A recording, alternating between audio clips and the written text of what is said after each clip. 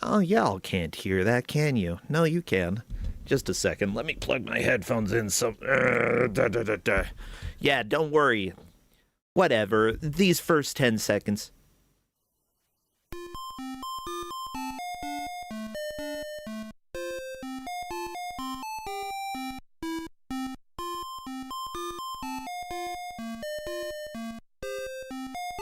Oh my god, this music. Hello, everybody. Welcome to Kusogrande.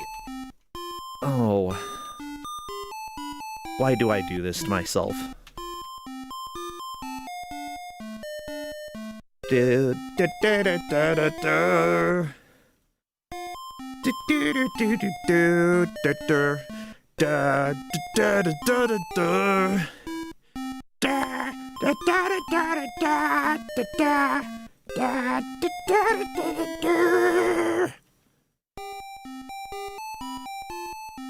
to see y'all.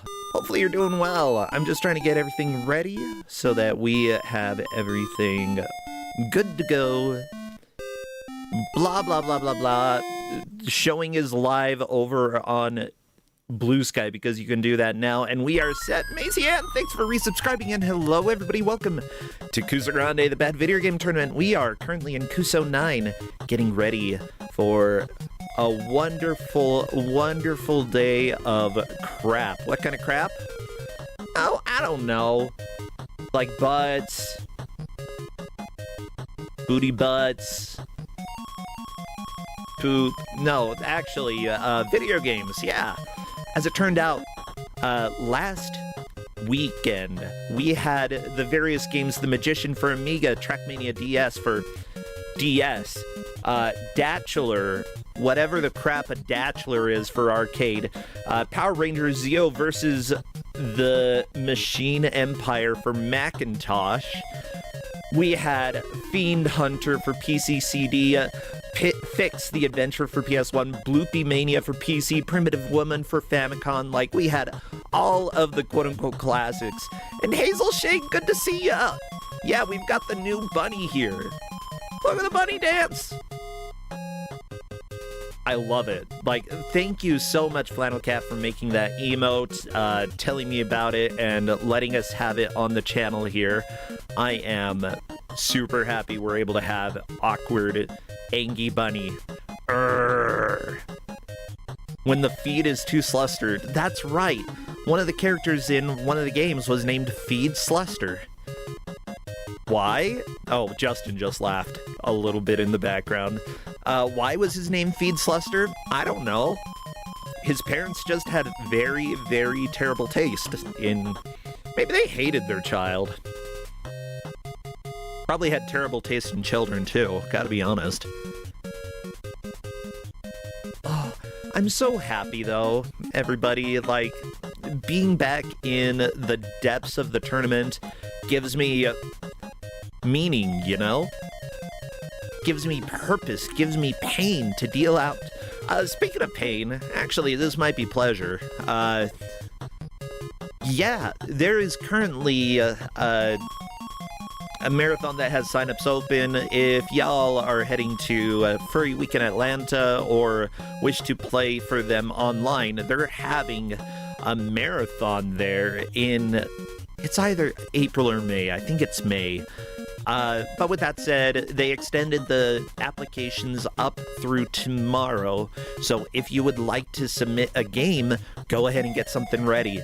Doesn't have to be anything brand spanking new. If you want to show off one of your classic speedruns, go for it. I just like being able to share that, everybody. No, I didn't say gives me meaning gives me herpes. I said it gives me... I don't know what I said. Hope? Might give me hope. Cloud, thank you for the gift subs. And yeah, thank you so much. All of the subs make a huge difference to me. Unironically, like, this is how I eat. So thank you so much, everybody, for the support here. Not only that, but when we get to the bracket, we usually have over $2,000 worth of prizes. I've had a couple people message me about possibly contributing to prizes, which makes me happy. We might have some additional stuff, so get excited. Oh, okay, sorry. Something reminding me that I need to click this button here. Bam, button clicked. Alicane, thank you so much for subscribing, and good to have you here. And yeah, I give out prizes for people who make it to the bracket. Unfortunately, because there are like over 200 people playing in the group stages, that's a lot of people. I don't have the funds to give prizes to literally everybody. But when you make it to the bracket, if you make it, I'll give it. I think it's that time, y'all. Oh, the thing that says what song it is not currently working. You know why?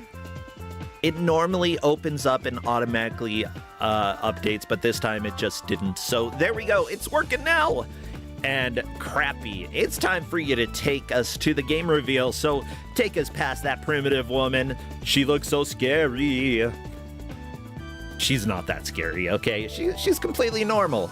Eggplant Wiz, thanks for resubscribing. And oh my gosh, just so many subs in the first little bit. That makes me happy. You know who else makes me happy? Bringing back a classic GM. So y'all say hello to our dear friend and fellow Kus9rande, one who has actually done some help over at Kuso Live during SGDQ. Our dear friend, Kus9rande. What happened to the Kirby? He's so small. Kirby got small. Hello, Kus9rande. Hello. Why Kirby small?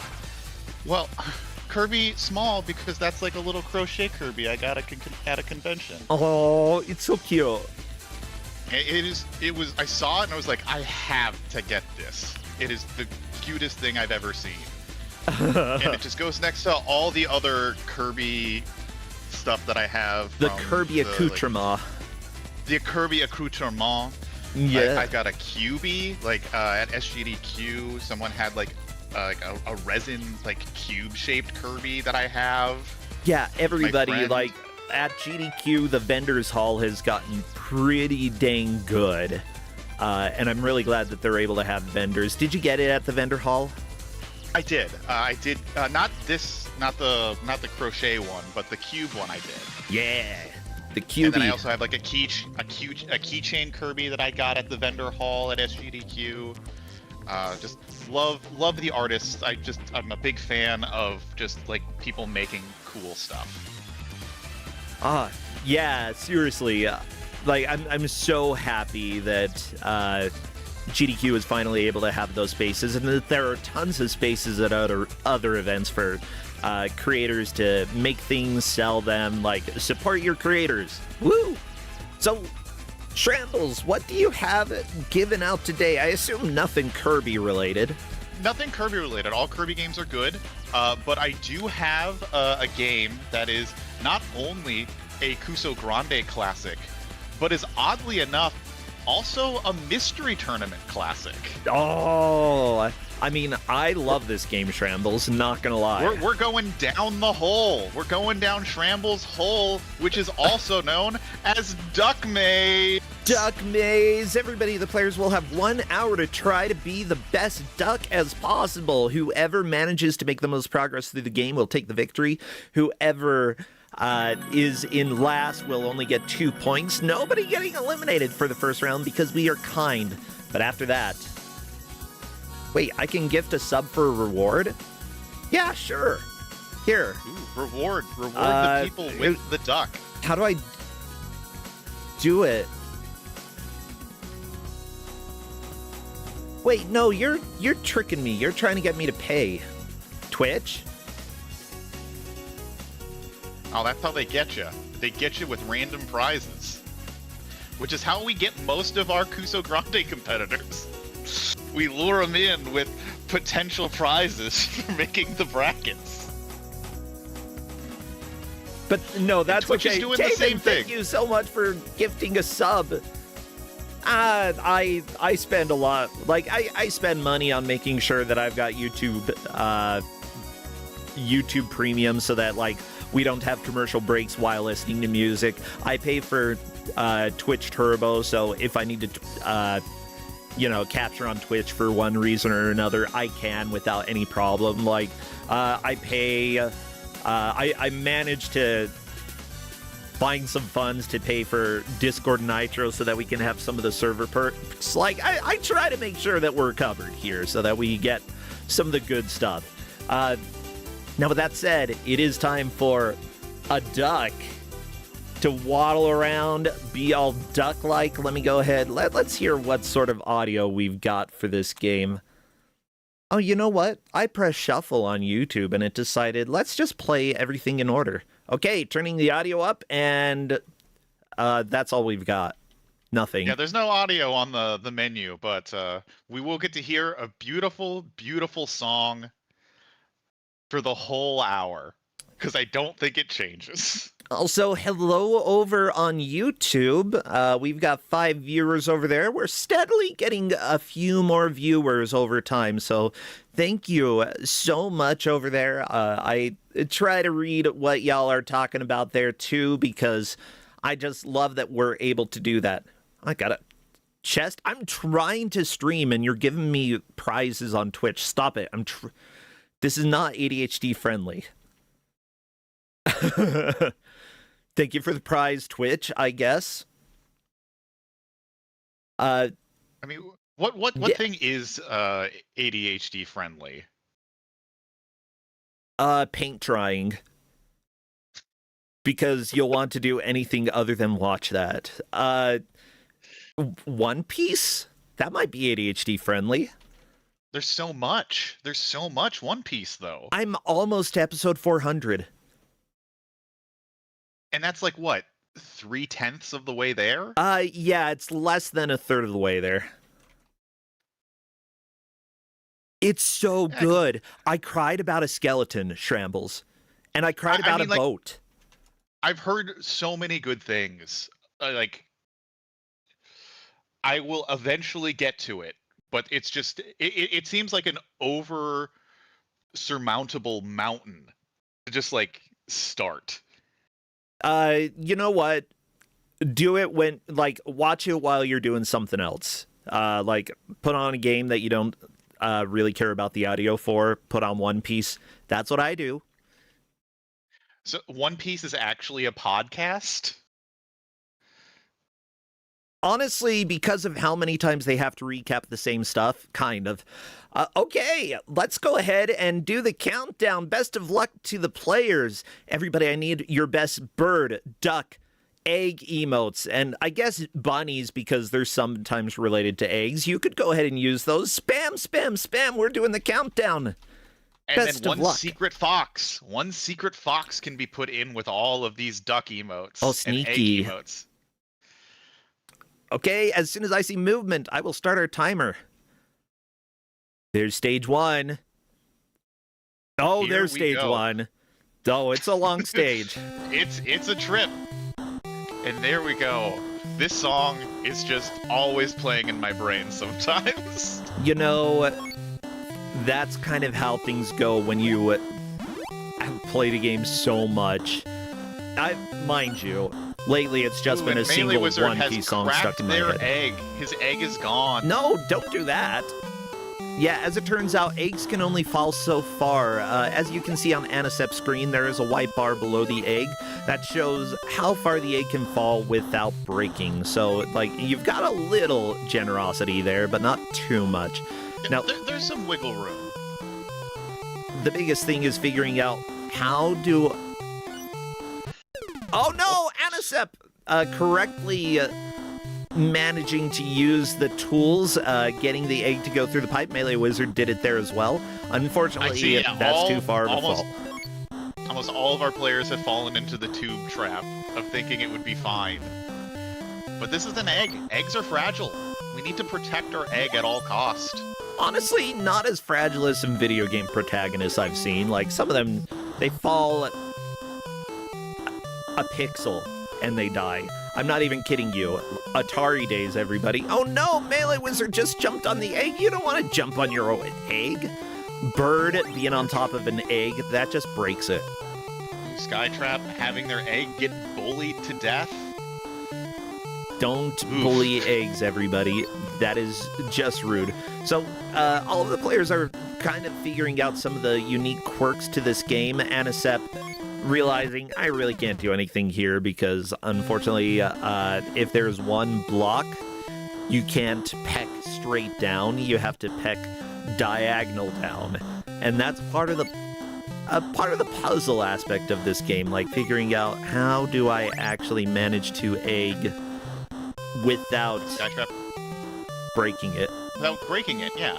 And a lot of it is just, yeah, as you said, identifying the patterns of, there's a lot of brick walls that you can just, I was going to say duck your way through, but I guess we'll say it. Go for it, yeah. It looks like duck your Melee way through. Wizard unfortunately got in the egg trap as well. Oh, and Melee Wizard, oops. Yeah. Is it better to have your egg smashed on your own hand or be taken by a wolf? That's the philosophical question we all must ask ourselves. By a wolf? Yeah, did you not see it? Oh yeah, I see the wolf. Oh no, Anisep just got pushed into the hole by the or I guess bully. Not wolf, it's a fox. Wolf, fox. Oh yeah, the fox up on the top left there. Kind of an ugly, like, not that ugly. I've seen uglier. His 4-frame animation movement is great. It's so good. Anisep, though, is in trouble here. I don't think Anisep can really get back up. You can loop. So if you go down at the bottom, you will appear back up at the top. Oh! I didn't tell any of our players this. That's cool. The players will have to figure that out themselves, and Anisep might figure it out right here. Whee! Well, that is great info to have, but I see some disappointment here. Yeah, the still movement after doing it. But might be able to push this wood block. Not wood, stone block. Yeah. There we go, clearing up a way to get out of here. I think... Oh no, the egg is slowly... There's a demon! The demon's coming for your egg! That's the fox! That's the fox! The fox has taken Anisep's egg! Bad tragedy! Fox.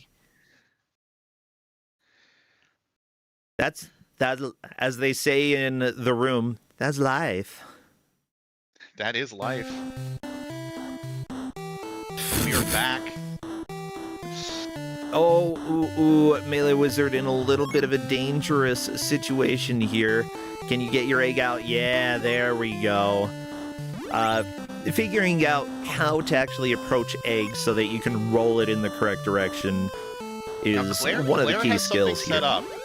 She has the block underneath the tube, so she's going to be able to get it through the tube. Yeah. And I think she's probably going to go from the left. Yeah, so I think Claire is going to get a little bit further. Not sure where placements are at this point. We're way too early to even say who's taken the lead. Oh, for sure. But this is good progress for Claire. Do. Boo, boo, boo. So you say this is a Mystery Tournament classic. Why so? Why is this a game that appears quite a bit? Well, so in Mystery Tournament, the main goal of giving a game is that, one, it's easily trackable in the sense that we can tell who's in first, if we have to make a determination of that. And it's also it's very skill-based. There's no real randomization here. The levels are almost always going to be, or not almost always, they are all the same. Yeah. So there's no deviation there. And it's all about the player's skill in identifying the puzzle aspect of how do I approach this egg in the correct way to get it down this quote-unquote maze. Yeah. I'd also say one of the benefits for this game is that, you, even if you get a game over, you don't really lose any time, because you're just back to the you're back to the same level. Like, Yeah, and then nothing's changing in the level, so there's no thing you have to like constantly be like, oh, I hope this falls a certain way. Well, the egg is a constant. It always is going to crack at the specific height. All of the stones, all of the enemies pretty much are very predictable. yeah. And it's also just funny. It is. This is my favorite criteria for a race. Ooh. This game is funny. Melee Wizard in a little bit of danger here. I don't think Melee Wizard is going to be able to get out of this, unfortunately. Yeah, I don't believe our friend Mr. Duck cannot corner jump. I saw a path to victory before, but unfortunately, Melee Wizard has gotten rid of that path. No, there... Nope, nope, there's not one. No, I don't think it's possible for Melee Wizard to pull this out. I mean, if you break the blocks up on the top right, get the dark block to drop down, and then manage to get that down left enough so that the egg can fall on top of it, that is the path to victory. But I don't it's think going to you require can some break careful those blocks, thinking. yeah. No, I see the path to surviving. It's just a lot of work for very little. Claire has themselves in a unwinnable situation, is going to have to step on their egg, and she is back at the beginning. I mean, whenever your egg breaks, it's back to the beginning. That's just how it is. I mean, ducks cannot lay eggs underground. It's just fact. That's science. Correct. I'm so glad that you can back me up on that one. Yeah, no, like, you're right. You said it, so if you said it, it has to be true. Why would anyone say a lie?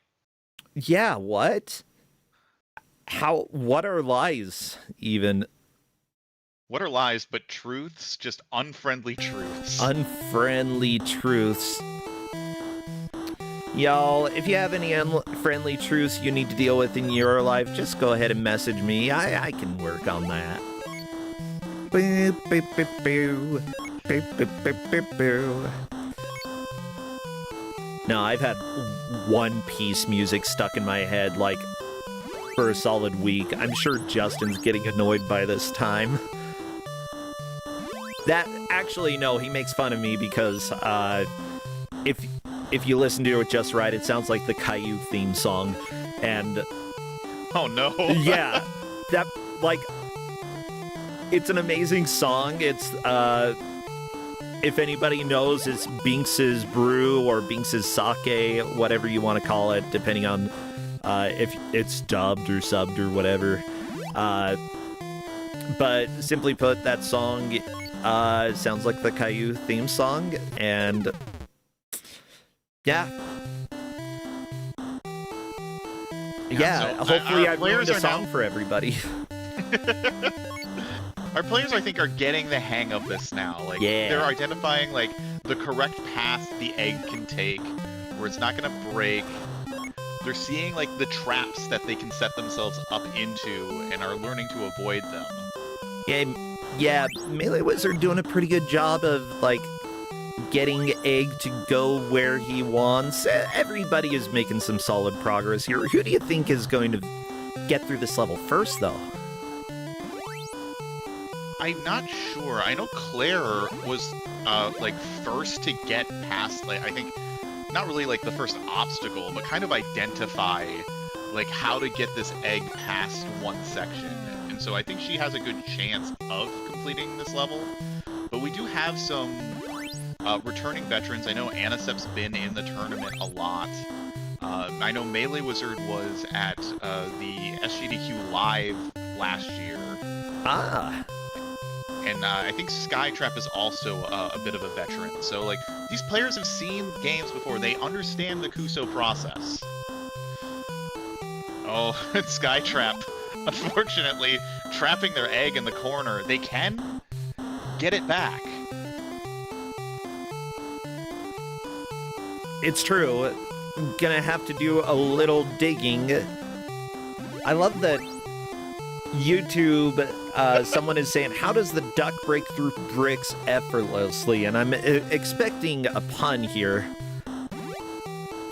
I'm not completely sure. Are you going to go with, don't know, but it's got to be billion? It's not a good pun, though. Is there any such thing as a good pun? Yeah. No, there are good puns. I don't know, he just wings it. No, I'll take that. That's Okay. Yeah, I mean, even if he breaks it, he's just got a quack on.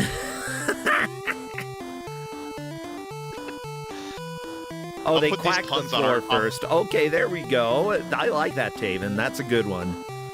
By the way... He's got a large construction bill. That's kind of what it's at. Oh, it is. Ooh. I do want to thank the referees who are watching each of the streams to make sure that we know who is in first, who takes the victory. The refs for this match are Dobby Goes Splat. Well, poor Dobby. Surprisingly, Jerry Harris is not part duck. Jerry, you could be if you just tried hard enough. We've got M. Sparkly, and also Hazel, and Linker is glad to be back down at Shrambles' hole. Oh no. Shrambles, why do we talk about your hole? It's, I mean, some things are better left unsaid for Essentia. It's true. It's true. But, you know, Claire's actually gotten past the point. Ooh. We're actually seeing, oh, and even Anisep. Anisep's actually really close. However, all Anisep got is it. Through. Anisep beats level 1. Yeah, look, it's a baby duck. Baby duck. That looks fully like an adult close, duck. Though. So we at least have our first and second at this point. By the way, Hazel Shade did say that they made their name fancy to try to match the duck font, and you're absolutely right. I didn't note that. I was like, that's a really fancy font. That's cool. I should have pointed that out. Yeah, the title screen looks like it says Duick instead of Duck, but Hazel just looks like it says Hazel in really cool fancy font.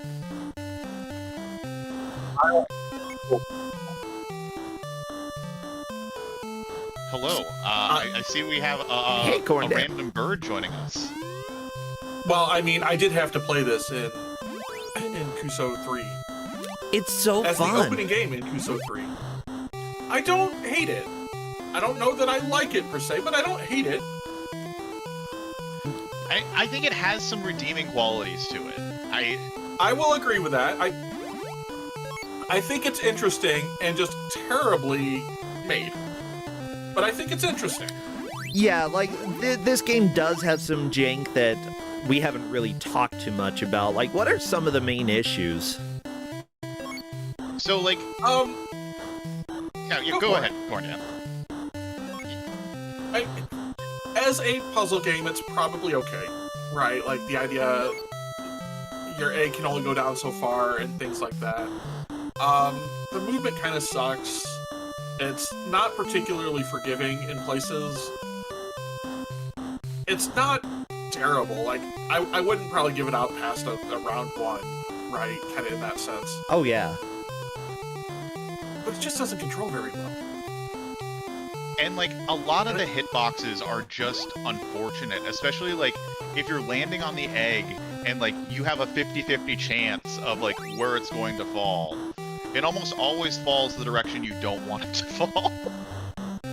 Or you go to break a block underneath and instead you murder the egg. Also, that happens. Don't Claire, murder unfortunately, egg. finding themselves in the same situation they were before.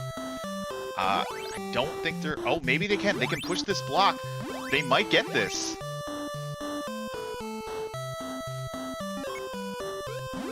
Yeah, the pushable block is kind of key here to actually opening up the path to victory. I'm so glued. I'm focused in. I don't know. That's not good. No, it's over. Yep. Claire's gonna be one block away from freedom. No! What a tragedy! Everybody cry for the duck. By the way, this game was actually based off of Doki Doki Penguin Land. However, it's unlicensed. Which also isn't that great either. Yeah, but that one was, made by an actual company, whereas this is kind of a bootleg made by Bitcorp.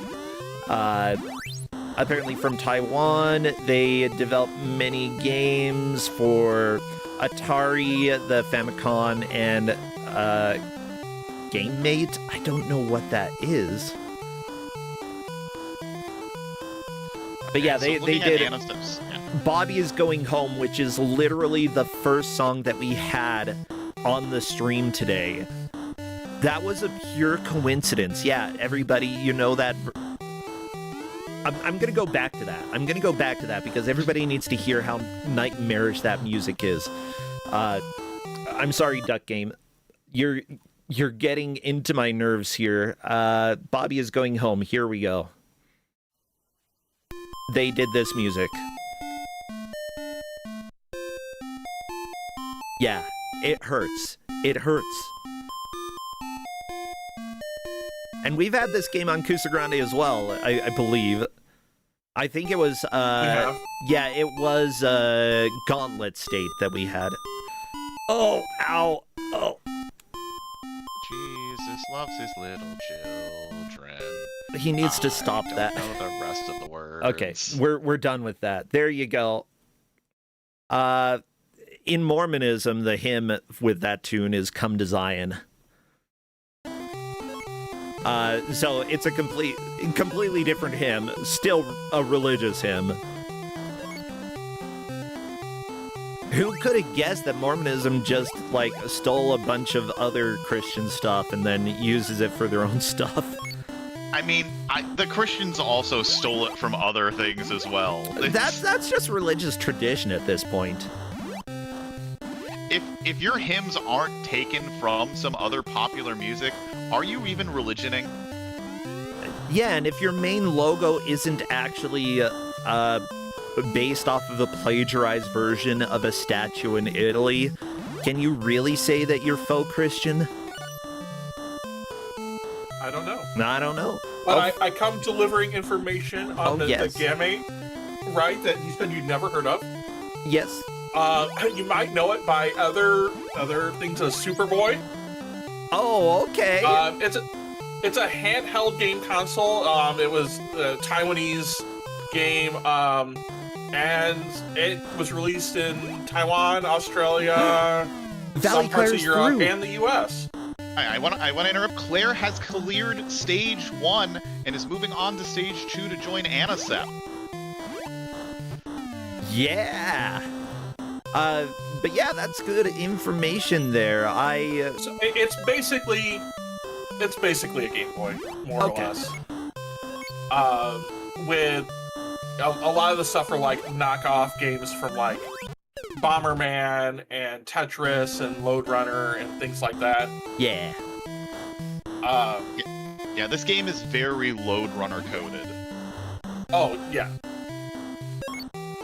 Yeah. But, this game, as flawed as it is, as much as you have to be, specifically lined up to do, to break blocks beneath you, it is very predictable. Once you know the quirks of the game, it's very predictable how everything works and acts. So, because of the consistency, it's a very fair game, in my opinion. Now, Kusogrande, we don't necessarily care about the games being fair. Consistent is more important, in my opinion, and not having surprises like Power Rangers last week. That was kind of a beautiful match. But,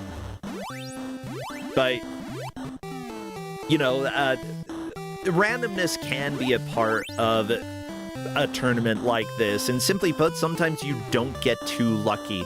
But this game, no, it's pure skill. It's pure figuring out how to actually play this game and how to make progress. And, as long as the players are able to do that, which Anisep and Claire are both figuring out very, very well, Like, they Like, and not to say, like, Melee Wizard and Skytrap, they can come back. Oh, yeah. Like, this is a game that's, like, as soon as you figure out what to do and those patterns, like, you can jump. We've seen it in Mystery Tournament, where, like, as soon as you kind of figure out what the game is asking of you, like, you can jump, especially in puzzle games like this.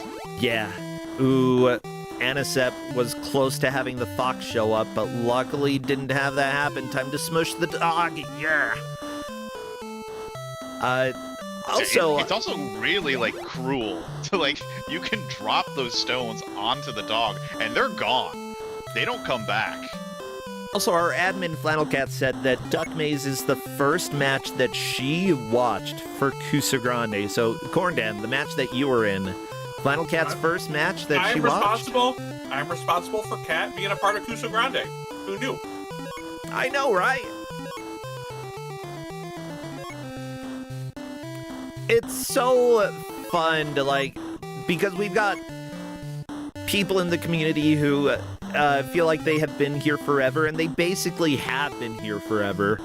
But then you find out the lore of what corrupted them. And it turns out Duck Game corrupts people. I mean, there are worse things to be corrupted by.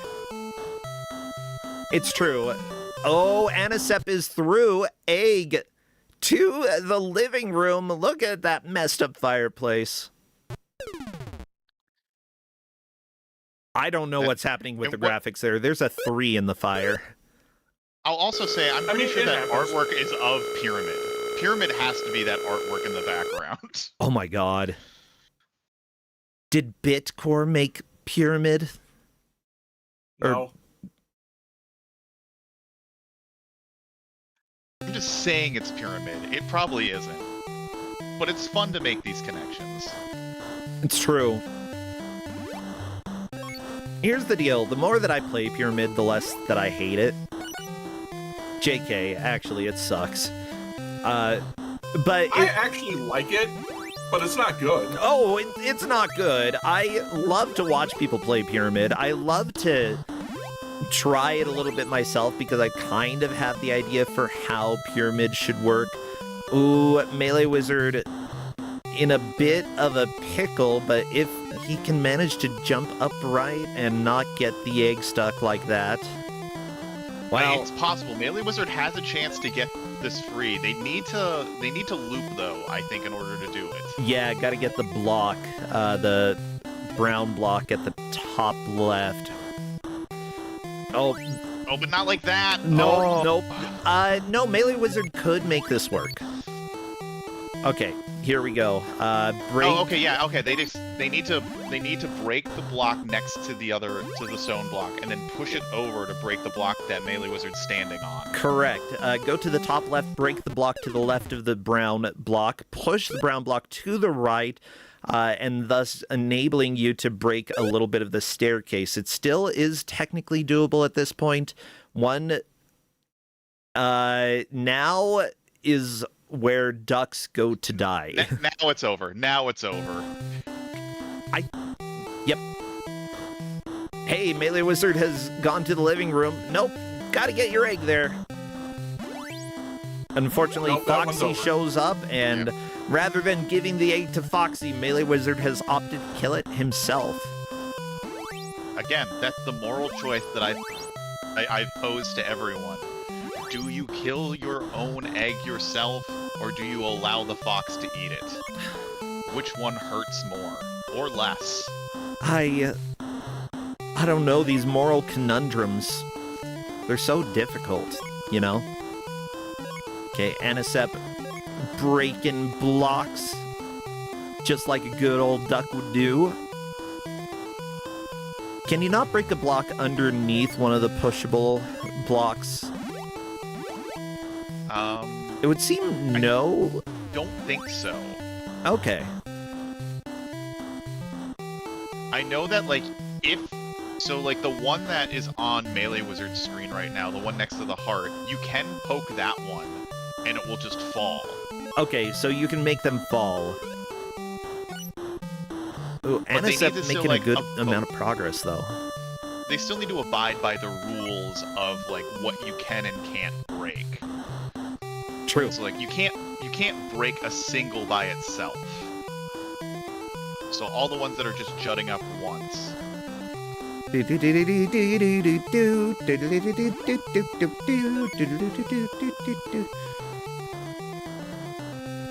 Oh my gosh, this music.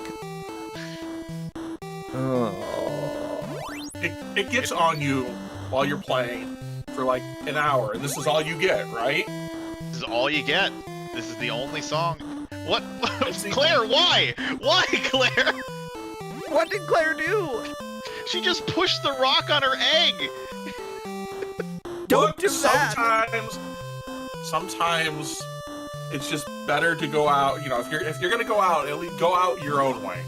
You know, She had so much things to do though. She didn't need to do it.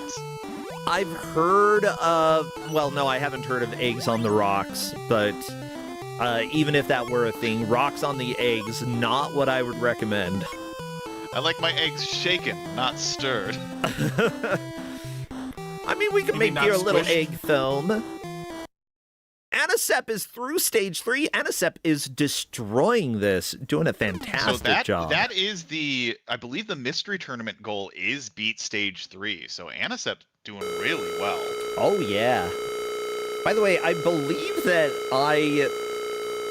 unless I'm mistaken, I may have known Anisep long, long ago on a forum where I was an admin. I'm talking about 18 years ago. I might have to ask if he ends up coming in for the interview. I'll have to ask. Are you the one who, like, was on the forum where I was an admin? And oh my god, back in my heyday furry days. So a horse? A horse? So, like last week. Shut up. Also, yes, last week. Alright, Melee Wizard's in a good spot. I think it's just like taking the time, pausing, figuring out which ones do I need to break. And is in a good spot, just needs to crack one more. And that's gonna be Melee Wizard is through! Very nice, Melee Wizard. Yeah, I'm taking a look at the match chat, and pretty much everybody is despairing at this moment.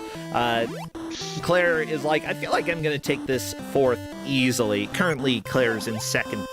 Alistair in there, a.k.a. Skytrap, said, seems like me, the Skytrap is in last, but simply put, you never know how you're doing against somebody. The general rule of thumb is that if you're struggling with something, pretty much everybody else is, and because of that, don't worry too much if you struggle.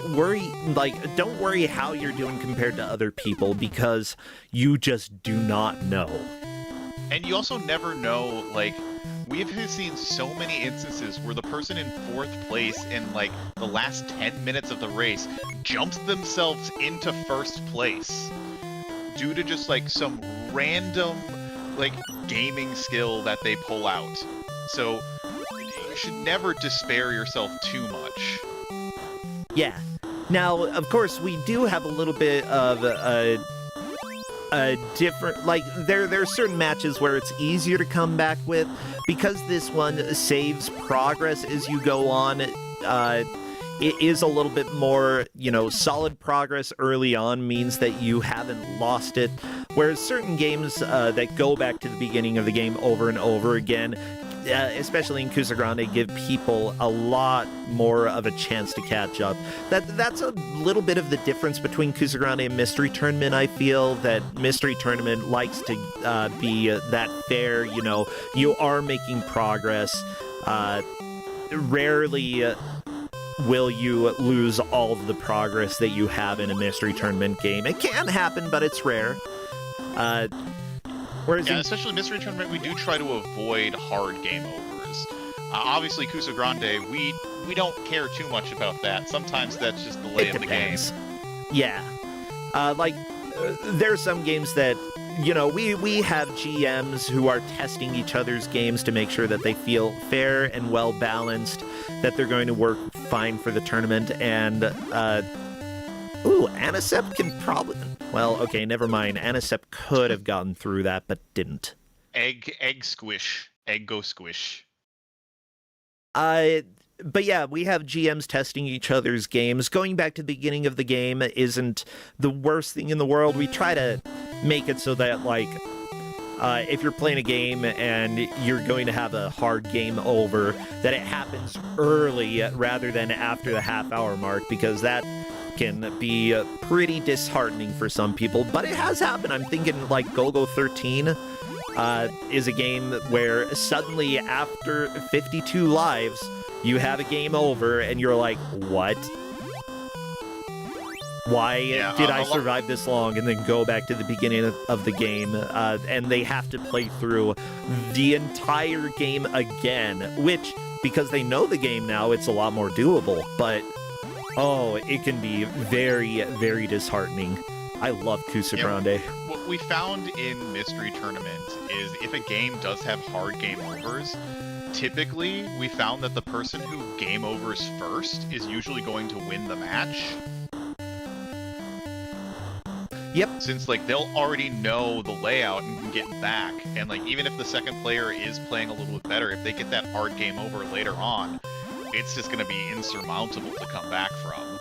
Yeah. In some cases. And, you know, depending on the situation, that metagame can either be a boon or, you know, something that's just really hard to be able to push through. Having the hard game over, in my opinion, isn't the word. Like, Alistair resetting, doesn't know about the screen wrap. sometimes it is worth, if you don't know how continues work because you weren't told, which a lot of the times not all of the instructions are given to players, because, you know, it's figuring out on your own how to get through a game. But if you appear to be low on lives or low on continues, it sometimes is helpful to, like, be a little more reckless just so that you can get a game over and see how does the system work. If you got one life left, you know, why not die? See what happens. If it doesn't It's always good to seem be like the hardest game. experimental. Yeah. Especially in Kusogrande games. So, like, especially, like, if you find yourself, in this game specifically, like, if you find yourself in a trapped scenario, it might be good to see how far down you can get. You can practice setting up your next puzzle moves, even if you are trapped. Bingo. And, like, right now, we've got a great race for second place right now between Melee Wizard and Claire. I see the potential trap for Anisep. The staircase straight down. Yep, Anisep going for the trap. This, I don't think, is going to be tenable. For better or for worse. You're gonna have to clear a lot of those rocks to make this viable. Yeah, I would go on and the not right only side clear using the pipes. But unfortunately, that staircase in the center, just not going to work. Valley Claire, by the way, almost to the end of stage 2. Just got to break the block. Yeah, that's one of the frustrating things, like lining up just right so you can break the block. There we go. The duck is freed. Look at the little waddle. And that's going to be a second place establishing for Claire. Phil is going to be one level behind Anisep, though, who is walking away with this with 25 minutes left in the match. But things can change. There are, I think, 20 stages in this game. Yeah. Plasma Gun in YouTube chat stages. calling this extermination. That's rude. I don't want to exterminate anything. No. I think that's an excellent way to describe this game, though.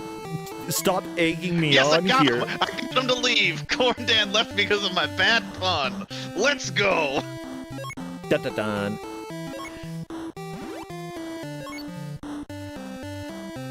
That's probably not why Corndan left, but I'm going to say it was for my own moral victory.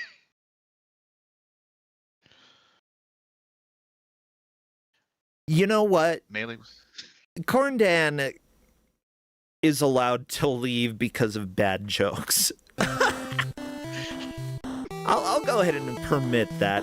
Kusogrande, by the way, set up a lot of the emulation package that we have. Simply put, we've got the capacity to have a lot of different games during this Kusogrande. Yeah, we don't use RetroArch because of some problems that the leadership had, and actually acquiring permissions to use stuff in their software. Yeah, there were some ethical issues that they had.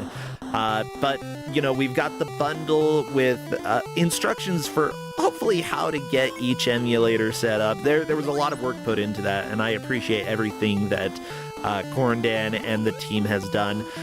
Tristan for getting the restream set up so that we can have it streamed essentially to an RTMP rather than over to Twitch. Capturing directly means that we have a lot less lag, and it just makes it so much easier for me to deal with. Huge thank you there. And there's been a lot of back-end work. Yeah, same with the handouts, the giant sheet explaining how to load every game. It's just it takes a lot of work to make that, and I appreciate it. Hedge Maze. Yeah, with all the documentation that Hedge Maze has done, Crazy Sunshine with the social media and keeping up with that. It's I'm very, very grateful for the team that we have here. And I'm grateful for these ducks because they are being saved one egg at a time. You know what? Maybe you should hatch your egg before you go into the dungeon. That would make life so much easier. Much work. I mean, yeah, this duck wants the fireplace to keep the egg warm. And then suddenly you get down there and it's insta-hatch. You could have waited 5 minutes, duck.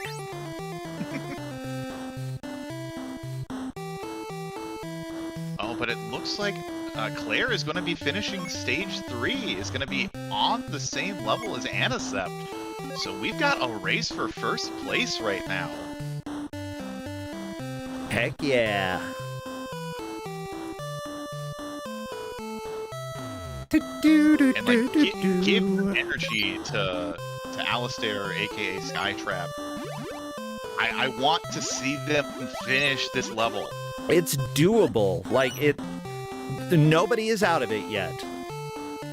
The levels go really fast once you get the hang of them, and if Skytrap can finish stage 1, stage 2 is a little complicated. Stage 3 seems to go very quickly for everybody, and stage 4 is a big wall at this point. So yeah, Skytrap is not out of this by any means. With that said, there is something common that you talk about in Mystery Tournament, which is knowledge.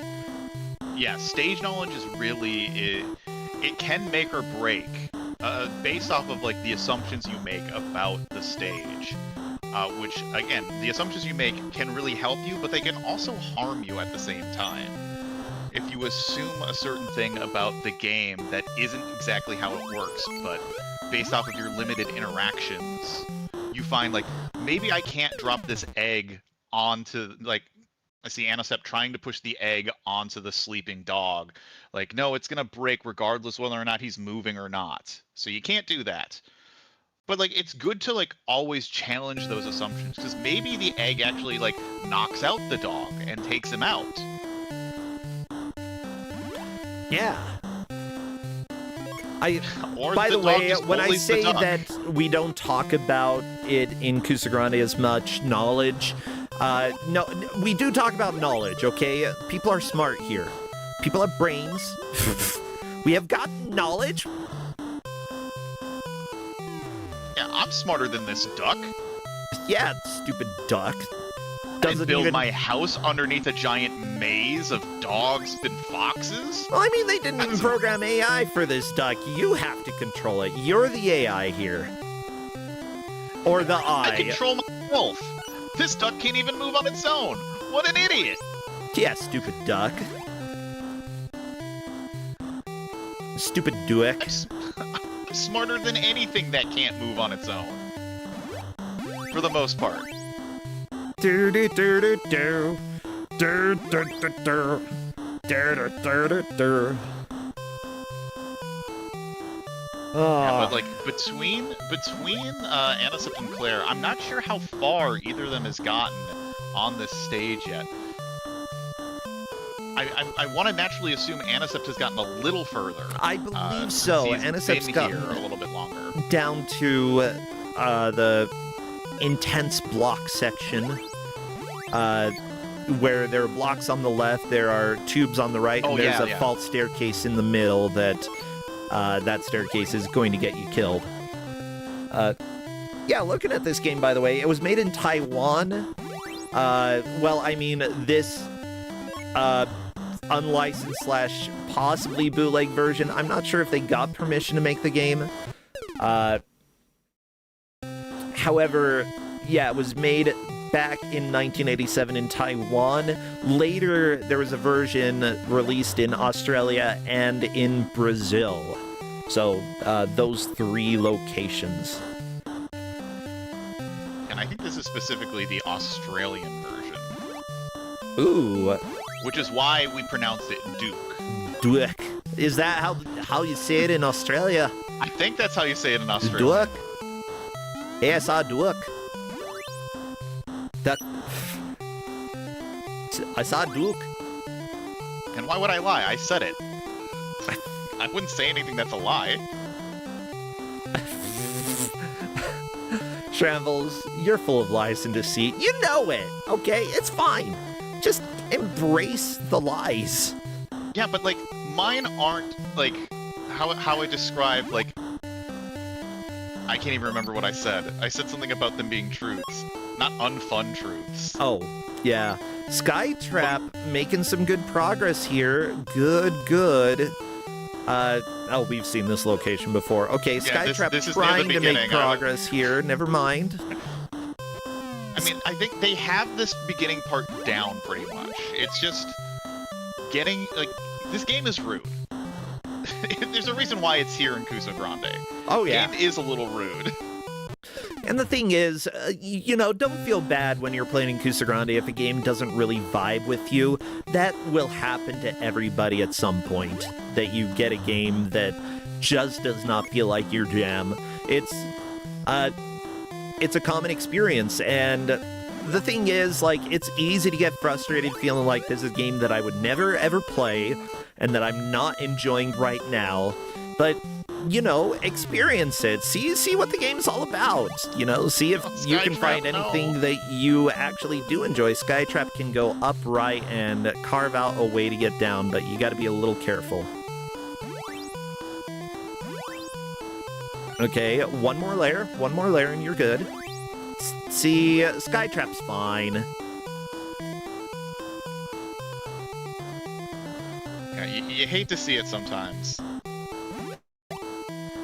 By the way, Claire and Anisept right around the same locations here, both making some good progress. I think that both, or at least Anisept has been a little farther down than Claire has. I'm a little worried about Anisept being able to free the egg, though. Yeah, it's not in a great position. Oh. I honestly don't think Anisept... Oh, maybe can. I think Anisept can do this. Okay. All right, no, that's... It's just a matter of, like, what do you do next? After you drop it into the dog zone, where do you bring the egg? Anisept just trying to kill the dog. Definitely a good idea here. Smush dog. Trap it in the corner. Dog is smush. Okay, and you gotta loop around, so breaking that block down below you and then falling to screen wrap. There we go. Okay, Anisept is back in this. Very, very nice job. All right, now Anisept has seen this zone before. Knows not to take the staircase. Yeah, if Anisept really wanted, he could clear out the tube area on... No, I don't think that's going to work. we're going to go down into the gross block section, which... I think you can do this, but I don't think Anicept has set himself up to be able to clear it. Oh, yep. This is unfortunately stuck. I think this is as far down as we've seen anybody get, though.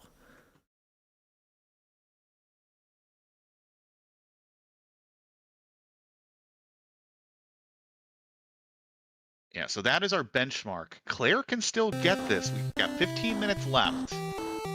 Oh, yeah. And that's also Tons of time. 15 minutes for Skytrap. 15 minutes to please your energy to Skytrap. I just want them to get this level done. If just for the moral victory. Oh my god, I've been there. Sharfers, thank you for making a giant stomping bunny in chat. Oh, he's so big. Yeah. So big. He's so big, it's just stomping. Bum, bum, bum, bum, bum.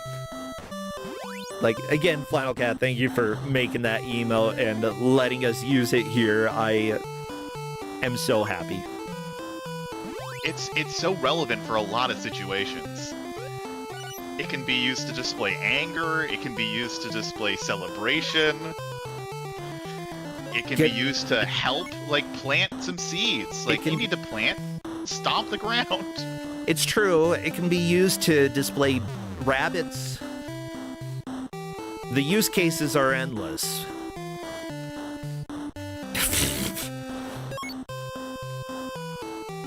Oh, I think... Oh, I didn't even notice. Melee Wizard's on stage 3. Yeah! Let's go, Melee Wizard! Again, stage 3 appears to be a little bit easier when it comes to difficulty. Okay, Anicept, are you going to get your egg over to the right side of the screen? If so, I think that is the correct move for you to actually make progress here. Yep, Anicept going to the tube land. Yeah, not staircase land. Gotta get that heart. What does the heart do? Get the heart. It just gets his points. Okay, yeah, sure. Go get... This game has points. This game has score. This is an NES game. It's the era of score was all that mattered. Like, you're gonna show your friends, like, look at how high a score I got in Duck Maze. I mean... And they, at the playground, would be like, what game are you talking about? There's a very high possibility that there's going to be a score system in the game that I'm making for NES. Yeah. Will it be helpful in any way? We'll see.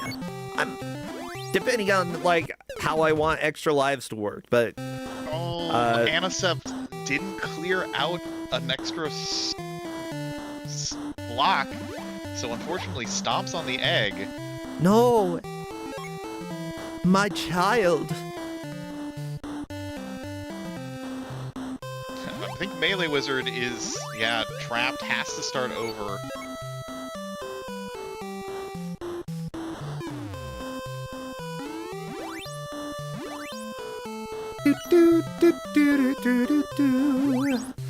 Yeah, we do have a comment in chat from Redama Ford saying if you use it as a step, you can drop the egg to the right, but wasting the block to smash the dog is a trap. And that could be a possibility. I've got a few different theories about, like, I think you can still smush the dog. But if you time things right, you don't have to. I think what you need to do is you need to, like, as soon as you clear this, you push the rock to the right. I think Anicept sees it. Yeah, this is exactly what you need to do. Because now you have the free reign to clear as much as that top as well, especially the block next to the heart. Because then you can get an extra step so you don't smush your egg. Don't want to smush your egg. Okay, Anicept just eyeing the situation real quick. Yeah, you want to clear out a few more of these blocks. Very, very good. All right, this is looking like very good progress. Claire also in the same section. Sweet. A little bit higher up. If Anicept can get the egg to go down the tube without accidentally pushing it to the right, then that is no. Oh, well, okay, never Oh, mind. but that We're works good. too! Turns out you can break blocks. The tube is bait!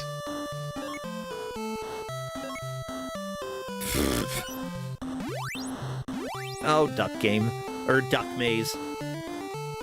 Making me worry Okay. about things I don't need to worry about. You can push your egg to the right, and it'll be low enough that it can drop. There we go, Anisep getting closer and closer to the end of this stage, but how are you going to deal with the Dog last zone little 2. bit? Yeah, we do have multiple dogs here.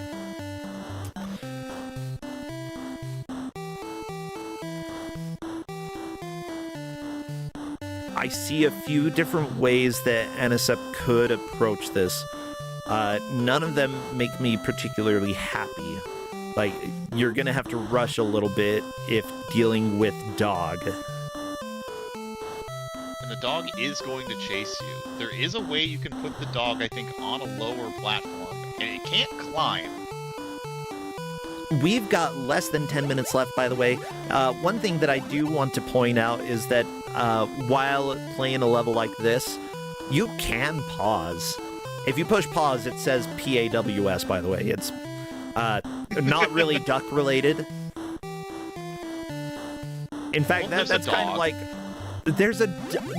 yeah, but it's duck maze. It's not dog maze. But yeah, if you pause, that means that the fox that comes to time you out probably won't spawn. So if you're sitting around thinking, that might be the best way to approach it.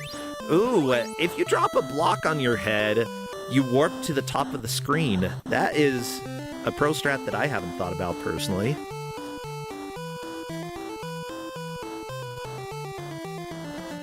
Seeing. Uh-oh. Anisep. Okay, this is the There we opportunity. go. Very wise. Putting a blank space between you and the dog gives you a little bit more wiggle room. I'm not sure if this is gonna work out though. I think this can.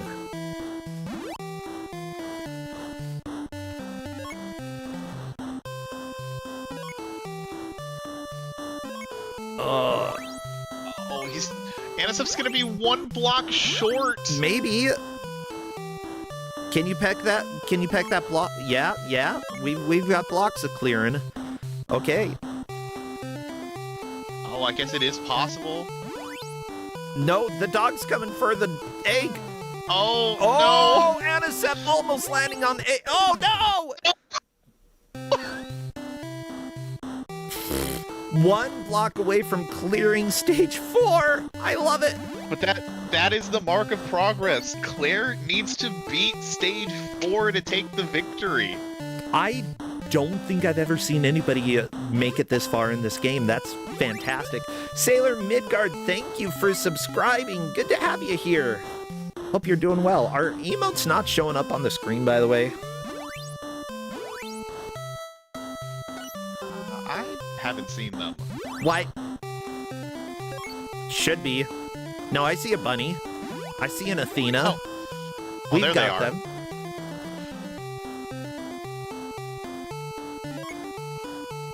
Fine, whatever. Just be grumpy, stream. You were supposed to have a bunch of emotes show up when somebody subscribed, but meow. Do-do-do-do-do. I do need to get in on this. Oh, this music. It's fine. It's just I not mean, like, inspiring. I think there are worse choices. Like, Oh, it was a raid. Thank you so much for the raid, not for subscribing. Many thanks, Sailor Midgard. Claire trapped her egg. Like, she still has a chance to make this comeback, but Anisep, I think, knows the lore and is probably going to get this completion. Skytrap is unfortunately trapped there. Gonna restart the game. That is fair. I think, for the most part, 4th place and 3rd place are going to be locked in.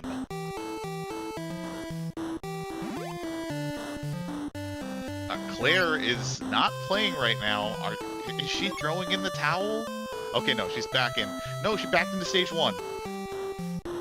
Yeah, I think that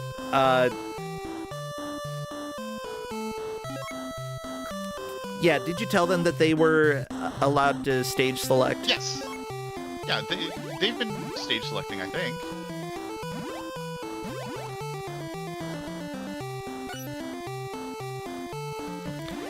Yeah, and it appears that Claire is likely tapping out, which I think is a mistake. Claire could pass up Anisep. She has 3 minutes the left. chance. There is the These chance. levels, once you know them, you can get them completed pretty quick. Oh yeah. But if Claire is throwing in the towel, I think our positions are going to be locked. Pretty much. Anisep, what you can do is push the egg to the right, break the block under the egg, and then push it to the left. Like, you're not stuck. I think he's done that. I think he's trying to figure out a path to the left. Ooh. I think he was trying to get a game over there. But I don't think that was a required game over. I think it could have worked. Melee Wizard doing a pretty good job of figuring out level 3. Our places are likely set with Anisep in first, Claire second, Melee Wizard in third, and Skytrap in fourth. Of course, if our refs issue a little bonus time, they will tell me. Occasionally we do have issues that happen during matches where a little bonus time is granted to a player in order to make up for that. We don't want to interrupt their gameplay telling people to pause because, as it turns out, some people are better able to see Discord than others. But, yeah, in this case, there have been no issues. Turns out Duck Game, not really a game that has problems. Yeah, and on Claire's screen we have Duck Help, which is a different game. Oh no! Duck Help! Do do do do do do do do. I'll be eager to see the thoughts of our players on this game. I feel they may not. I can already tell what Claire thinks. I Yeah. could probably have a good idea what Skytrap thinks. Well, I mean, Claire might have enjoyed it, but it's just like, you know, I don't think I can make any more progress, so we'll just go ahead and chill. Like, I think this game, even, it's fairly inoffensive when it comes to games that are in Kusogrande. Like, good? Not necessarily. There are plenty of flaws, but we've had much, much worse. And we might have much better, too. It's... who knows? Do. Yeah, Kusogrande, like, we try to embrace all the different definitions of Kusoge, the bad, the weird, the lesser known, you know. There are some games in here that will show up that you're like, this is an objectively good game, and I'm like, correct. You are right about that. We try not to argue about the definition of bad or Kusoge these days because there are just so many different ways to describe it. With that said, that is time, baby. Oh, yeah, congratulations to our players. They have survived their first game of Kusogrande 9. Yeah, well, let me go ahead and message Anisep real quick because, as it turns out, we've got a pretty clear winner here. Anisep in first, Claire second, Melee Wizard in third, and Skytrap wrapping up with fourth. Skytrap stuck on level 1 of Duck Maze. Again, there are some games that just will not vibe with you, and that is completely fine. Yeah, I mean, good showing for all of our players. Duck Maze has taken plenty of victims in Mystery Tournament. We've seen forfeits there, so there's no shame in not completing this game as well as others. Oh yeah, it's a rough time. It certainly does. I'm just waiting to see if Anisep wants to come and join us, because I would love to chat. Yeah, after matches, we generally welcome the person who took first in to come and talk. Simply put, welcoming everybody in is chaos, and also makes it so that the conversation takes a little bit too long. Why did I just do that? That's fine. You don't need to see the stream anymore. We know how far people got. What the crap is this music? Oh my god. Just this James Bond music. Okay, I'll stream it again for you so that you can see it. Now I'm missing the music. I'm missing Duck Maze music.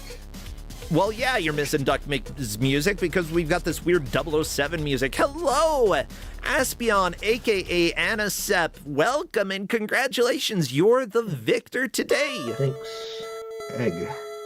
Oh my gosh. Fantastic job making it all the way to the bottom of level 4, 1 block away from finishing the stage. Everybody else, it appears that Claire made it partway through stage 4. Melee Wizard was on stage 3. Actually beat stage 3 in the last minute, or like over the last minute that we had just now. Past time, but still got there. Skytrap had a hard time with the game. It just didn't really jive with them, which is understandable. So I'm trying to think, what do you think of this game overall? Yeah, I mean, I played a fair amount of Lode Runner, so definitely, some of the whole digging thing reminded me of that, but beyond that, there's just, a lot of weird stuff going on in this. It's definitely not like a, tight puzzle game, but, still feel like some of the, puzzle game skills carried over of, make a plan and then figure it out. Yeah, sorry, I'm trying to reply. Trying to make another pie. Yeah. Yeah, Lode Runner is a comparison that happened quite a bit in chat. It's completely understandable that made sense as a connection there. Compared to Lode Runner, though, this game has some problems, though. Were there any problems that stuck out to you personally that you got a little frustrated with, or did it end up being mostly fine?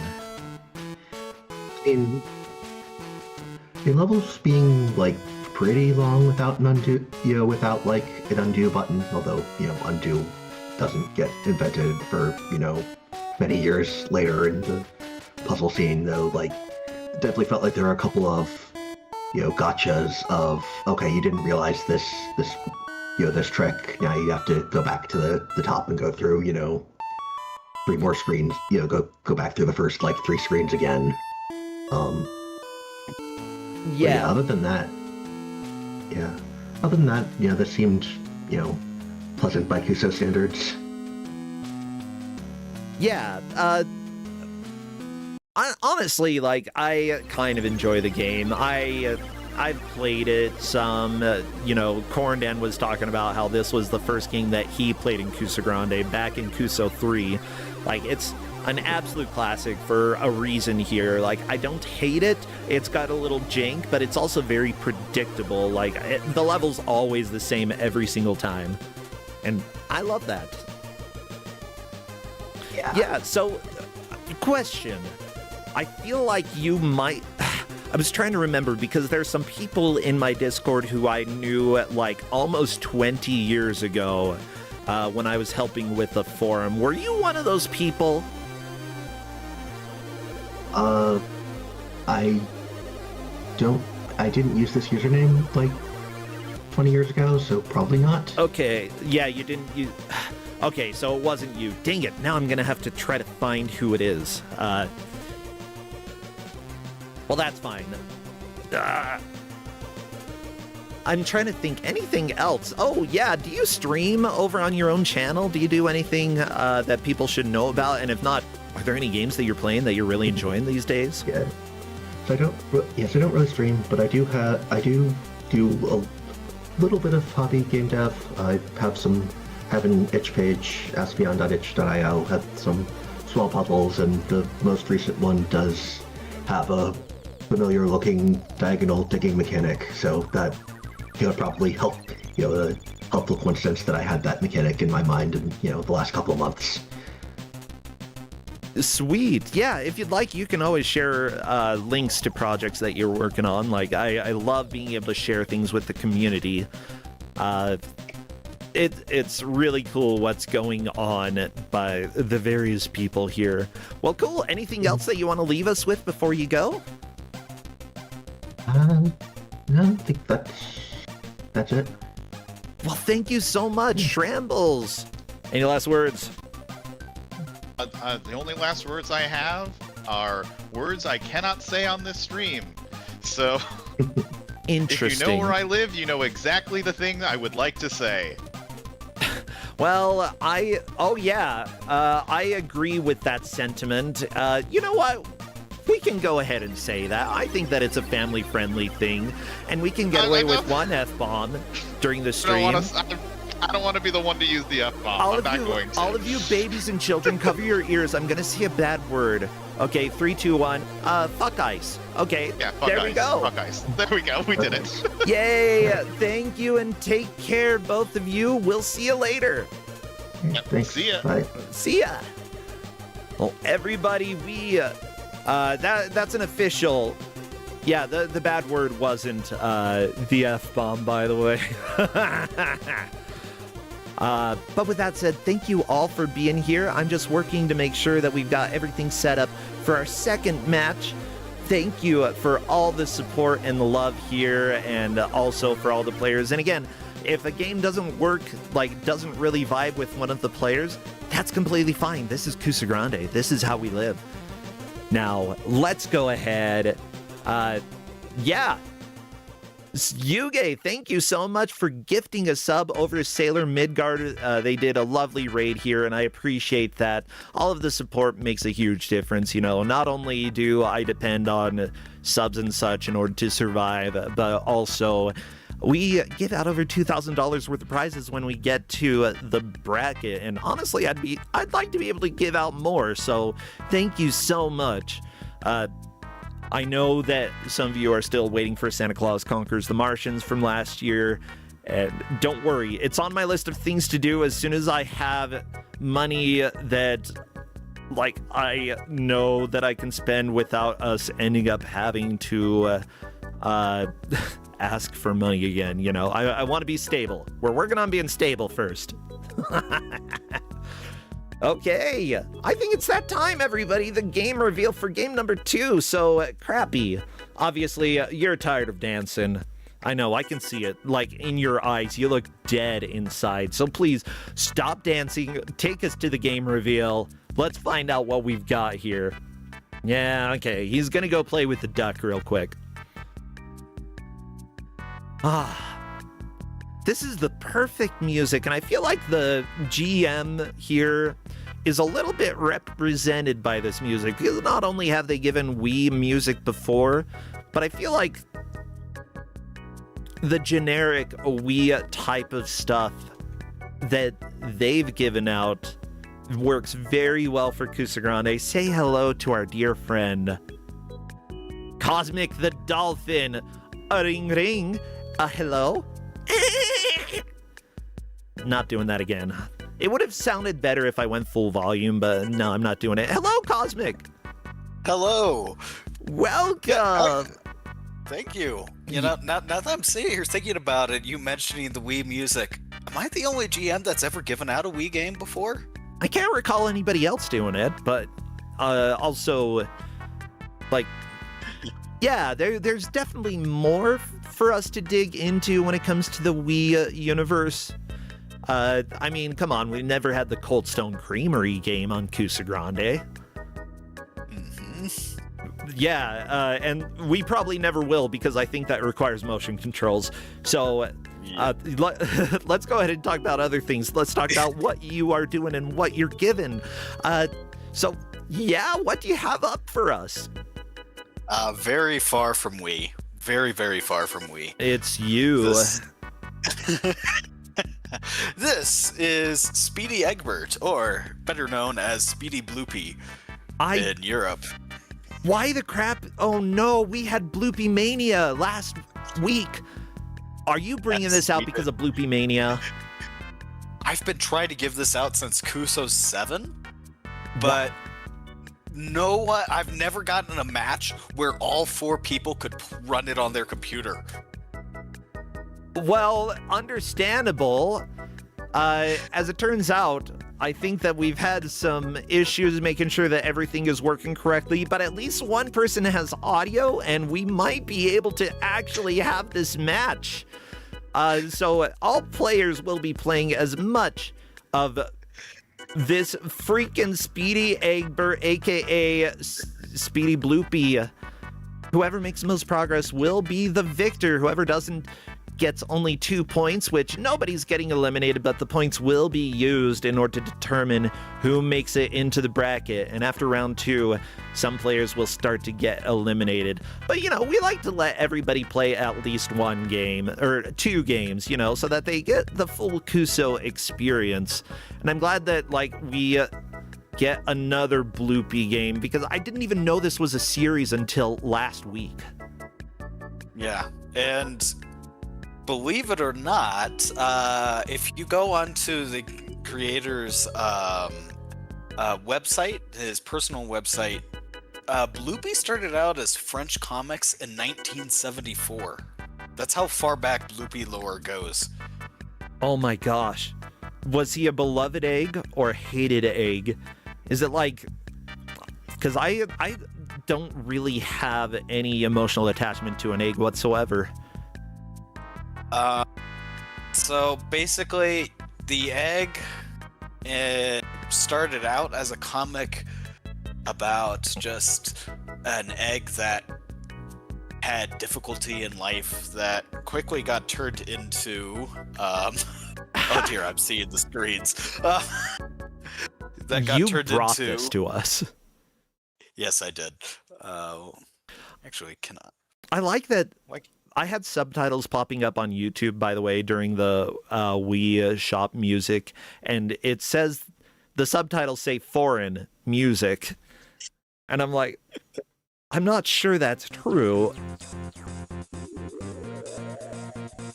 There we go. Speedy Egbert. Are you a speedy enough Egbert? I don't know. But we will find out. Yeah, apparently this is technically a Windows 98 game that we are playing today. I put PC because, whatever. I could put PC for almost any non-console games, and it would technically be correct. Amiga, that's a personal computer. Commodore 64, personal computer. They're computers. They compute. Mm-hmm. But can Egbert compute? I don't know. Mm-hmm. Yeah, that I am not sure about. But I know the comics started being turned into comics for actual old school PC games, so they just added the characters to Amiga manuals randomly in different points, and then they finally started making Egbert games. So question, should they go back to the menu or just stay where they are in level 1? Time Wanderer asks. Just go back to the menu. Yeah, go back to the menu. Yeah. Possible. Go back to the menu if possible. There we go. If not, we'll deal with it.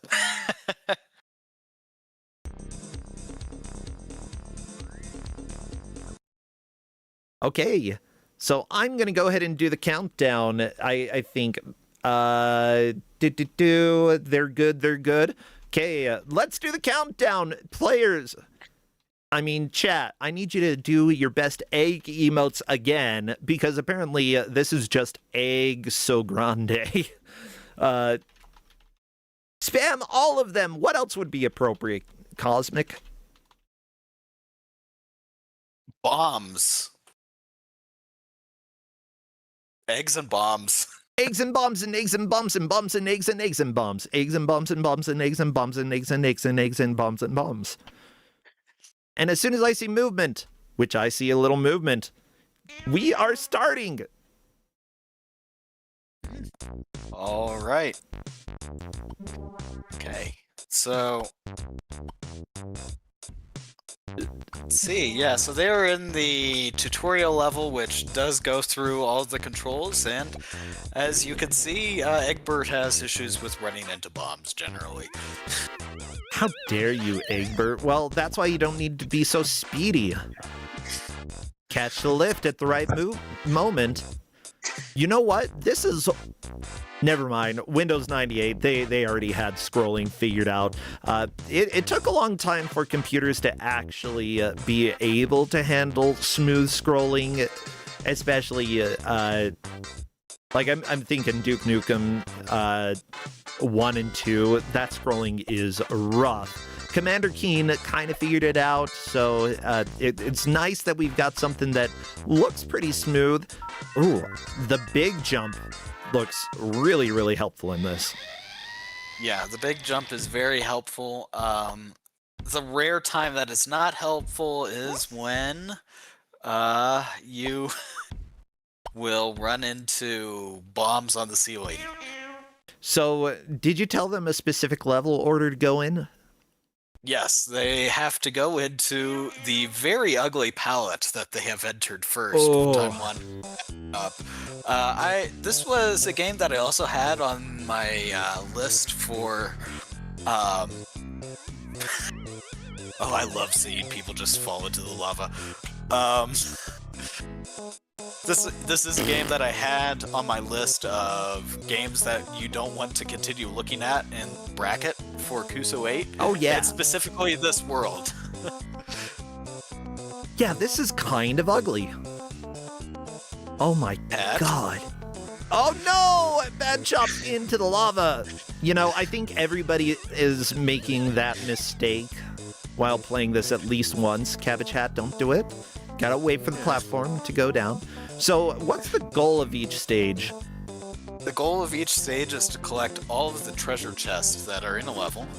Okay. And then get to the end of the level once you have collected all the treasure chests. And this first level has, I believe it's only 5. There's a tiny, yeah, it only has 5. So they don't have to collect too many treasure chests, but they do need to find them. Gotcha. And then find the exit. So, where Cabbage Hat is right now, there's a bomb on the ceiling. Got to duck underneath the bomb. Oh no, Bad Chop has failed. Ew, ew. Yeah, agreed. Yeah, so one of the enjoyable things about this game... Oh, yeah, you need to get that. Thank you. One of the enjoyable things about this game is the fact that you can, well, you can blow up a ton of things at once with the skateboard.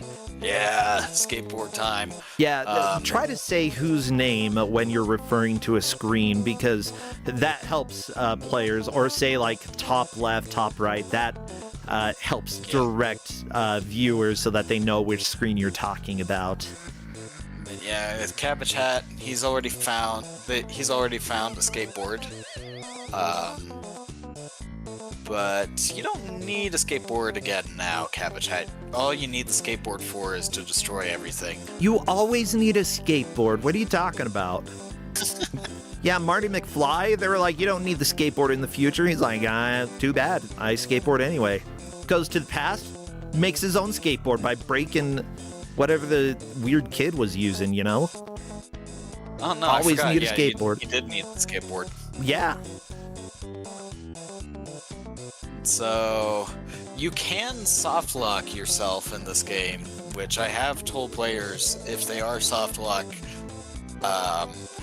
basically send, if they think they're soft locked, send a message and ask if they truly are soft locked. Yep, So as that a way- general rule of thumb, we don't tell people unless they ask. But basically, the way to soft lock a level is if you use all of the items in a level that, because items don't replenish after you've used them. And Bad Job goes directly into the wonderful lava again. Oh, yeah. But Oh, yeah, looks like you gotta jump over those lava pits with the skateboard. But Yep. I'm guessing that controls aren't the most responsive in this game. actually, honestly, not terrible. Okay. It's, you know, it's early PC gaming. So, Oh, Bad Chop, I don't think you're speedy enough to get your speedy Egbert where you need to go. That's Well, okay, you can eat another sucker. yeah, the suckers give you full... They give you invincibility. And when you get invincibility, you are able to jump higher. So you need to get the No! invincibility to jump over the lava, get the skateboard, and then jump over the lava. Okay, So we've got Cabbage Hat one managed to player that's push a managed that. block. Yeah, it looks like Cabbage Hat is on to the second level, if I'm not mistaken. Yep. However, Now- that block would only push a little bit. Well, you can also pull blocks. What? They have the manual. You have to press down and then you can pull the block. Push down and then pull. So, yeah, if they didn't read the manual or take a close look at it, then they might miss that information. Let me see, just making sure. Yeah, you do have the manual there pinned. I'm gonna open that up. There we go. We've got a block being pulled. Yay, pulling blocks! And the game doesn't actually allow you to soft lock that area because it doesn't let you push the blocks all the way. So you need to figure out, hey, I need to move all the blocks by actually pulling them out. Yeah. By the way, there are multiple types of jumps. I'm just looking at the controls. Left is to go left, right is right, up, down. You know what it is. Apparently, looking down can also pick up bombs. Control is medium jump. Control up, high jump. Control down, small jump. So you've got a little bit of like controllability when it comes to your jump. And it appears that it's predictable because it's very clear that you need to hold a button combination. Spacebar, shoot or drop a bomb, escape, suspend the game, break, suspend or continue the game, help set... Okay, it doesn't list in the controls how to pull. That's nice. Well, we'll see if that becomes a problem for anyone else. Considering that one person has figured it out, that unless does it? No? Settings save the game? Well, if the intro, if the tutorial level showed how to pull, then great. It could potentially have like a tutorial mid-level later on in the game. You know, and you just had them skip all of the easier levels to go to this absolutely hideous. You know, this is hideous. There's only one tutorial, so. But people are Time Wanderer is also finding out. Oh yeah, I can grab the block. Bad Chop missing Because one chest. Oh no.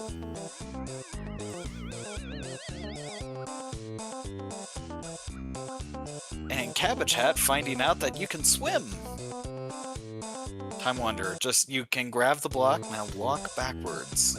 It looks like Bloopy, aka Egbert, has limited breath, so that's fun. Yeah, the thing is, like, if some, occasionally we will have a time in Kusogrande where, like, information might be helpful for players, and we will share things with them if it seems important or relevant. But if somebody figures something out, then it's really up to the other players to work on figuring it out. Obviously, somebody's done it. Yep, somebody has done it. Yeah, Time Wanderer thinking that the level was soft locked and restarting it.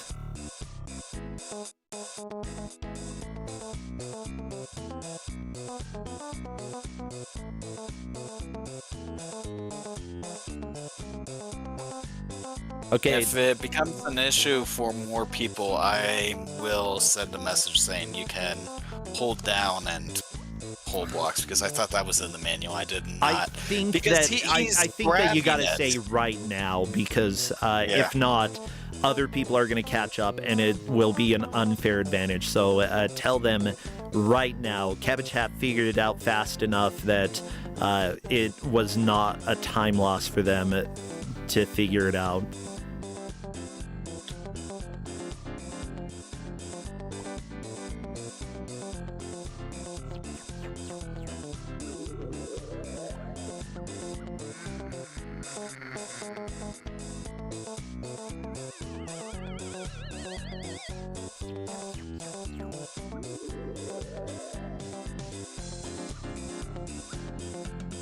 Okay, and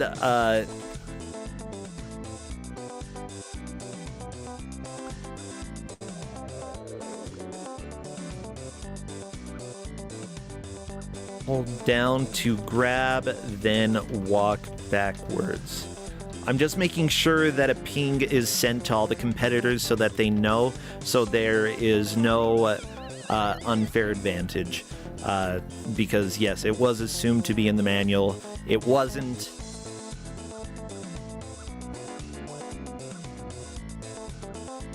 Not that the manual's very long.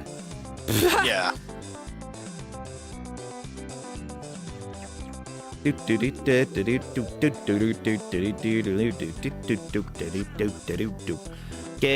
Darunia Sage is unfortunately game over. Everybody has been learning how the different levels work, though. It appears that Time Wanderer and Cabbage Hat are the two who are currently in the lead. Both of them have 8 out of 8 treasures, it appears. And They so don't want to give up their helicopter, but to find the exit of this level, you need to go in the water, which means getting rid of the helicopter. Helicopter does not work in water. well, it should. It would be logical. Bad Chop's up to 4.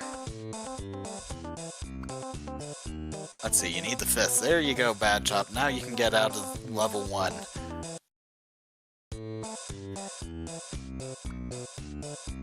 So there are instructions that are probably not,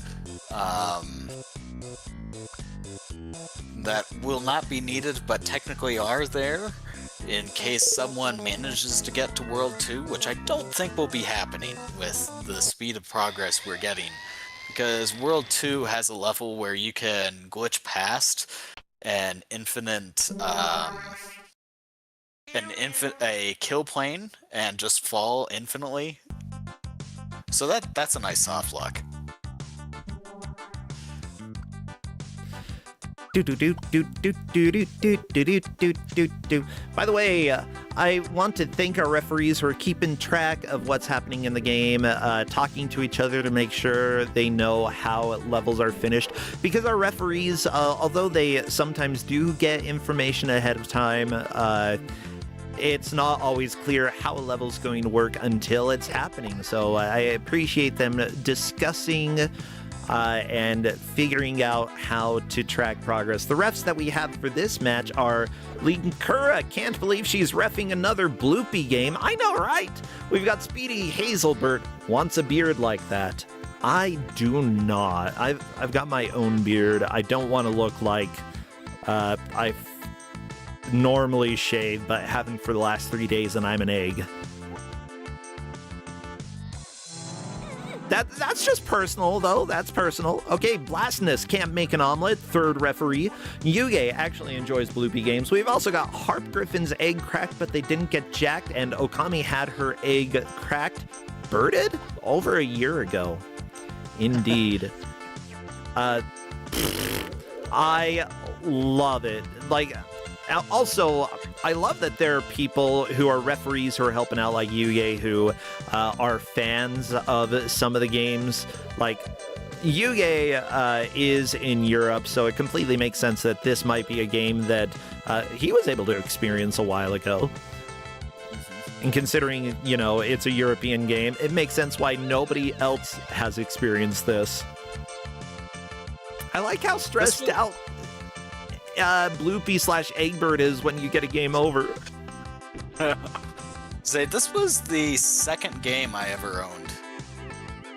The first game I ever owned, I gave out last Kuso, which was DuckTales: The Quest for Gold on PC. Where did you live? Appalachia? What's that? You know, that part of the U.S.? Say it again. Appalachia? I don't... How do you spell that? Appalachia. A-P-P-A. Appalachia? Yeah. Appalachia. Okay. Appalachia. It's Appalachia. It's Does like you throw an apple at you. Do they say that there? Yes. What? Well, I don't want to go to Appalachia. That sounds scary. Well, you learn something new every day, and apparently what I learned today is that people in Appalachia don't know how to pronounce it. You say Appalachia. I'll throw an apple at you. Yeah. Apple core, Baltimore.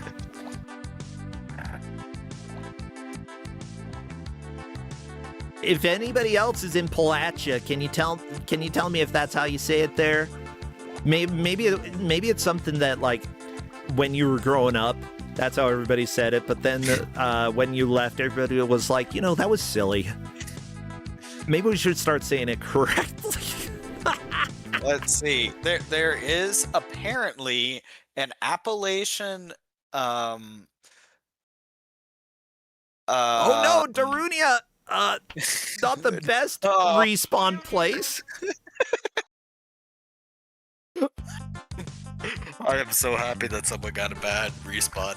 Oh, beautiful, terrible respawn. Yeah, so right now, 3 of our 4 players are on stage 2, but it's really anyone's game. Darunia, by the way, has been around with the community for a while. I believe, you know,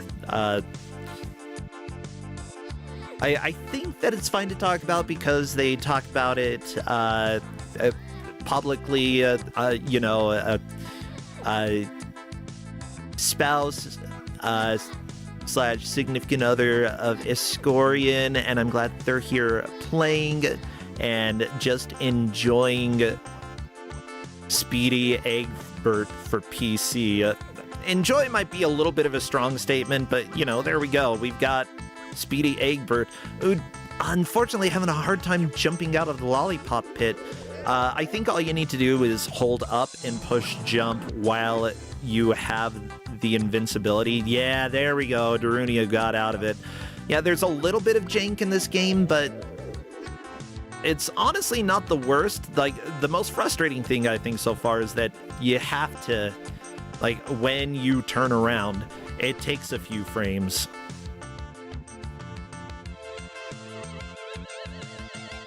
Darunia being careful with the skateboard. Very lovely job there. Now you're going to have to go and get another lollipop. Oh, no. This egg can jump. You only need the one lollipop to get the skateboard. So since Darunia got through the entire skateboard section in one go, they didn't need to go back and do it again. Very nice. Uh-oh, a bulldozer. This is what I love about Euro games. Like, simply put, there are a lot of platformers that were made in Europe that just have enemies that it's like, why would there be an enemy like this in this location? And it's like, no reason. That's just how we do it. I mean, starting with like the Monty Mole / I'm trying to remember if Seamus had stuff like that. Just absolutely random enemies. If you think of VVVVVV, that was highly inspired by Euro platformers of the day, and yeah, the random enemies that show up in that with very simple move cycles, completely European, and I love it. Stream Hatman, thanks for subscribing. Good to have you here. If he were Speedy Legbert, he would probably go faster. That's a very good point. Speedy Egbert is not very fast.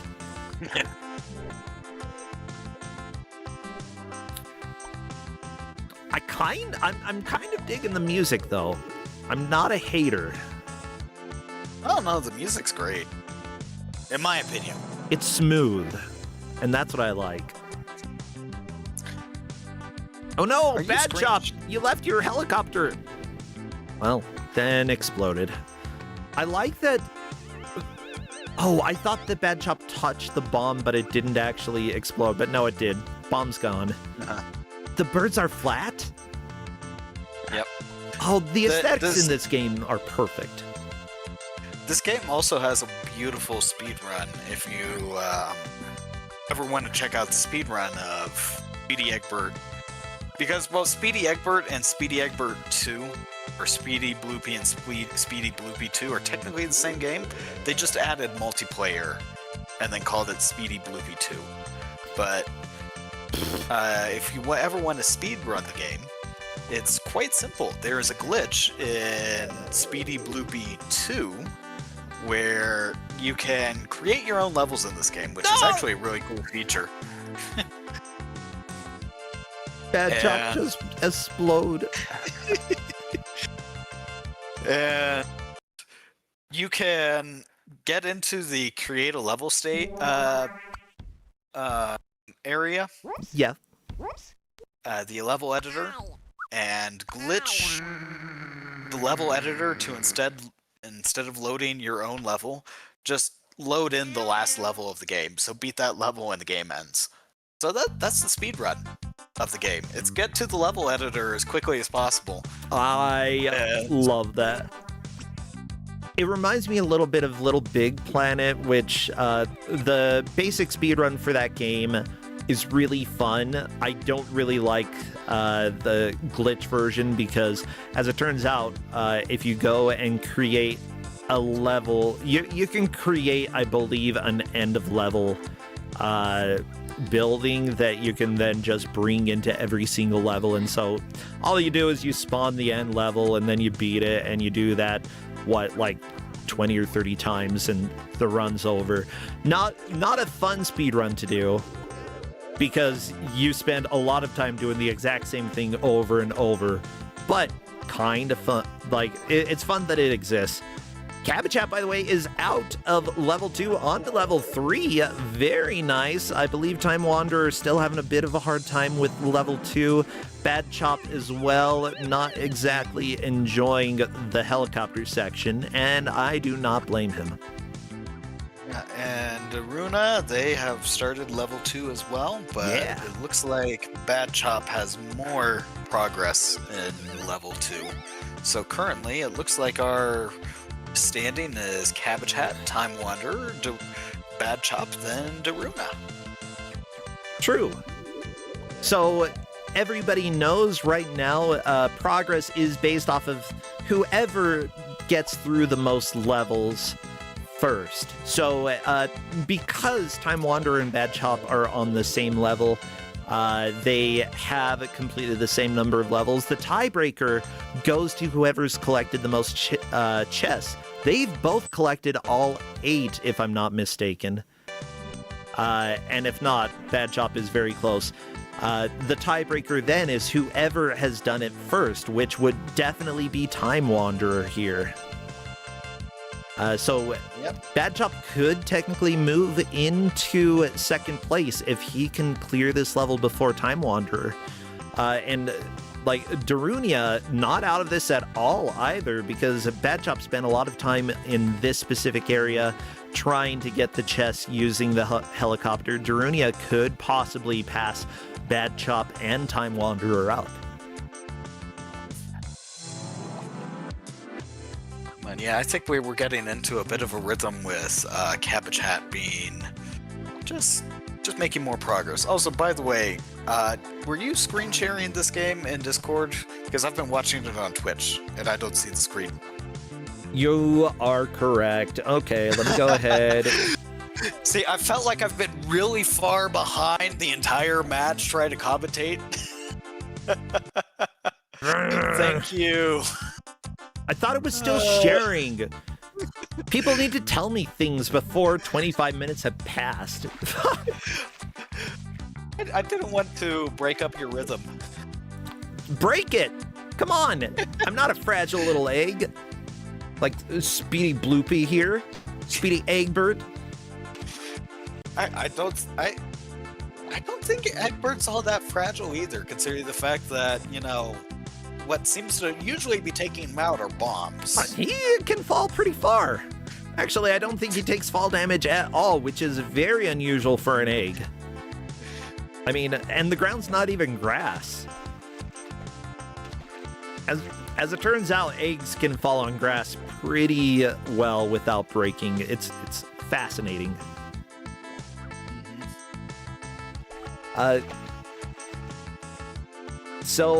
This was developed by Epsitech SA. They made Bloopy Mania, Planet Bloopy, Bloopy Mania 2, and also Buzzing Cars, Colobot, and Seabot A, which I think are some educational games. I don't know what those are. Yeah, they're educational games. Oh, they're educational programming games. Oh, I like that. Okay. Yeah, you program robots. What? Like, I know that has become a pretty popular genre lately, but back in 2003, having a game that is specifically using programming, big fan. I'm not sure if they worked well, but I'd like to check them out sometime. Ooh, chat is bringing up that Cabbage Hat appears to have crashed the game. Oh, no. Oh, no, they got it back. Yeah, that may happen on occasion when it comes to Kusogrande. If crashes do happen, usually if something is out of the player's control, we do let the referees consider if bonus time should be given to any of the players here. Cabbage Hat also had the fact that, like, the other players got information about a specific mechanic about pushing/pulling blocks. Cabbage Hat didn't, so I said if the referees wish to give bonus time to Cabbage Hat due to that, then that is completely acceptable for me. Ooh, okay, Cabbage Hat not crashing the game here. This might just be a place that has a lot of crashes because of weird specific mechanics like the moving blocks. We'll see if Time Wanderer moving to this area as well gets a crash. Because if so, that might just be part of the game, crashing. Ooh. Cabbage Hat only has 1 life left, which this is not a fun. So something that Time Wanderer is possibly passing where Cabbage Hat was. Oh, nope, not quite. Yeah, not quite. But something that is important to note in this game, and Time Wanderer has been making a lot of saves where Cabbage Hat hasn't. If you game over in this game, you do not lose progress based on the level you were in. You get pushed back to level 1 of the world you were in. So you can be in level 5. If you game over, you go back to level 1. Oh, considering no. how long levels are, you know, that's not fun. Ow, But ow. Cabbage Hat does go to level 4. Very nice. Cabbage Hat in a very strong lead. Bad Chop on to level 3, starting to try to catch up here. Darunia Sage still in level 2 and is in last. So right now it's Cabbage Hat, Time Wanderer, Bad Chop, followed by Darunia Sage. We're half an hour into the match and half an hour left. Really now, hopefully the players have figured out all of the basic mechanics of the game, how it works. That way they can start really making pushes. Cabbage Hat having the game crash again. This appears that it's going to be a fairly common occurrence, and to ease things, Cabbage Hat will be moving the folder to open up the game over to this monitor. Yeah. Oh, Yeah, Cabbage Hat may have just saved himself into a restart. Oh, nope. Okay, there. Yeah, I think what's happening is that they're alt-tabbing. Oh, Yeah, and when they do that, it shows the, That is new. Okay, so Cabbage Hat did just softlock a level, technically. I've never seen that. it appears to be a fairly common occurrence, but the floor does go back down, so, like, you could just wait for the floor to come back, or you could just load. Yeah. Yeah, I wouldn't be too surprised. Time Wanderer in the same location here. Uh-oh, there's a thing with a gun. I don't like it. Don't shoot. Don't shoot Bloopy. What did Bloopy ever do to deserve this? You blue Bloopy. Yeah, the other Bloopy game that we had was sort of a puzzle/lemmings type game.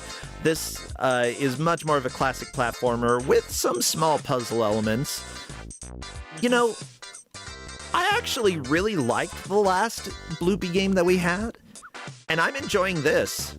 Okay, Time Wanderer got pushed through the floor. Not going to wait for the floor to come back down. That's fair. If you've got a load already queued up, just load and get going again.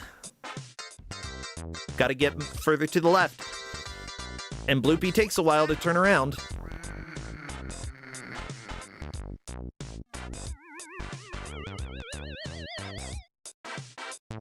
But Time Wanderer and Cabbage Hat, they are very close together, really. I'm surprised how close the two of them are. Oh, yeah. I do like that over on YouTube, they describe this level as clown vomit, and I sort of agree with the visuals there. Yeah, I agree as well. Yeah, although the background looks a little bit like... Do you know those candies, dots? That just came on, like, a piece of paper with Yes. dots? I actually really liked those. I think they were just little buttons of sugar. I like sugar. I'm a fan. Yeah, my family has a history of diabetes. I shouldn't have as much sugar as I had when I was a kid. Oh, but oh my gosh, those were great. Just take the piece of paper, like try to get the buttons off of them that like didn't rip the paper off. And if the paper ripped off, you were eating a little paper. That's just that was being a kid in the 80s and 90s. If you weren't eating a little paper, what were you doing? There you go, Cabbage Hat. So I think Cabbage Hat and Time Wanderer are both lost in the same area, trying to figure out how to go up. Yeah, the skateboard has to be part of it, right? I think the skateboard was to... Ooh, Now well, Cabbage Hat is a green egg? What? Uh-huh. Why green? That's what happens if you get hit by the bombs. You turn green. Oh, those bombs turn you green. What does the green do? I don't know. Just Egbert turns green and then you lose a life. Well, that's not... Huh. Interesting. Ooh, I green. I think what... Perfect drop. Like the defense by these bloopies. Yeah, I think he's trying to destroy the enemy using the skateboard. There are no treasure chests in this level. Do you only have one life to play this level as well? No, you have a lot of lives.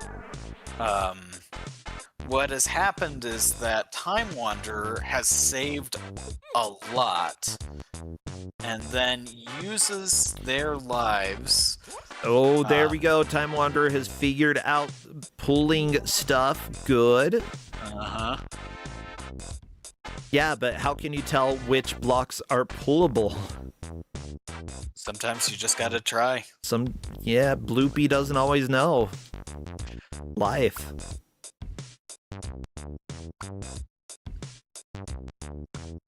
There we go! Time Wanderer!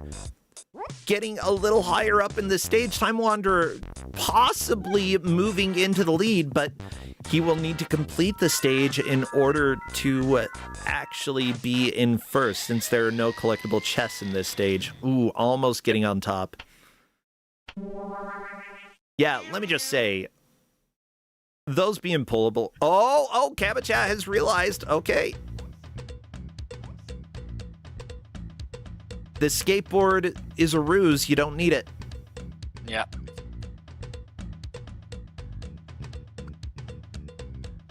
Ooh, Darunia on to the next stage. Very nice. Yeah, Darunia still behind, but that's fine. You know, they've been making some steady progress lately, and honestly could still move up. I'd say when it comes to Bad Chop has a possibility to pass up the other players currently on the auto-scrolling level here. Pretty easy to get through, and oh no, you turn into the green bloopy. Oh, you get sticky. But Time Wanderer moves on to stage 5 officially. They are almost out of Kids Toy World. Yes, Time Wanderer taking the lead. Beautiful job here. And Time Wanderer has many more lives because Time Wanderer has been using their saves a whole lot more. So that's why they have so many lives compared to everyone else. Yeah. So, Time Wanderer, you want to get in the tank, you already have the bombs. You're ready to shoot stuff. Shoot! It's the space bar.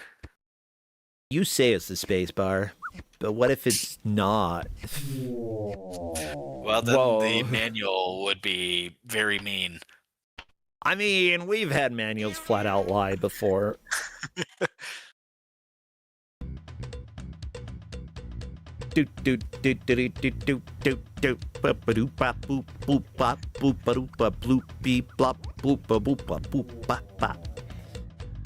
Yeah, this is a jam. I'm wondering, you didn't need to reload there. Just the tank just exploded. You didn't explode. Only the tank did. Oh well. It's fine. They're still in first. Yeah, Bad Chop taking advantage of the multiple saves here. Honestly, always a good idea to have multiple saves if you have that option, especially if like you start getting to the point where you have no extra lives. Yeah, especially in a game where game over erases all progress instead of just you know, the level that you're currently in. Kabachat getting through the terrible shifty platforms. Oh, I hate those. Time Wanderer still in the lead, though. Kabachat almost catching up, though. I like that the music just stopped. Yeah, the music's on a timer, and it doesn't loop, so... if you spend long enough in a level, it just goes to this. It's fine. Whoop.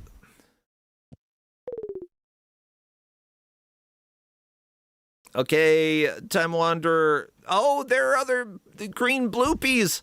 The bloopies are goopy. And Gabachat on to the next level as well. It's down to a race of whoever can get the most treasure chests in stage 5.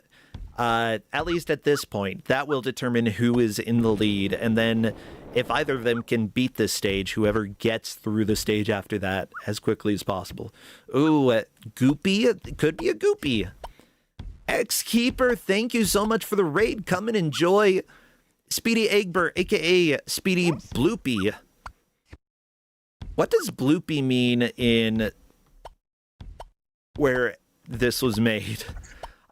Europe. What does it mean in Europe? Is Bloopy an egg? Is that what you name your egg? Oh, I have Bloopy here. So Bloopy is a French character. I don't know if that's a specific thing in French. I don't think it is. The first comic was La Guerra des Bloops, which, based on my understanding of Spanish, should be the Bloopy War. Okay. And that was 1974, and then his first appearance in a video game was Bloopy at Home in 1988. He should have stayed there. You asked to be exploded because you left home.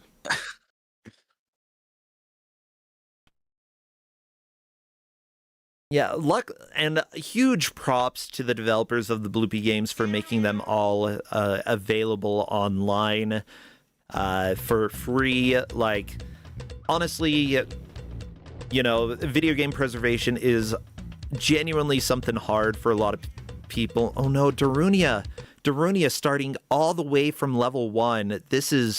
I don't think this is the right move. No, you should be reloading your saves. As we mentioned earlier, if you have a game over, it starts from level 1. It doesn't go back to whatever level you were in before. So yeah, make sure to save often. And I think Darunia had saved, but if they did, well, they should load it. They should load the save.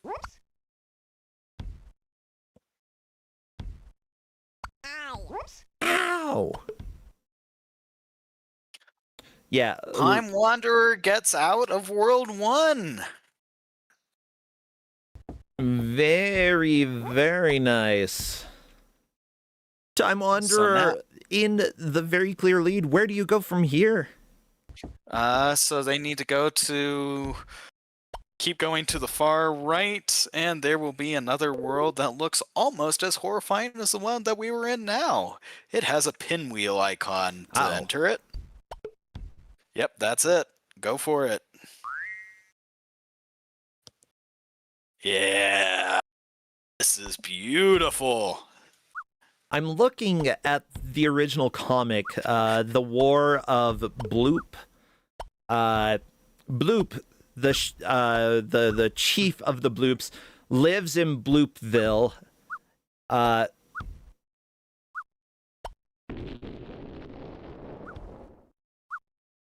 Let's see.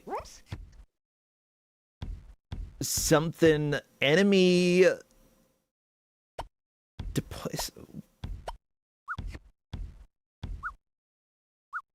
I don't really read too much French, but I can understand a decent amount because I know Portuguese. Ooh, what a beautiful, beautiful stage. This looks like these are tile options for Mahjong, like Windows 3.1 Mahjong.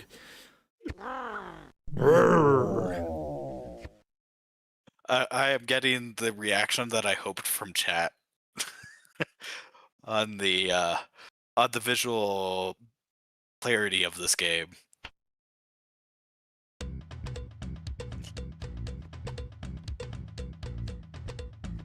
Oh, yeah. So essentially, there were 3 Bloopies that were enemies of the other clan of Bloopies, which are just sort of orange-colored.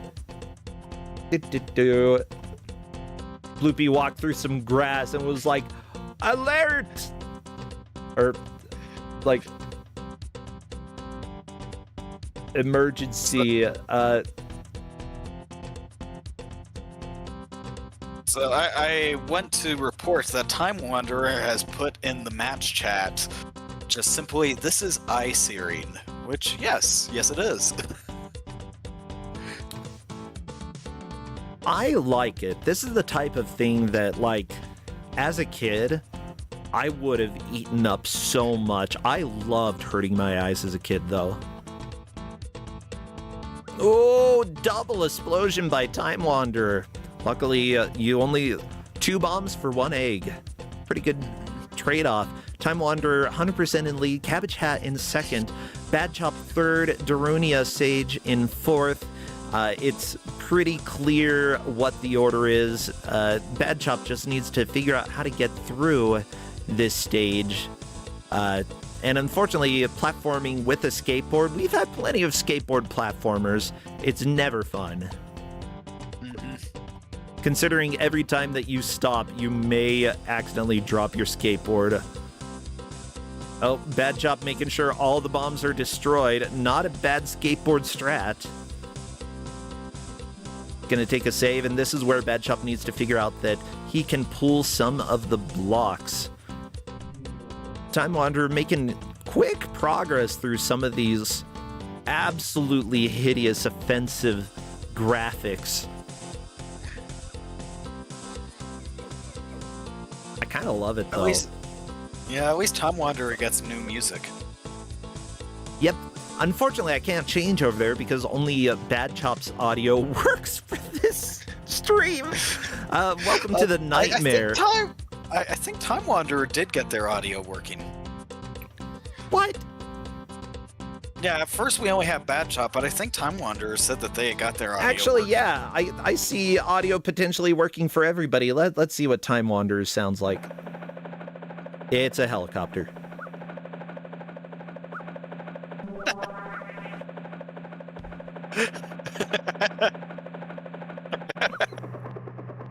Well, the music already ended. That's okay. It might come back. It will come back very soon because Time Wanderer already has 9 treasure chests here. So they'll go on to level 3. Ah, yeah. Chat, I appreciate saying that it's an improvement.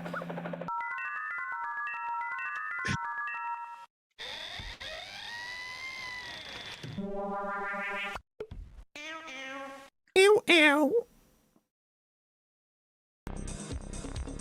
Ooh. There you go.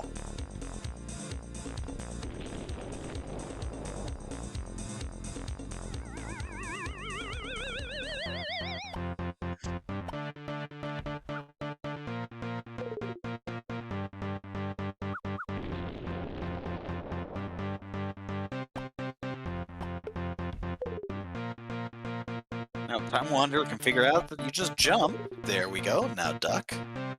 It's a little bit of cardio, you know. Up, down, up, down. It's bloopy burpees.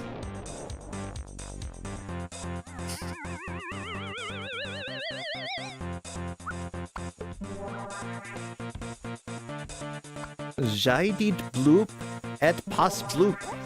I don't know what that means. Chat, what does Jij dit bloop et pas bloop mean? Because I think that's part of the joke in the original Bloopy comic.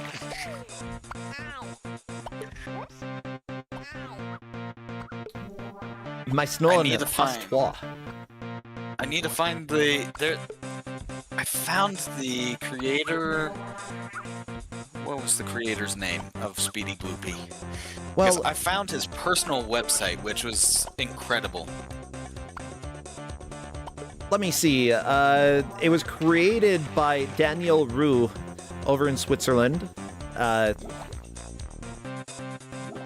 Oh, apparently there are more pages, but there are only 5 pages that are really high quality. So,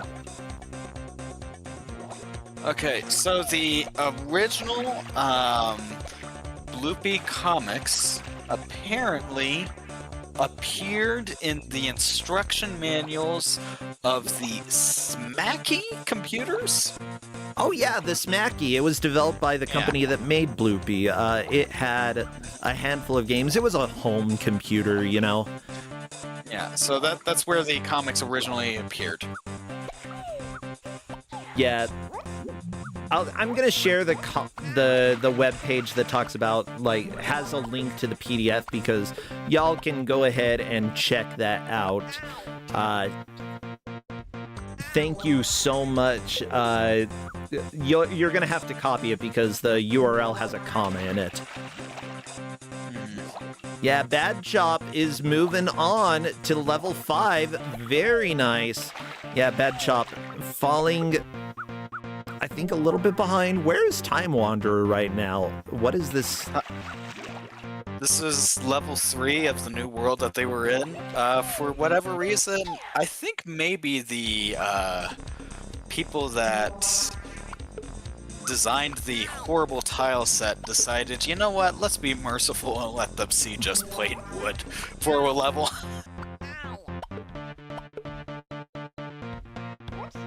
But you know, fair. Oh yeah. By the way, we've got under 10 minutes left, and if it comes down to it, yeah, I'll just want the refs to tell me how much bonus time is given to each player. If anyone gets bonus time, just let me know ASAP. Bad Chop was driving the tank, but I believe you can probably shoot when you're in the tank. So you need to pick up ammo to shoot in the tank, and I think that is also what limited Cabbage Hat at the start, because to get the ammo for the tank, you don't go down, you go up. There's a hole up there. You can see the hole. You need to go up. Yeah. But Time Wanderer, being the wonderful wanderer that they are, immediately went up first instead of going down, so they were the only one that figured out quickly, oh yeah, we can shoot with the tank. I mean, the manual even says, like, spacebar. The thing is, like, context matters. If you get in something that enemies are using to shoot, and you're able to drive one of those around, you gotta assume there's probably a way to shoot. There we go, Bad Chop. There's your ammo! By the way, apparently the first name for Bloopy in English was Toto, just like the dog. Or the band. I don't like that. It's better than Egbert. Egbert, at least descriptive.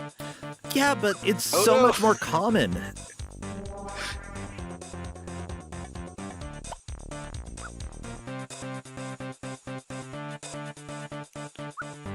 Yeah, I'd say that by no means are places locked. Cabbage Hat is making a wonderful push, starting into the second world of the worlds that you gave them. And if he's able to keep pushing like this, it's possible that he could catch up to Time Wanderer. Not only that, but the refs are giving Cabbage Hat 1 bonus minute at the end. And simply put, you never really know how somebody is going to be able to do. It's very possible that that extra minute could change some of the places here. So I'm going to let Cabbage Hat know that they get an extra minute. Due to some issues, we'll give you 1 bonus minute at the end. So keep playing when time is called. Bam! Sent. Cabbage Hat now knows that that is what's happening. Ooh! Ooh! Bloopy, you okay? Time Wanderer. doing a good job in, I believe this is the third stage of the second area here. They're already in the fourth stage of the second area. Oh, this is the fourth stage? Holy guacamole. This is the fourth. They're really moving. Yeah, this game really clicking with Time Wanderer. Yep. Mind you, it's a fairly straightforward looking platformer. Actually making it play straightforward is another thing. It looks like Cabbage Hat through the first stage of Area 2, moving on to Stage 2.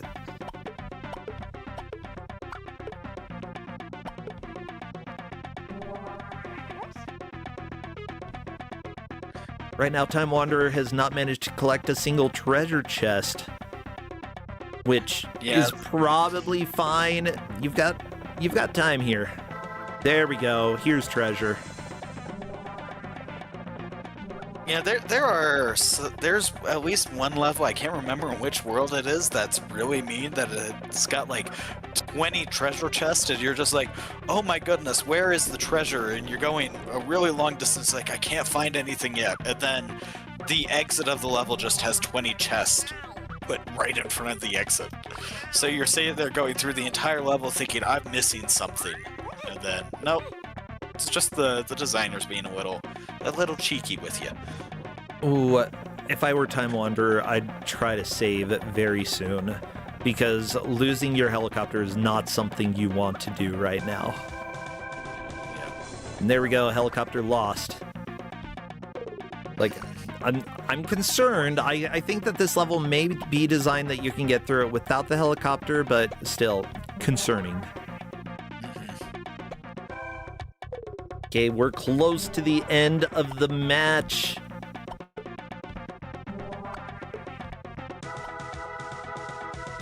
I still love the flat pigeons. I don't know why they exist, but they do, and they're perfect. Time Wanderer does not want that skateboard, but keeps accidentally grabbing it. That skateboard, for some reason, activates as soon as you touch it, that particular one. So you don't pick it up, it's just touch and boom. Oh yeah. Okay, 10 out of 22 treasure chests. Cabbage Hat just trying to zoom through. This is either 2-2. Let me take a look. This is 2-2. Cabbage Hat does have the extra minute at the end, but is 2 stages behind Time Wanderer. Might be a little too far to catch up, considering Time Wanderer has 14, now 15 of the treasure chests needed. Bad Chop is going to be coming in third. I don't think Bad Chop has a chance at this point to move out of third. And Darunia coming in fourth. With that said, again, there's no shame if you don't come in first for a game. Sometimes games do not work for you personally, and that is fine. Yeah, the thing is, like, especially if you're able to play to your own strengths later on, Bad Chop learning that he has some of these green sticky balls and can drop them on the various bloopies here. There we go. Bad Chop is through. I think that is probably the end of the world. Beautiful. Yep. Oh no, Darunia got run over by a bulldozer. A very, very small bulldozer, but a bulldozer nonetheless. I like that Time Wanderer is stuck in 3 dots and a weird line that is crossed out land. Oh, onto different dots. Everything hurts to look at. That sounds about right. I kind of like it.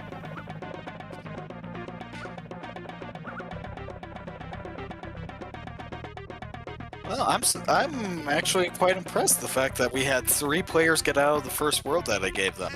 Yeah. That's really nice. And Darunia, like, I think that it was a mistake to start over, but they made an excellent push earlier on. You know, they've been doing pretty well. It's just sometimes games don't work for you personally. That's how Kusogrande goes. Okay, Darunia has the final chest of this stage. Time to finish it and move on to the next one, which I believe is 1-4. Just gotta make it to the end. Oh. Time Wanderer almost had an excellent push for that last egg, but not last egg, last treasure chest. They saw the last treasure chest, but they blew up their helicopter. So I don't think they can get it now. I think that actually does qualify as a soft lock because I believe that was their final helicopter. But we've got 20 seconds. They haven't asked yet. Okay, Cabbage Hat will be getting 1 extra minute. I do not think it'll matter, but I'm giving it anyway because, you know, we can use an extra minute of Bloopy. Okay, as soon as that is time for most of the players. As soon as Crappy in chat says time, there we go. Keep going, Cabbage Hat. Otherwise, we will wait until Cabbage Hat wraps up and then give the results to everybody.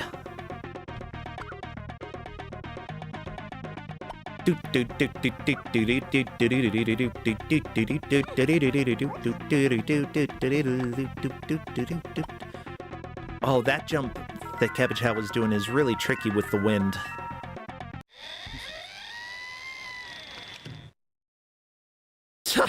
Okay, creepy audio there. I appreciate it, just opening the door and standing there.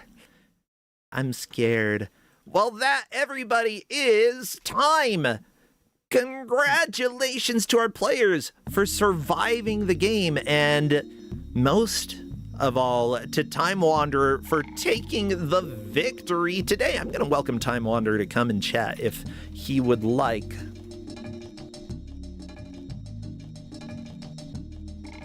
I love Time Wanderer is like, okay, now I can stop. Darunia saying that was painful, figuratively, literally, and everything in between. Time Wanderer says, I think I had fun. And I think that describes Kusogrande in a nutshell. Sometimes you have feelings about a game, but you're not completely sure what those feelings are. Yeah, I'll wait. Time Wanderer will be joining us in voice, but it comes down to Time Wanderer in first, Cabbage Hat second, Bad Chop in third, and Darunia in fourth. As you said, they made a lot of progress here. They did a pretty fantastic job. Yeah, what were you sort of expecting going into this match?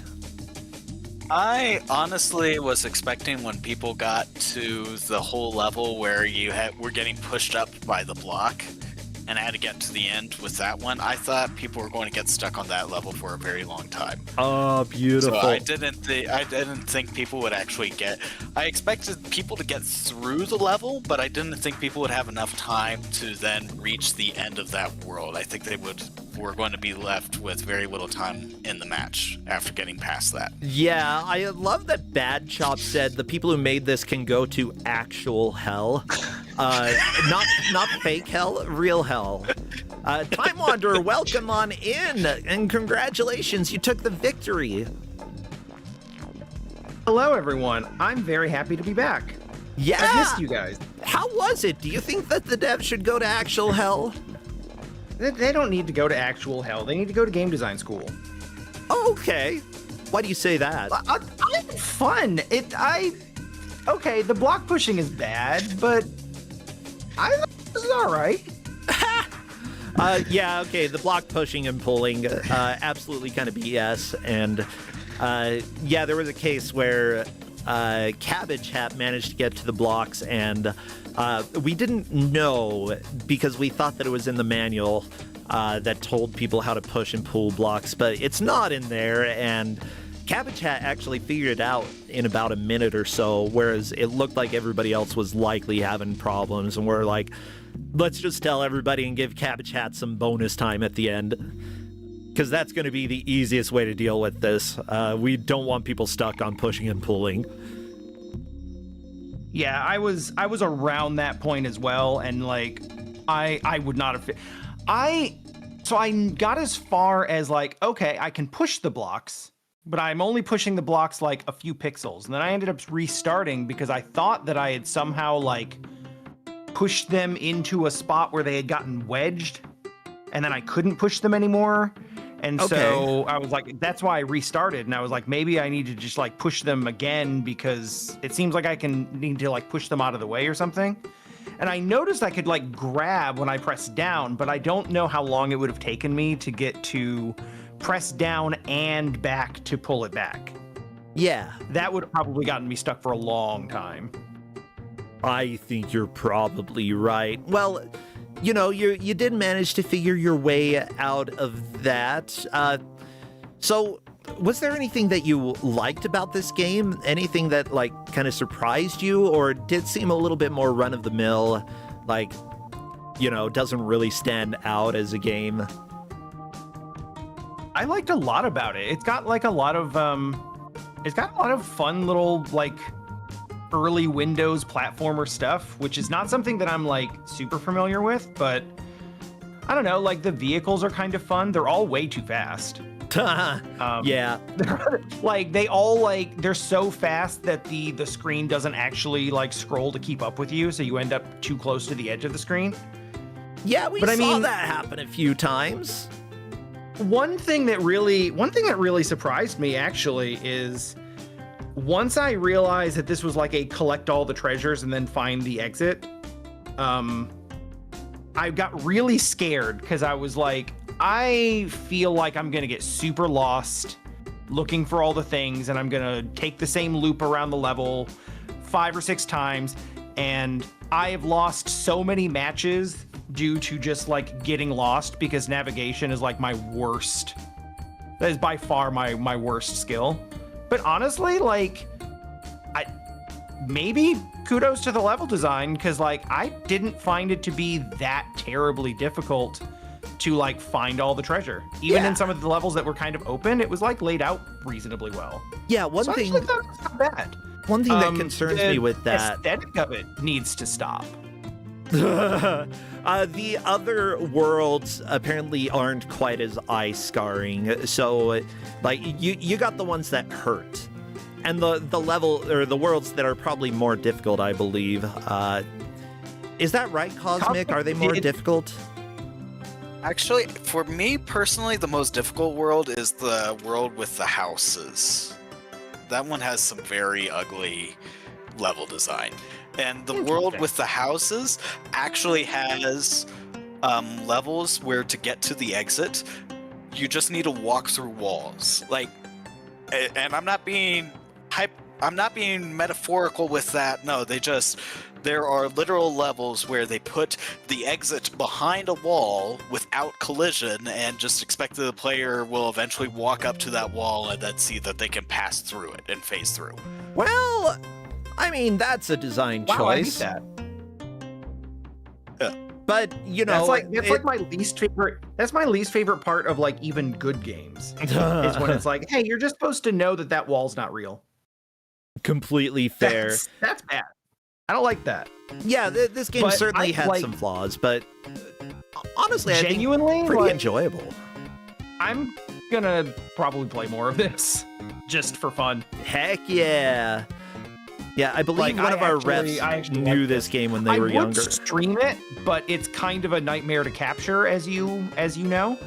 So I may not do that, but I'm probably gonna boot it right back up after this and see if I can get through the rest of the second area. Well, that's fun. I'm glad that you enjoyed it. So what are you doing these days that people should know about? Are you streaming over on your own channel, or if not, have any games that you're enjoying? Ooh. Yeah, so I played the last couple of days. There's a game that just came out a couple of days called Lovish. Okay.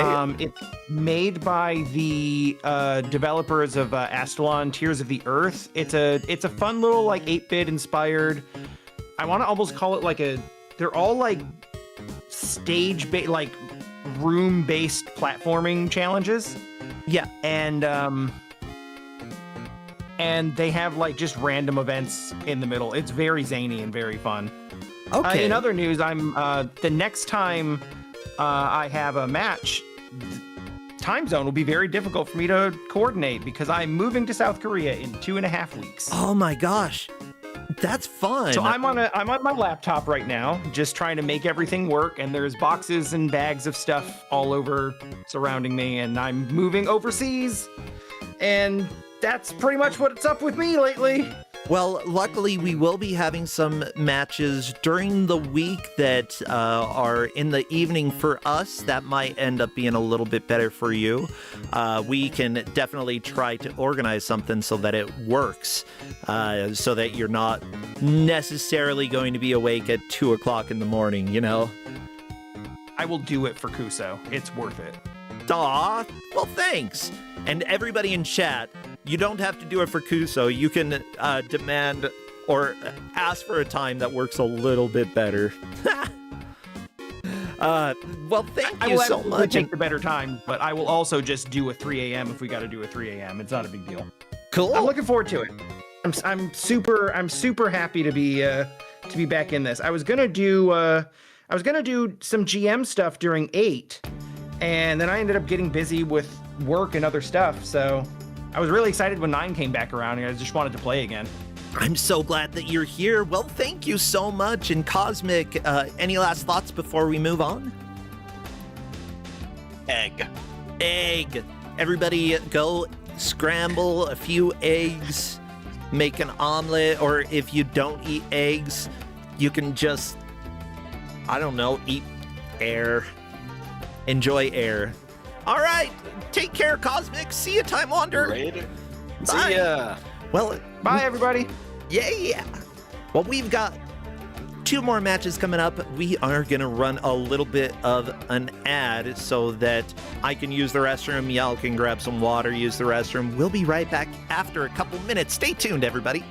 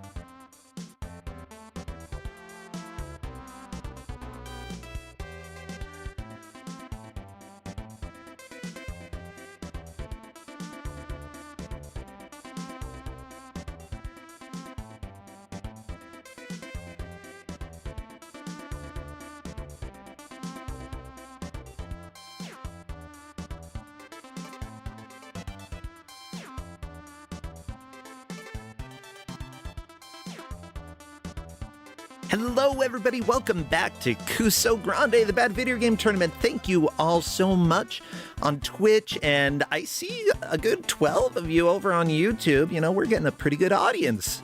Good to have you here. Now, thank you as well for the support for those who have subscribed.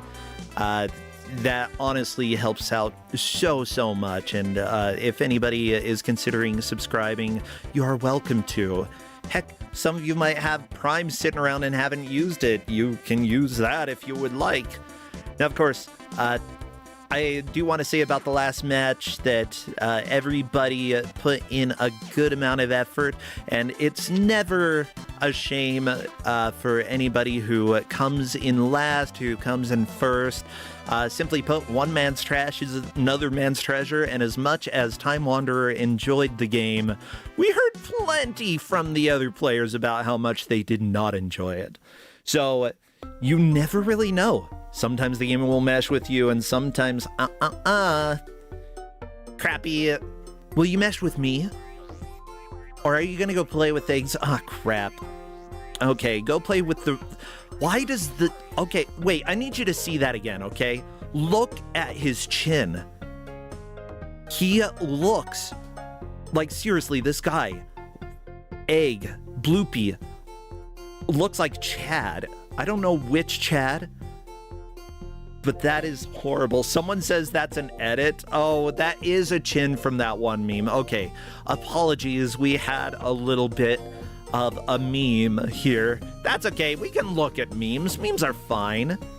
You know who else likes memes? I have no idea if they do, but this is a familiar face here in our GM world. Say hello to our dear friend, Dolorous Fred. Come give us our third game of the day.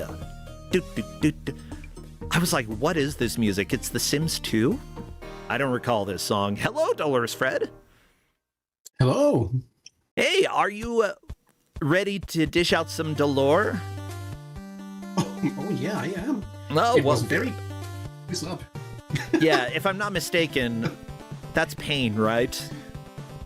Yep. You are That's painful, pain. Fred. I am painful. Oh, well, But then again, I also give the pain. I hope we can help Yeah, you know. deal with your pain by making other people suffer.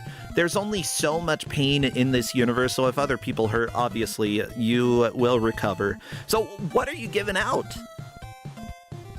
Well, if you remember what I usually do, I keep my corner pretty, well-defined by usually giving Amiga games, and Yeah. I'm not going to break that combo just yet. So tonight we're playing Borobudur or something.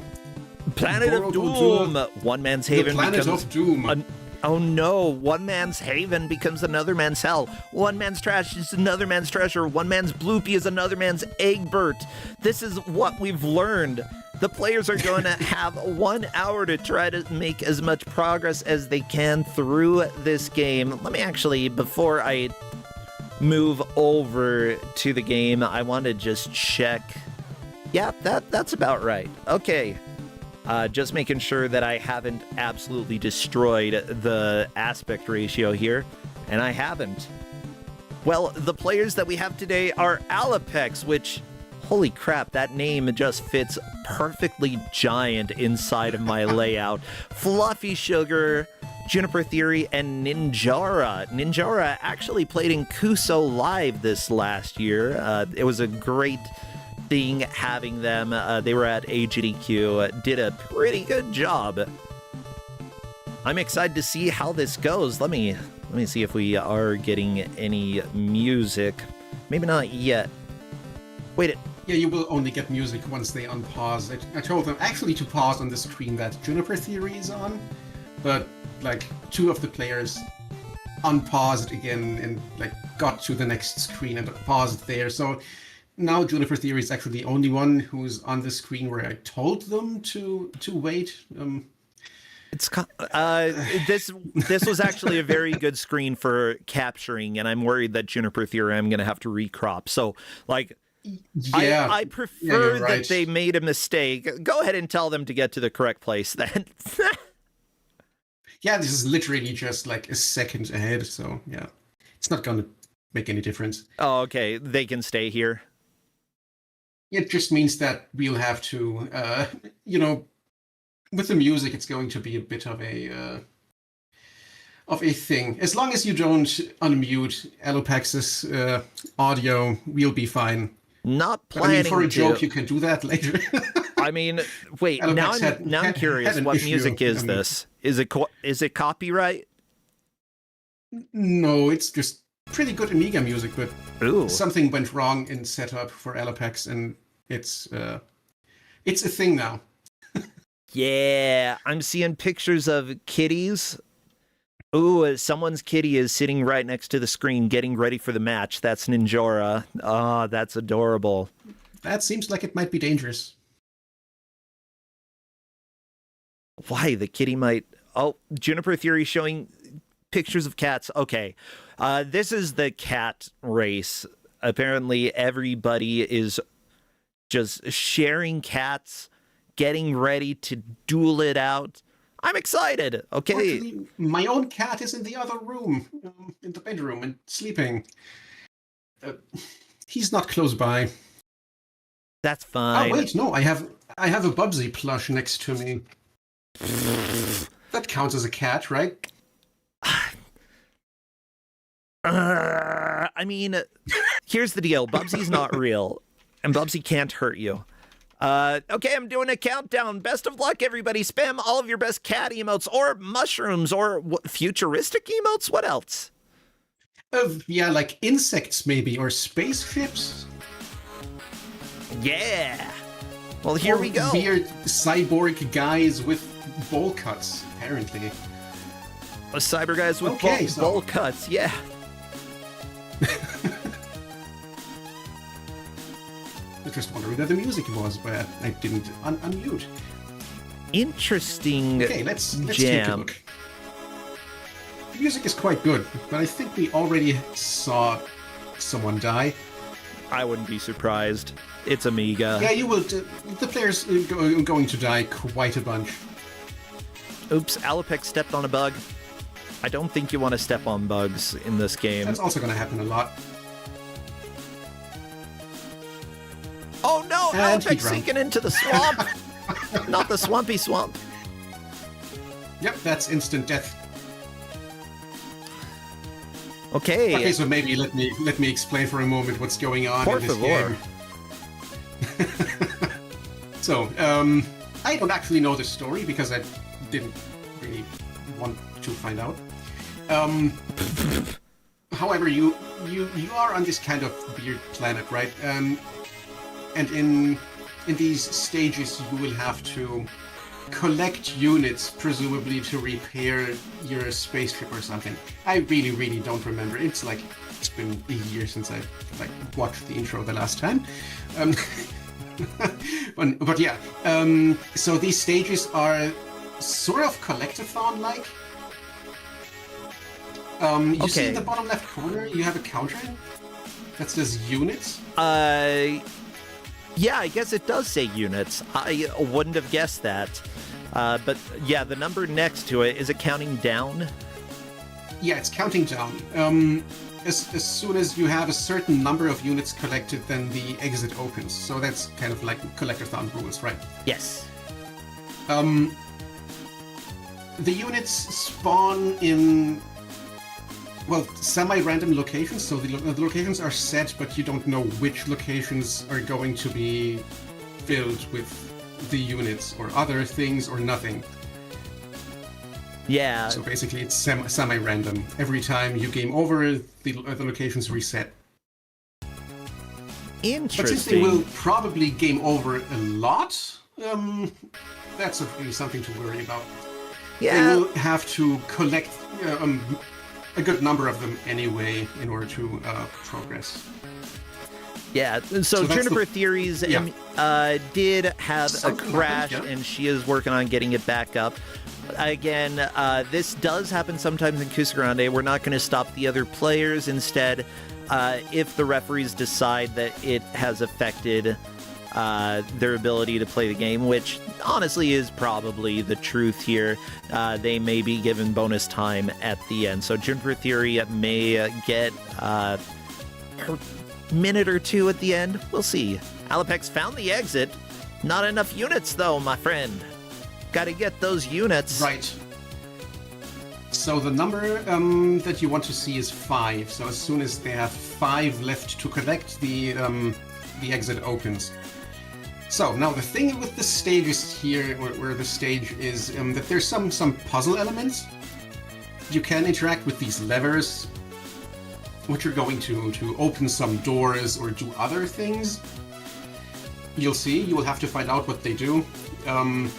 It's actually possible to sort of soft lock yourself. Gotcha. By doing things in the wrong order, but they find out. Yeah, that's So- part of the fun when it comes to older, especially Amiga games. The Amiga softlock is very much a real thing. Oh no, the elevator. The elevator on Fluffy Sugar's screen just went without them. There's Same for also no Alapex. way to get it back down. Uh-oh. Alapex only has 7 units left. 7-1? I think That's a that's 7, 7. yeah. Okay. Suggestion. Whoever made this font, make a new font, please. Yeah, I think you're like 34 years late, but they needed it to look futuristic, so they used this what's it called? What is that called? 6 bar 7? No, something bar 7 bars, right? Ah, doesn't matter. 7 bars. No? Yeah, that type of font that's that digital numbers. Oh, sorry, trying to follow too many screens at once, and I lost the plot. Okay. Okay, so there's a few really funny things about why this, well, what makes this game kind of weird, right? One thing I will only say once I notice it happening, if that's alright with you. Yeah, I did let the players know that they are always welcome to ask if they are soft locked, and we will respond. Mind you, there may be times where we think that they're soft locked but don't know 100% sure, and that is completely fine for us to answer that in that way. In most cases that I can think of, off the top of my head, you can break the soft lock in that, like, by dying and resetting that way. Yeah, I think that is a note that we can add as well if they are soft locked, just telling them that dying will free them from that. And yeah, I did see Juniper Theory, or Alapex died, and then the elevator was down at the bottom, so that is a way to free yourself from the soft lock. Oh no, Alapex jumped on the spike and immediately got a game over. Yep. Juniper Well, that Theory was finding their poor last man. life. Now, might I direct you to Fluffy Sugar's screen? Take a look at what's happening there. Let's hope that we'll see it. Okay. So first, they collect the. No, that's not the death I wanted to see. Impaled. I've seen multiple people jump on the spike. That doesn't look too Okay, deadly, but is. Ninjara's screen. Then let's look at Ninjara's screen, because Okay. there's something very funny going on with this game. Yeah. You might notice that the enemies aren't actually all that dangerous. Most of the deaths have been because of spikes or because of drowning. In my opinion, the number one cause of death in this game is gravity combined with really poorly programmed kill planes. Oh, the Ta-da. scrolling. If you fall Did you see and what happened? yeah, if you scroll off the screen, it's very much like Beetlejuice on NES. If you scroll faster than the screen, you die. Yep. You scroll faster than the Or no, if you fall faster than the screen scrolls. Whatever, So, falling is a form of that's- scrolling. Yeah. I just love this so much. So this is this game's way of doing sort of fall damage. That's gonna happen a lot. And when you really don't want it to happen, because some of the platforms are really janky. You can see on Ninjara's screen, Ninjara just tried to jump on a fairly small platform, and it looked like they would hit it, but you know, just fell straight through it. Do do do do do do do do do. At least, like, the game is pretty good at getting you back into the action pretty quickly.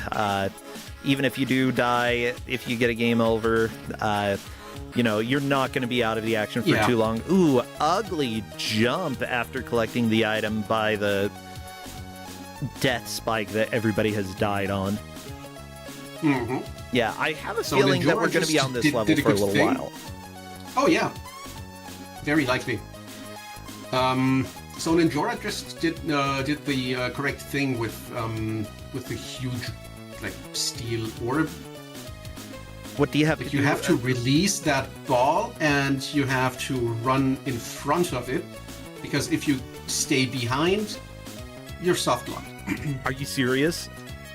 Yep. I guess that's why the spike's there. You have to die, so yeah.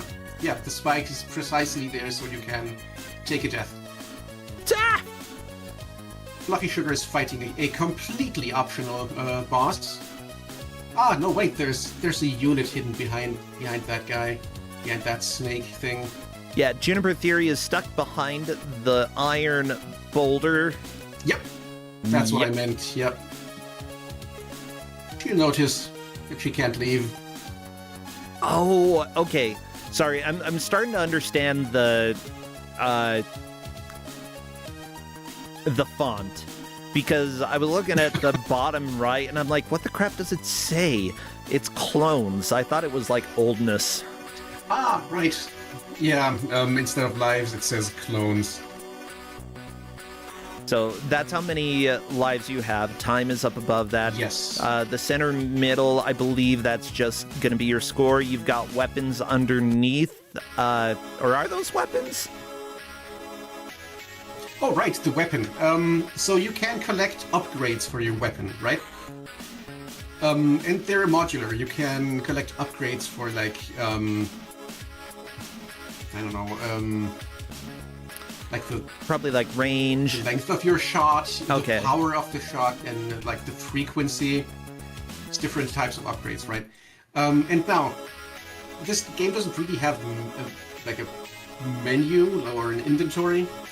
And if you know Amiga, you know that you usually only have one button to play with. Yes. So in order to actually use the upgrades, because they don't get applied automatically, you have to do that yourself. Yeah, in order to do that, you have to, and I kid you not, you have to crouch, then press and hold the fire button, and then that bar starts flashing. Right? And then you stop pressing down. Yeah. And then you can navigate, like, to the different parts of your gun and apply the modules there if you have collected some. Now, this is really janky and it's finicky, but it's really, really necessary because your default, like, shot is so bad. Oh no, Juniper Theory! It's so weak. Yeah, like, I can see the little worm that people have been dealing with. It takes so many shots. So, did you give them information for how to activate the different, like, modules? Yeah. Cool. That's in the instructions. So, the story of this, I do have a little information about it. Yeah, that's the one thing that I didn't bother to research. Yeah, because I've had this game on the back burner for like a year and a half or something. Okay. This is just the story as per Moby Games. The evil and mad Dr. Ragnova currently visits the planet Borobudur in order to construct a machine which has the power to destroy all technology and trigger a new dark age. Fortunately for the universe, Special Agent Johnson is on the way to set things right. So we're Agent Johnson, trying to stop technology from being destroyed. And we're using technology to save technology. Isn't it amazing? It's something. Yeah.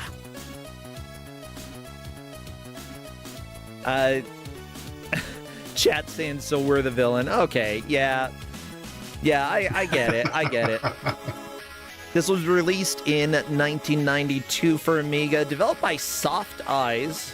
They need firmer eyes. They made other games like Winter Camp.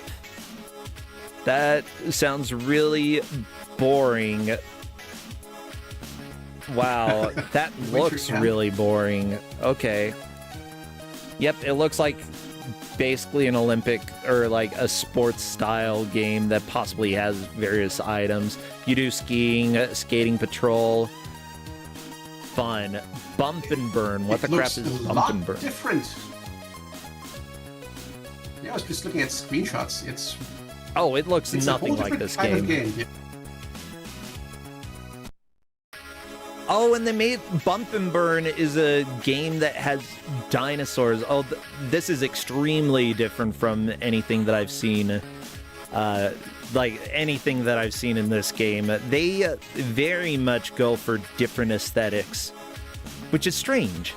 You know, usually you see video game companies sort of get into the same types of games, but while they didn't make a whole lot of different games here, all of the games appeared very different. Like, look at these nerdy dinosaurs. Arrgh. One on the right. The belt is too high, okay? My opinion, if your pants go over your belly button, you are at least 80 years old. Oh no. I mean, at least in the US, like, that's not the most fashionable way to wear pants. That dinosaur is hunched over, sort of like an old man. Yeah. I mean, I've got a little bit of a hunchback. It's, I can stand up straight, but usually when I'm sitting, like, it's just, I think I had bad posture long enough in my life that, well, my grandmother was a hunchback as well. Maybe I get hunchback from my grandma. Like a super hunchback? I don't know if she was super. She did manage to win a lawsuit against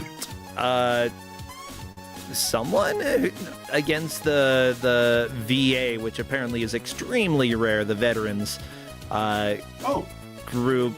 Or no, not win a lawsuit, but she got a settlement, so I mean, that's good enough. That's better than most people do.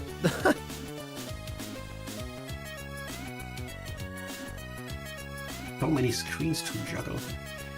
I haven't done this in a bit.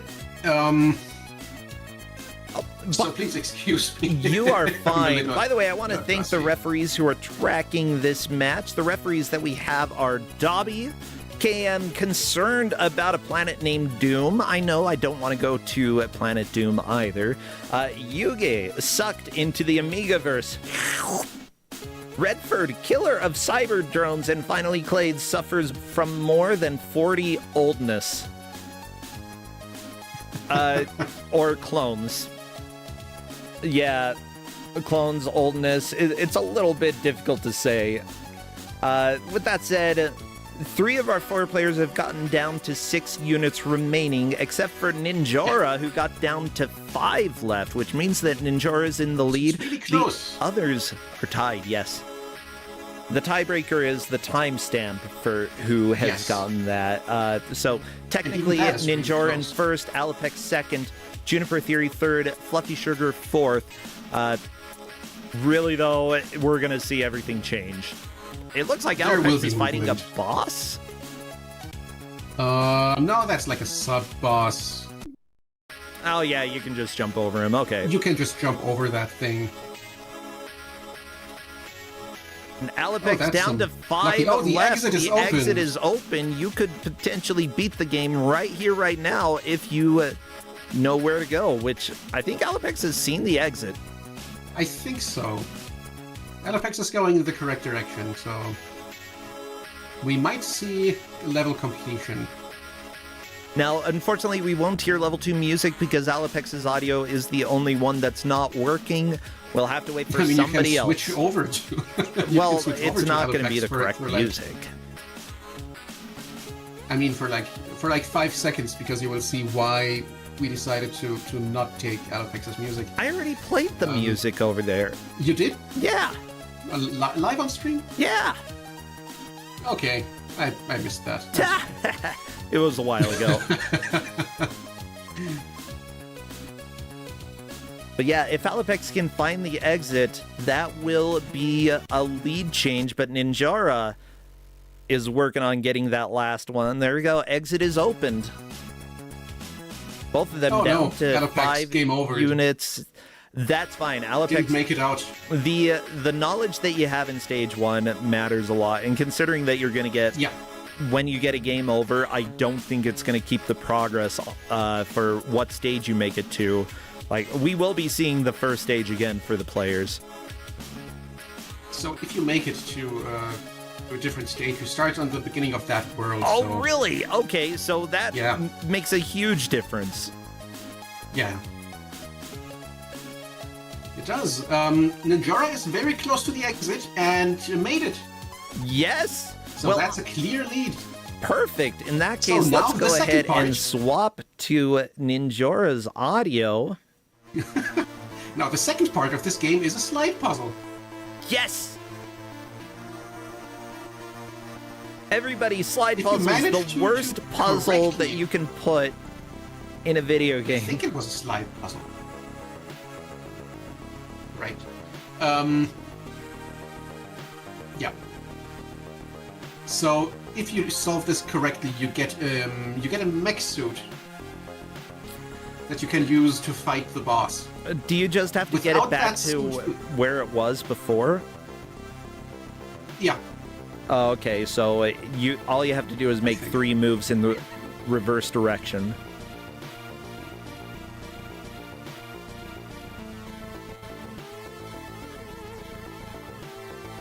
You're on the timer. You have like 2 minutes. So Yeah, if you don't beat it and it doesn't game you over, big deal. yeah, well, you don't get the mech suit, which is really, really useful in fighting that boss. Uh-oh. So far, I haven't seen any one of the players try to fiddle around with the weapon modules, which is going to be a problem if they try to fight that boss. Oh, yeah. So, very important. You're playing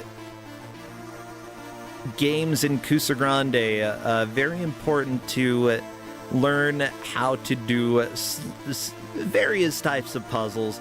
You know, slide puzzles aren't going to be generally going to be quite like this. This is a very different style slide puzzle.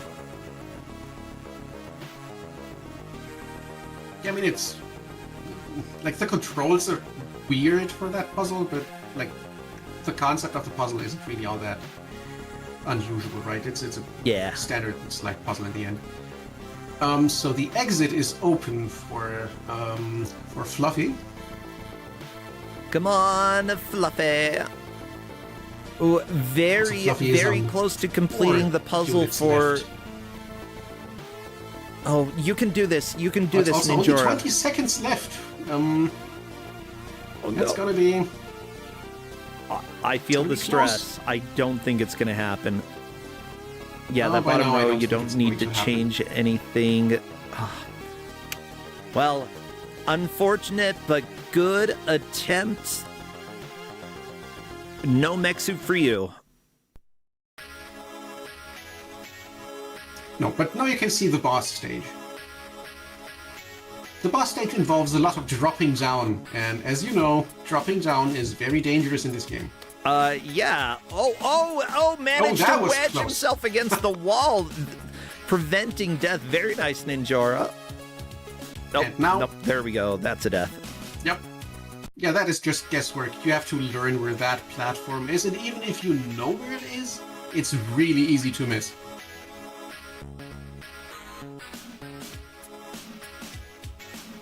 It's really a blind jump. I wanted to say blind jump, but it's more like a blind fall.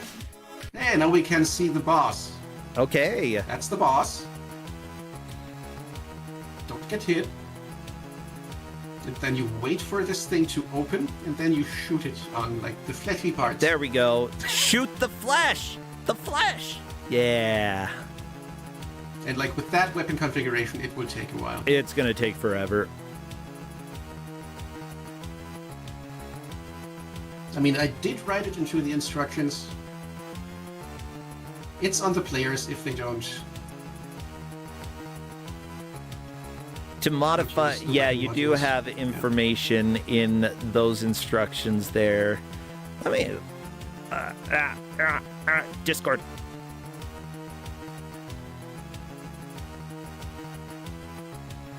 Let me actually download the instructions so I can take a closer look. Okay, yeah, you had it listed under controls. To modify your weapon components, crouch and hold fire to get into the weapon menu. Keep the fire button pressed, then use directional keys to switch between the sections and swap out parts. This requires you to have picked up weapon parts in the stage, which I believe are any of the ones that are labeled like S or P. Or Yes, that have exactly. letters. Yeah. Yeah. So, like, this boss fight is gonna take forever for an Enduro. I guess, considering this game, it's probably not super obvious that they've picked up certain parts. So I'm not too surprised that they're not trying. Yeah, I mean, you can pick something, like, pick up something, and you see the counter not going down, so you will know that you picked something else.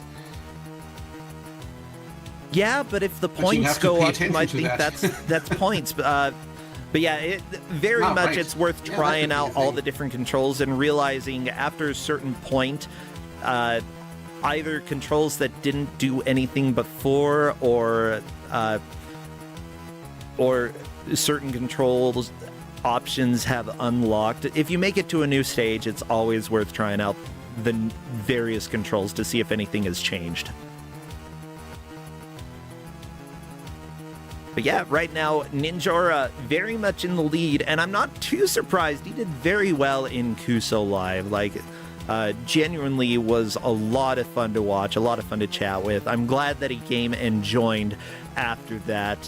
And part of the reason that why was, we one of the- reopened submissions.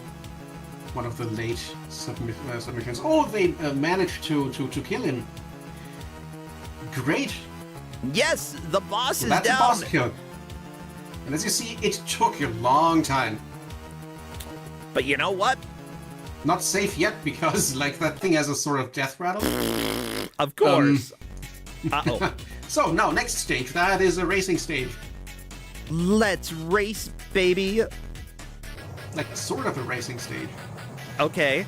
Ooh, this looks Because you good. just Honestly, have to make it to the end. here's the deal.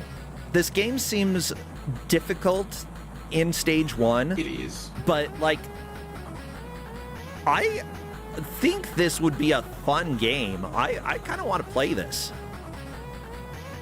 So, it doesn't control that well, but it is actually fun to play if you, like, come to grips with how it controls. Especially, like, the weapon module switching, it's really, really finicky, and the game doesn't stop, it doesn't pause while you do it, right? Yeah. So you have to Well, it's pay like Dark attention Souls. to where you do it. Dark Yeah, of Souls course. doesn't stop No. when you're changing equipment. Why would it? No. At least with Dark Souls, you have like a bonfire where you're usually safe. I mean, yeah, there are safe spaces. Oh my gosh. This looks so good, and it runs extremely well. I've seen some racing games on the Amiga that were not nearly this good. And this is just part of the Yeah, I game. mean, this It's not is the whole fairly game. impressive. It's harder than it looks, to be honest, because you constantly bump into things, and you have a damage meter and a fuel meter. So if you take too much damage, you die and you lose a life, and you have to start over. If you run out of fuel, you lose a life and you start over. So there's plenty of ways you can mess this stage up. Yeah. By the way, one of the main programmers or the main programmer for this game, possibly the only programmer for this game, a lot of the late career was on the various Lego games. Somebody in chat mentioned that. But they also worked on programming for Worms. The original Worms, essentially one of the main developers for that, which is pretty cool. The That original series, Worms? Yes, the original. I played Worms Armageddon quite a bit, but Oh yeah, me too. yeah, that series, like, pretty I dang love that important, so I'd much. say. one of the first things that I played a lot online. Was a member in a clan back in the day. A worm clan? It was a lot of fun to do. Like a few years ago, Smite had a Worms Armageddon tournament. Oh my I gosh. played. I didn't know about that. I Yeah. should have played. I would have lost so Made it bad. pretty far, I think. I think I was defeated by, who was it? Proton John, I think. Aha. Who Yeah. actually turns out really good at worms. I don't know if I would be good compared to other people. Juniper Theory is out of level 1. I believe this is the first time we've seen somebody else get through onto Yes, the puzzle. this Juniper would be the Theory in a first. solid second.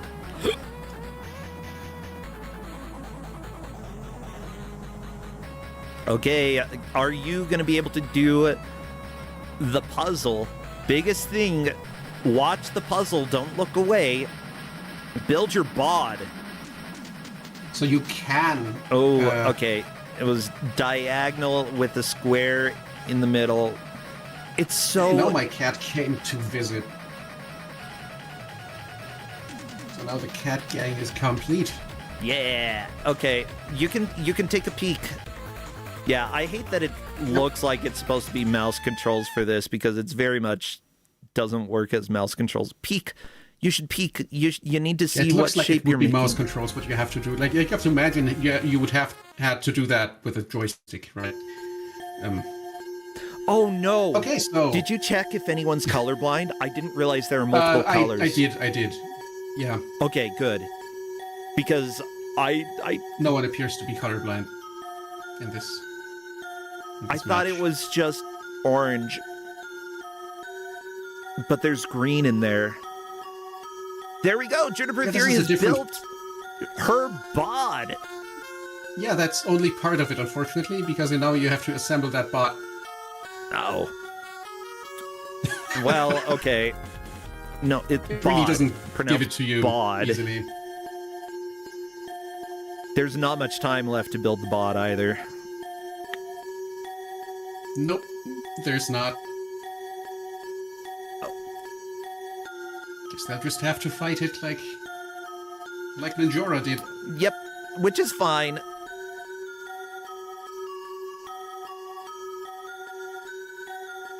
Oh my Yeah, god, you're doing a great They'll job make it here. in 3 seconds. Yeah. Good It was attempt. close. It was close. Why do you have to leave so quickly? Just spend a couple extra minutes building your bod. Okay, now that's the game over for the best run so far. Good job, Ninjora. Back to the creepy lava level. They're doing really well. Like, much better than I expected from anyone with, like, half an hour. So, For sure. good job. Yeah, for a game like this, like, getting stuck on level 1 forever is completely understandable. Like, Alapex and Fluffy Sugar are doing their best to get through this, but it's also kind of a nightmare of a game with Soft Eye's rules. That is very informative. Is that the pause screen? Oh, look, now, Alopex has actually modified their weapon. Yes, we've got a laser. Oh, that... That is much more powerful. Yeah!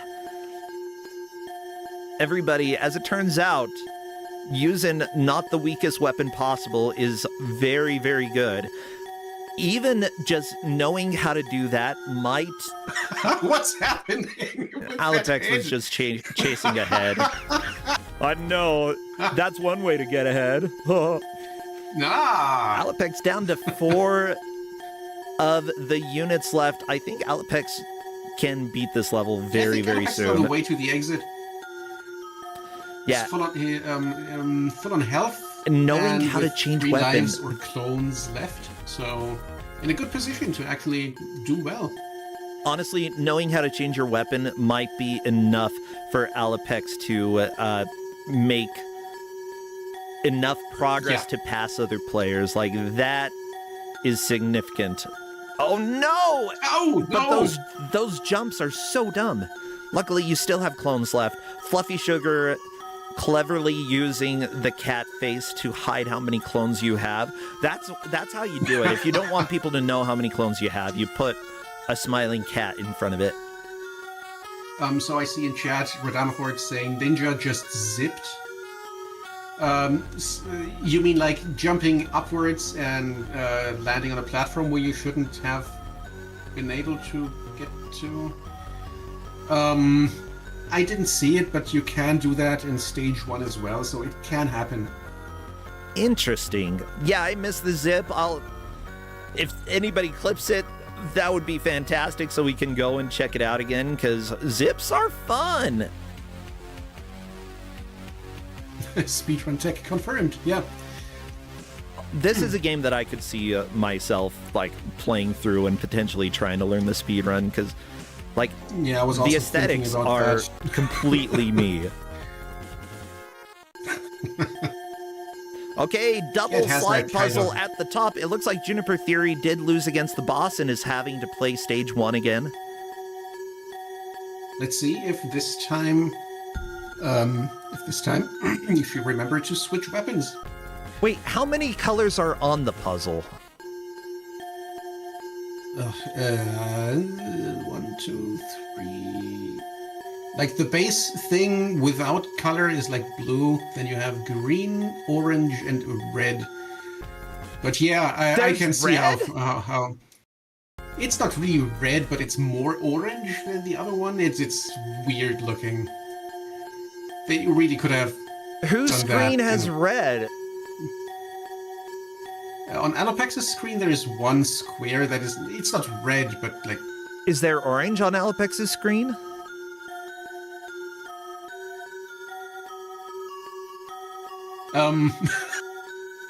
It's really hard to define these colors, if you ask me. Yeah. I mean, green and blue are obviously green and blue in this context for me, but like the other ones are just. Rubik's Cube rules here would make it a lot easier to know how to move things. What Alopex needs to do is move the third line to the right while it's almost in the correct position. And then you'll be able to manipulate some stuff around. Like, you just got to get, go down to the third line, scoot it to the right, and then you shift the rightmost column down. You do some finagling at that point. Like, again, the more puzzles you play, the more you're going to be able to get through this. But it doesn't matter. As long as you run out of time, you get to move on and fight the boss. Okay, I saw the interesting zip. Fluffy Sugar doing the boss as well. Oh, someone clipped that zip. Thank you so much for the clip. I'm not going to play it right now. Well, I'm going to watch it real quick just to see. I want to do some zips. Oh.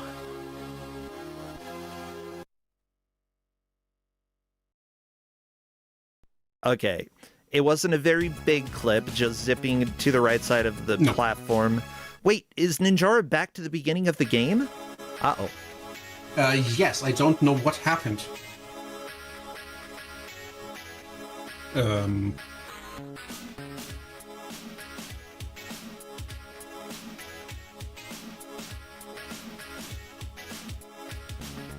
It should not have done that. Okay, well, I am letting Ninjara know that if needed, we will give bonus time at the end in order to make up for lost time. Yeah, it should. I don't know why the game reset, but with that said, we do always take things into account. If for some reason this gets inconsistent for players, then we could potentially end up having a mulligan for a player. But Ninjara is in the lead despite going back to the beginning of the game. By quite a margin. Yeah, it's a very significant lead. Yeah, that's actually a little concerning. I did do a fair bit of testing in terms of continues and did think they were limited. I think something else must have happened. Yeah. Well, there we go. We've got, games continue to defy us here in Kusogrande. Occasionally they'll do things that absolutely are mind-blowing, but we don't want to ban games because of glitches, because guess what? This is a bad video game tournament. Yeah, there's gonna be glitches. Just usually we like to know when a glitch is gonna happen. Oh no, Fluffy Sugar. It appears that that was a death against the boss, a game over against the boss. Because it's back to this level. Fluffy Sugar was fighting that worm thing, right? No, fighting the boss of the stage. The boss? Yeah, after the slide puzzle. Oh no. And Okay, it said yeah, press okay, fire and to I didn't see continue, that and it correctly. brought them to the first part of this stage.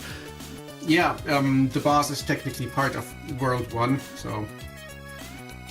So if you die against the boss, you go back to the start of World Yes. Well, not if you die, but if you game over at the boss. 1. Gotcha. Unfortunately, Fluffy Sugar still has the icon over, so I wasn't able to see how many clones they had left.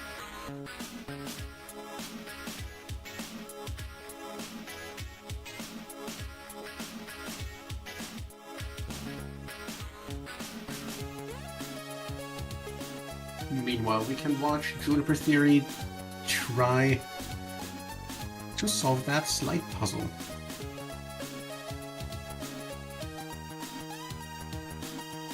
Yeah, this would be my greatest difficulty, the colors with the slide puzzle, which I think that all I would have to do is watch how the puzzle moves at the beginning and then do the reverse of that, and bam, it's Yeah, solved. that is like hard mode for that kind of puzzle, but it's possible to do it like that. Now, to be honest, I didn't... well, I took a look if they have any accessibility issues that would prevent them from playing this game, but I didn't remember that color thing even being an issue in this game. Yeah, I mean, welcome to life. It looks like Juniper Theory is like, what is potentially an issue here? With that said, it's not essential to the game. It's helpful to be able to do the slide puzzle, but it's not going to be make or break. True. As we saw, Ninjora did that boss fight without the mech, and did just fine. So we're the only one who defeated that boss. So Yeah. about 20 minutes left. There's still plenty of time. Like once you get how the game works, you can progress through stage 1 quite quickly.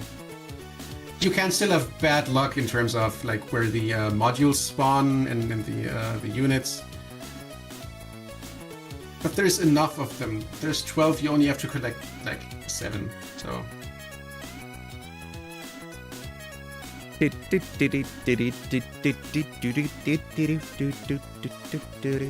The music is quite good.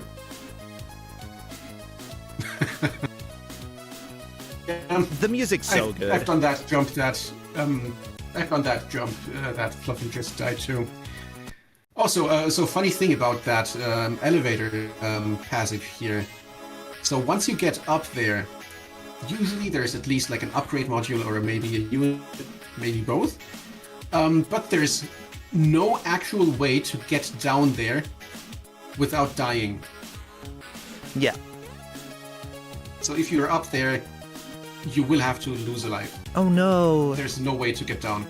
Yeah. Just That's because of that scrolling thing. not too unusual for Amiga era. A lot of the times the games were short enough that they had to have some difficulty spike in some way. Oh sure, yeah. On the first stage. I don't think that was on purpose in this case, but You're I probably think it's right. just poorly programmed kill claim. By the way, I've been looking at the musician here. They really didn't work on too many things that I know. However, I wanted to show you the title screen of one game that I saw that they worked on, Ball Raider 2. Look at this Ball punk. Raider? Look at this guy. He's got a ball. He's got a sword. He's got the United States flag. That looks amazing. That's not how muscles work. I'm going to be honest here. Not at all, no. Hey, Alapex made the robot. Oh my gosh. Oh, right. Now, first time we actually see the mech. Alapex might move into second place if they can manage to kill the boss. If they can manage to not die on the way to the boss. Managed it. Because it's so easy to, like, take a wrong step and just fall. Wait, we saw Ninjora die on this stage and go, like, on the descent down to the boss and not have to go replay level 1 before. Maybe it's just the descent. It's just that's fine. Just when you game over, you have to replay the entire stage. Gotcha. Just the death, then it's just the descent. So Juniper might be in a little bit of a pickle here with no additional clones. A death here would be pretty bad. That's going to be difficult to pull off. Yeah, that's not much health, and you're still using your basic gun. We have a second mech. Ninjora also has the mech. Ninjora has the mech. Here we go. Double mech. What Ninjora doesn't have is a weapon upgrade.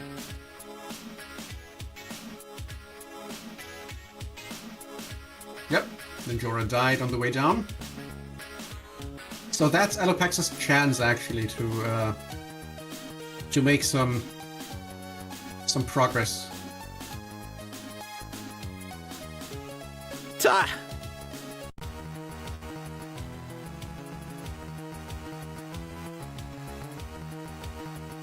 Triple boss fight at the moment. Juniper Theory on the racing stage. Juniper Theory in a Now in solid second. second place. Very nice. Ninjora, though, using the basic weapon as a mech. What a sad basic weapon. Like, Alapex is the only one who has figured out the weapon changes, and it is helping so much. In that fight, for sure. In general, Alapex is in third place at the moment. What happens if your mech dies? Third. Like, Ninjora appears to have run out of mech health and is down to red health. Oh, looks like Alapex is in third by 5 seconds. Very, very nice. Fluffy Sugar fighting the boss as No, well. that changes. Say what? Alapex. So Alapex killed the boss, so now Alapex moves into... No, it's still third, but no longer by just 5 seconds. Yeah.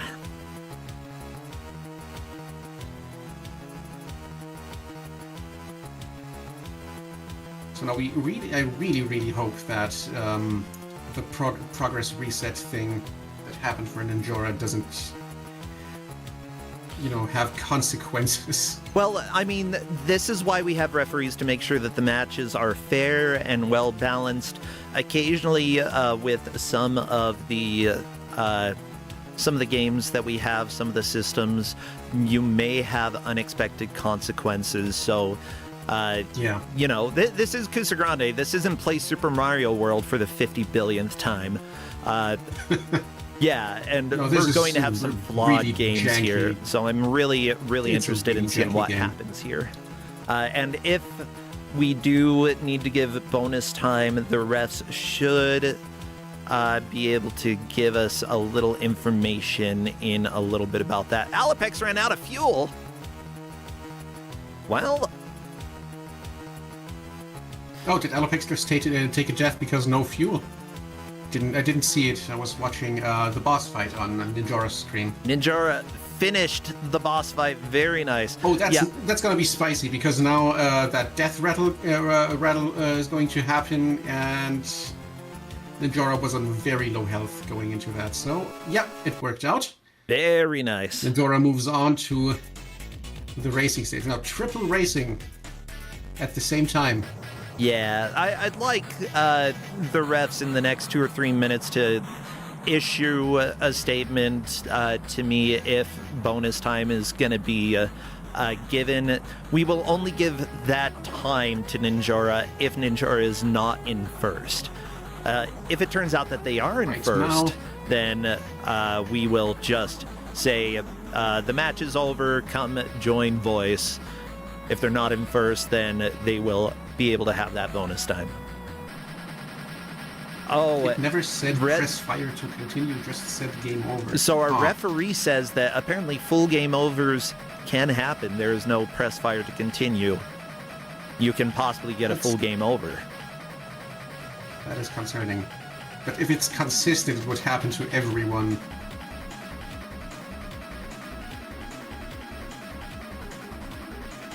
Now, I did try to force a complete game over, but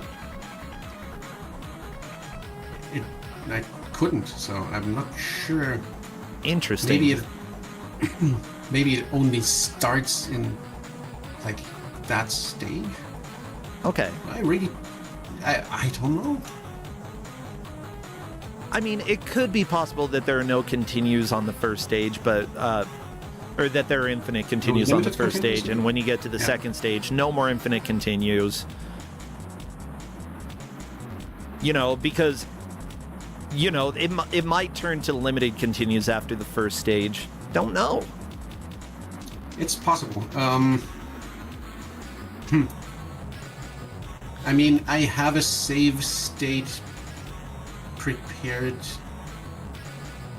at the racing stage, I think.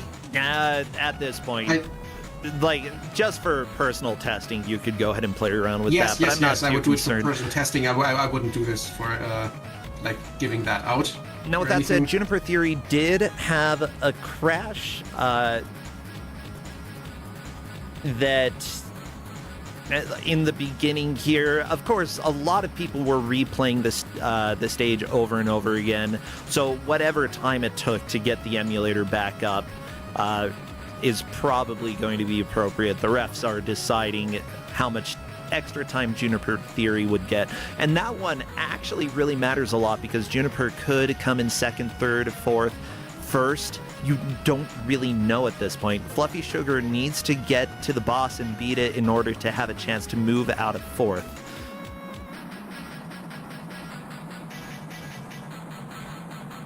Yeah, one thing that makes me think here about the possible limited continues and such, it's making me have flashbacks to Iron Sword, Wizards and Warriors 2, because that's a game where you do have a certain number of continues until you make it to a certain stage, in which case you lose all of your continues. And if you make it to that stage with no extra lives, you're pretty much done. You're not going to beat the game. I remember the Amiga port of Rainbow Islands being the same way. Oh no! I don't know about any other version of that game, because I never played any other version of that game. Okay, level 2 completed for Ninjora, so Ninjora can actually continue their lead. 2 clones left. And now we're unit hunting, but Alopex is on her heels. Her? No, wait. Ninjora, I actually didn't check for pronouns. Hold on. You are fine. Actually, I did check even. Okay, I just it looks forgot. like the refs have decided that Juniper Theory is getting an extra minute. Ninjora did not have a crash. Instead, just got a solid game over. Yeah, that is not... And there we go. Press fire to continue. Okay, so that shows up after the game over pops up. So, Ninjora did have a continue there, but it may be limited continues once you make it to this stage, or it's possible you just have like 10 continues in this game, because why not?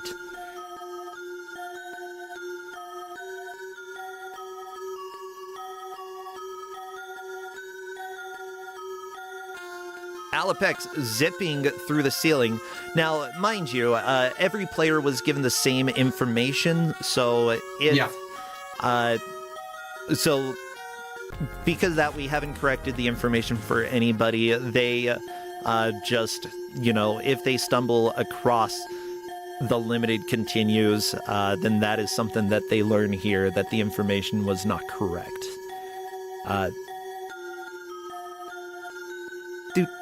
do, do, do, do, do, do, do, do.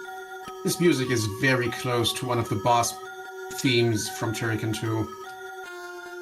Like, really, really close. And this came out after Turrican 2, so they might have ripped it off.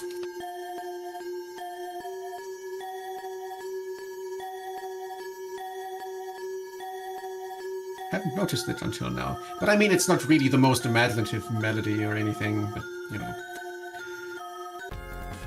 In general, the quality of the music in this game is, you know, as is typical for Amiga jank, for some reason really, really good. Yeah. It's suddenly not. Amiga music, I mean, it's such a good sound chip. The people making Amiga games were a lot of the times developers who had worked on the Commodore 64 and knew how the SID chip worked and made it sing. And simply put, if you know how to make the Commodore 64 sound good, you can make the Amiga sound good for sure. Oh yeah. So now we have an interesting situation because both Alopax and Ninjora are on the same stage, and there is one unit between them. Okay, yeah, I think that there is getting close to a consensus for the referees for how much time to give to Juniper. Did I jump the gun? Because I already said that there's gonna be in 1 extra minute.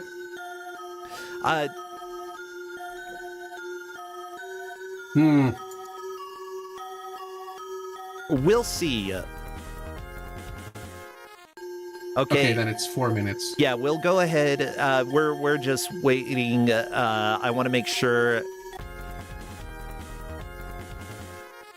Okay, I think that all of the refs agree, and we are going to be giving Juniper Theory 4 extra minutes. Uh-oh, show game over sequence. Uh-oh.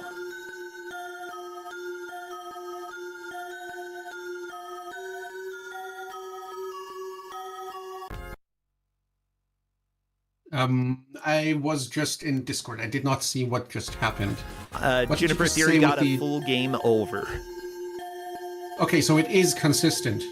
It appears to be so.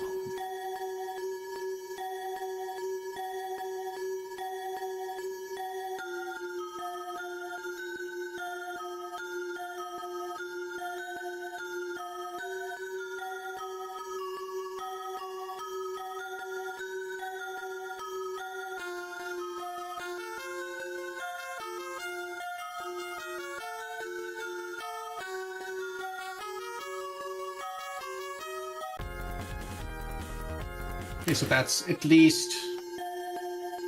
Oh, dang.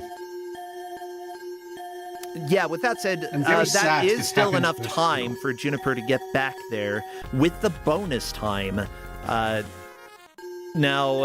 Ninjora has been playing through this stage for quite a while. Ninjora has made some more progress. Oh yeah, and people in chat are mentioning blind jumps with a kill plane. Absolutely Yep. fun. That's good. That's peak game design. Oh, so, okay, so now we are tied-ish between Alpex and Ninjora. Ooh, yeah, Same amount of units, but Ninjora got there earlier. So as of now, Ninjora is still in the lead. Oh, Ninjora getting a full game over that's as full game well. over. So now it's the chance. It's Alopex's chance to take first. Alopex has moved into with the about first 2 minutes to 8 go. units remaining. With 2 minutes to go.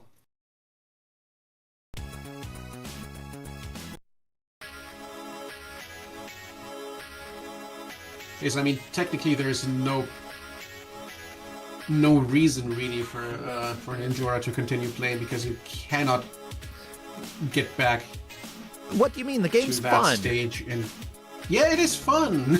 Oh, there's no reason to keep playing video games. Is that enough to keep playing a game? Yeah, it is. sometimes you just keep playing because it's not fun for some reason. Now this game is actually fun. I can recommend trying it out. Oh, right! Clade was asking me if there's frogs in this game. There are frogs in this game, and I hadn't thought of that. As they're not green, but there's like hoppy frogs jumping around in World 2. So, yeah. There are frogs. Yeah. Next game Okay, over. I will let Juniper Theory know as soon as the timer runs out that the extra time is being given. We are giving 4 minutes as decided by the referees. It is enough time at this point. Going to be difficult, but it's enough time that Juniper Theory could potentially use it, unless she might not be able to beat this the puzzle. racer takes too long. You think that the racer takes too long? I think the racing stage would take too long. I don't know. Also, Juniper would have to fight the boss with the basic weapon, apparently. I will leave it up to Juniper if she sure. believes that it's going to take too It's her long. decision. I guess. Yep. Okay, Guess maybe this is going to be allowing time, but we are to going save state over if you reach a time. new world would have been. Okay, that's time for most people. Yes. And it appears that Ninjora has immediately paused, so I'm going to go ahead and play our... You know what? No, Juniper Theory has audio. Duh. What am I doing? Hello. Moving over to Juniper Theory's audio. Let's listen and see what happens here.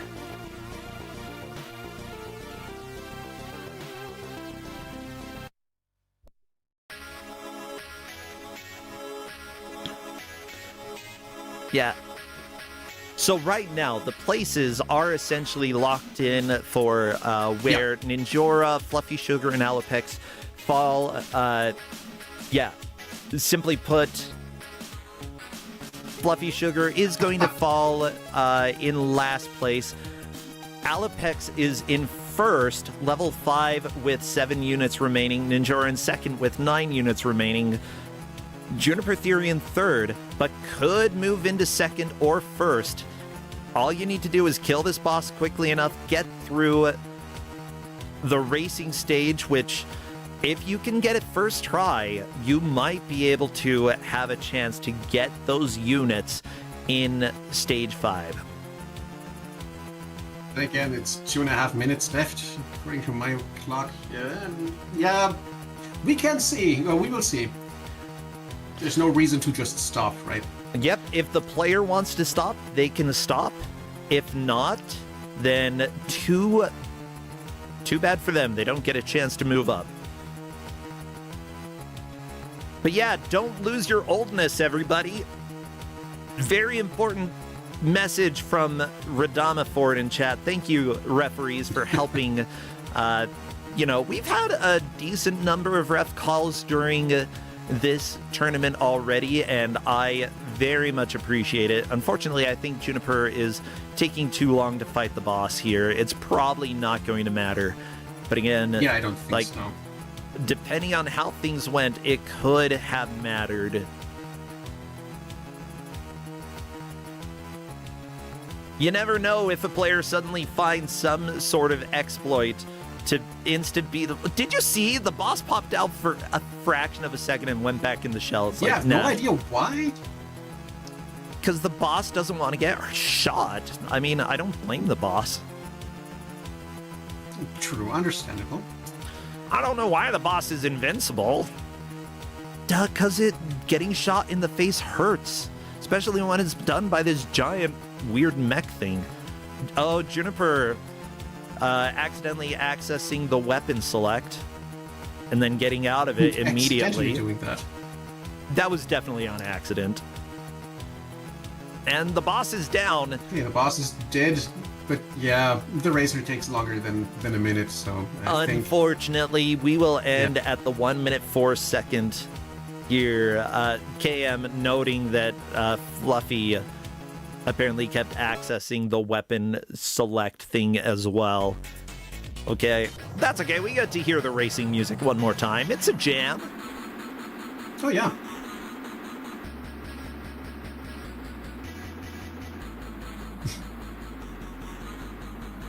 Yeah, by the way, we do have a playlist for Kusogrande. We add songs to it from time to time. There's a very good possibility of this game possibly getting some tracks in there as well, because they have been a lot of fun. And that, my friends, is time. Throw your hands up in the air, shake them around, shake your butt maybe, and then, yeah, I guess that's pretty much it. Alapex is our victor, having made it to stage, what the refs are calling stage 5, and getting down to 7 units remaining. Ninjora, 9 units remaining. Juniper with 12, and then Fluffy Sugar not making it to that stage, only making it to the racer. That is the order. All of them made a lot of progress, though. Yeah. Yeah, how do you feel they did? It's just too bad about that continue issue. I know I'm gonna beat myself up over that for a bit. Yeah, but I mean, everybody got the same information. It's unfortunate, but yeah, I mean, that's it's consistent. It's goes. just something that I tested for that. Hello there. Hello, Alapex. Welcome and congratulations. You managed to, in your final push on level, I guess after the racer, we're calling it level 5, got down to 7 units remaining. You barely passed Ninjora, who was at 9 remaining, and got a full game over there. So, great job. We didn't know there were full game overs. Yeah, kind of surprised me too. Yeah, yeah. we even even tested for it. Mhm. I'm not exactly sure how, Yep. but welcome to I used a Kusogrande. few, By I used a few dying a continues whole in lot. that level. Oh yeah, I saw think you it only use them. starts in in that world. I think the continues are infinite before that. So yeah, great job. What do you think of this game, Borobudur, the Planet of Doom? I think the audio is just excellent because I could not hear the game the entire time.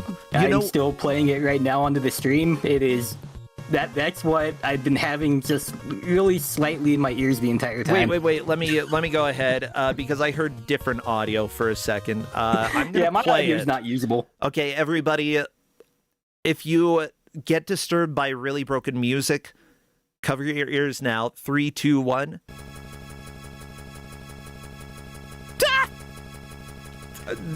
What do you mean? I could listen to this for an hour. Yeah, okay. I'm gonna kill the app now because I'm sick of hearing it. Yeah, good idea. Beautiful, beautiful. Well, great job getting through there. Other than the music, what do you think of the game? I think it has some decent ideas, but the execution is absolute crap. Uh-oh. Yeah, I agree with that. Okay, Well, I wouldn't go as far as saying absolute crap, but it's pretty badly executed. Yeah, it's bad. yeah, so what do you mean? Like, do the controls work? Are they laggy? I know the platforming was a little bit of a nightmare considering how many times people got stuck on ledges just trying to do very basic jumps.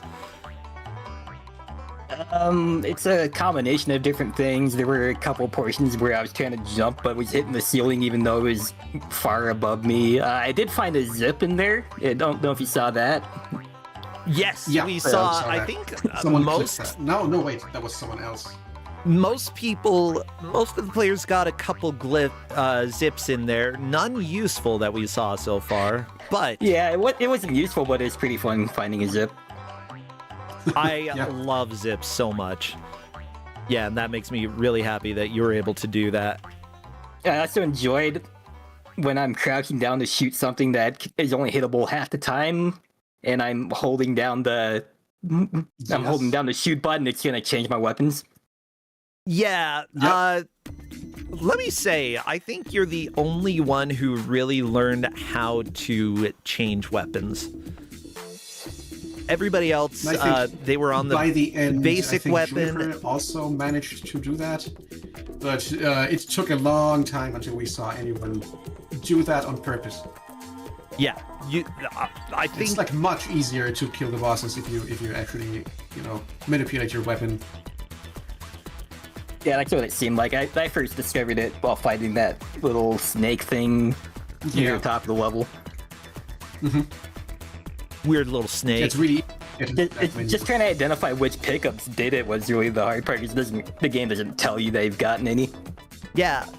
Everybody did pretty well in this match, though. Like, even the person who came in fourth, Fluffy Sugar, made it to the racing stage, and I don't know if we expected anybody to make it that far. So all of you had fantastic pushes.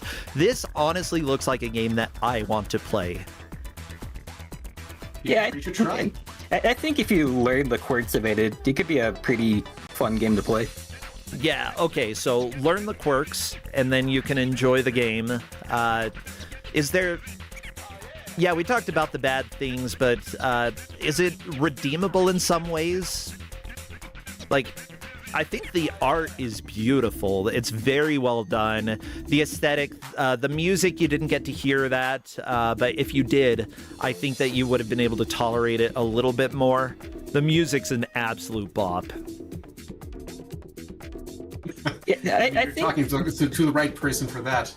I think if it went through a little bit of like playtesting to see what is going to be catching most people up, and especially like on level 1, then I think it would be redeemable. Also, blind falls are always terrible, so... Oh, Yes. yeah, there were a lot of really annoying blind jumps and such that people had to deal with. That, by the time this game came out, they should have had that down, but nope. They didn't. There's only so much we can do about that, which is called complaining. Well, good. So yeah, if you like up the platforms a little bit on the falls, then that would Or if you at it would least remove some roll of it. speed to your fall velocity, and Yeah, that was funny too. When you're running fast, the screen doesn't scroll fast enough. so Now- you die. Alapex, I've got a very specific question that I asked somebody in the last match, but it might have actually been you. Have I known you forever? Have I known you, like, since the late 2000, like 2009, 2010, when I was an admin of a forum? I did hear that question, and no, I've never been on any forums like Damn that. it. Okay. Well, there's someone in the community. Although I will say my name might be used by certain people within that community just because of what it's based off of. Maybe it was a different Alapex. I don't Yeah, 'cause know. I have people bugging me on Discord sometimes for the name. Like, hi, how you doing? Well, sweet. So I want to know, are you streaming these days? Or if not, do you have any games that you're really enjoying lately that people should check out? I've been streaming extremely off and on, so kind of stream, but also the only time I can stream is on weekends, so if I'm not really feeling up to it, I just don't do it. Understandable. As for games that I would recommend people playing, I've been enjoying the Kus9rande games. If you played Pokemon Mystery Dungeon, that's the same Ooh. series. Okay. Yeah, I like Mystery Dungeon. It's really cool. Well, good to know. Everybody check. I'm going to have to go. Kus9rande the Wanderer. Okay, I'm not familiar at all with that, so that's good to know. I might have to check it out. Well, thank you so much, Alapex and Dolores Fred. Thank you for giving the game out. I'll go Yes. ahead and let you both go. Okay, see ya. We'll see you next time. Yeah, see ya. All right, Bye-bye. everybody, because I have to, I'm going to run a little ad so that I can go and use the restroom, and then we will get right back to the final game of the day. Stay tuned. See you in a couple minutes.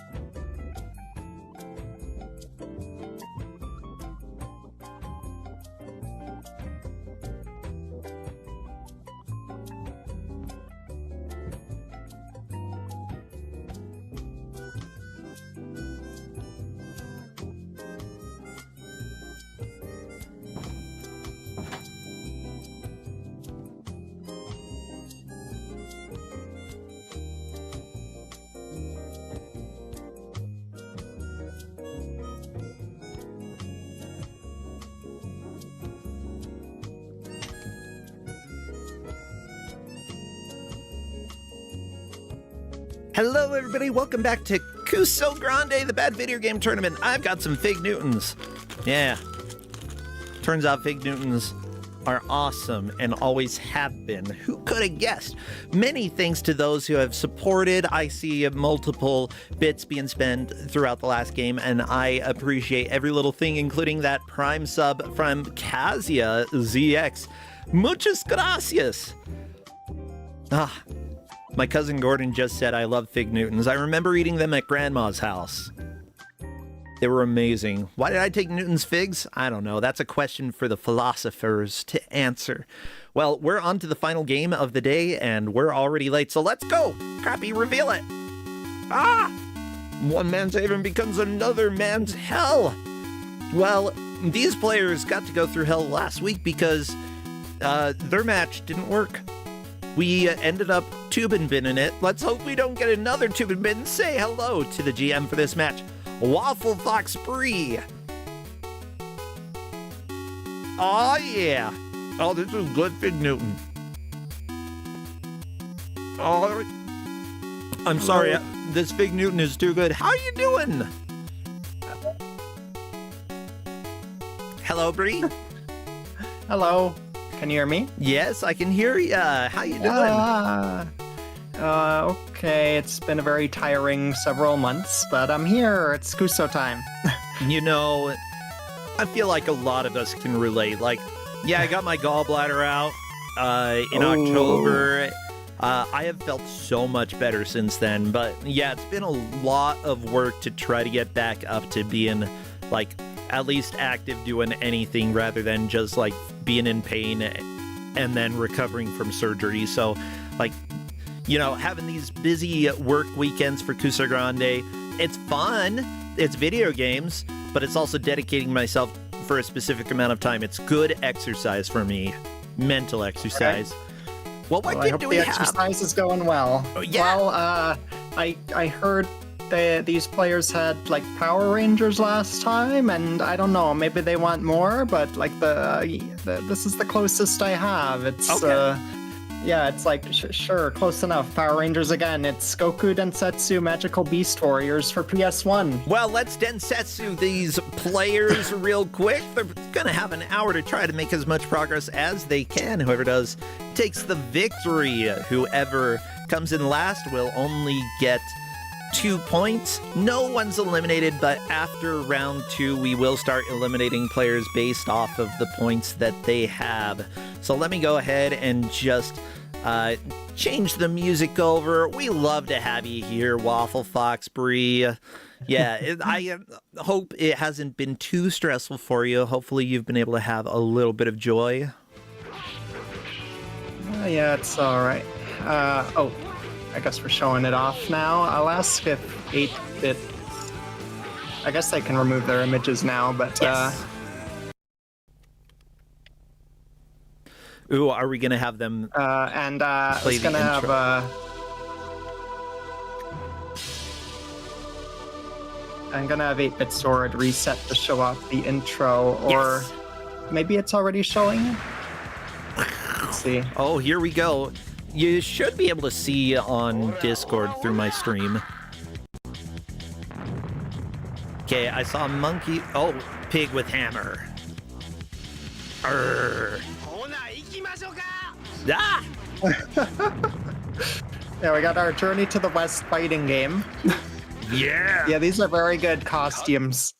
Oh, 8-bit is going to reset to show the full thing. Okay. I guess that's okay. We didn't miss much, or... That's all right. Too bad. You get to hear the PlayStation sounds. Oh, yeah, that's a good noise. I like that noise. Unless it's at, like, full volume and, like, scares the cat. I have jump scared myself with that noise we've much. had our... Yeah, CRT turned up too high and just scared Nancy at both the PS1 and PS2 startup voices. Not Nancy. Okay, in a world filled with monkeys and kings comes a Monkey King game. I love me some Monkey King. Okay, good decent moves. Okay, not a bad. Yeah, good moves. Ora. Ora.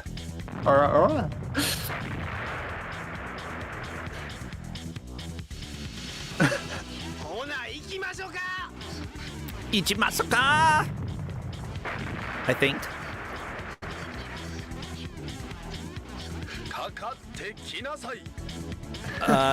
Kaka. If anyone's more familiar with these characters, feel free to say stuff, because I am not. Like, I mean, I recognize Son Goku, but the rest, I don't. Yeah, I've played multiple Monkey King games, but I still don't know them because they were all in a different language.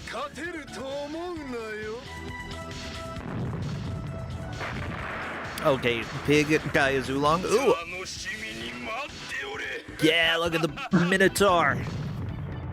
Good nose ring. Okay, we've got...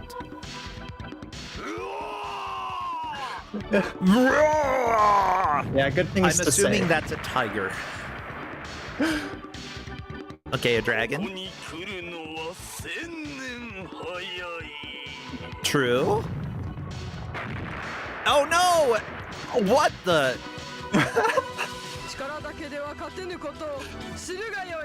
Although that does look like different characters who are in games that exist surrounding that story. So good.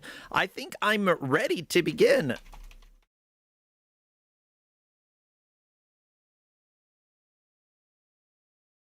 Okay, and if needed, I can recrop 8-bit sword. No worries about that. Simply put, when players alt-tab, sometimes things happen, so I'll wait until everything is good to go. Okay, it looks like everybody but 8-bit sword has confirmed that they're ready. Okay, there we go. All right.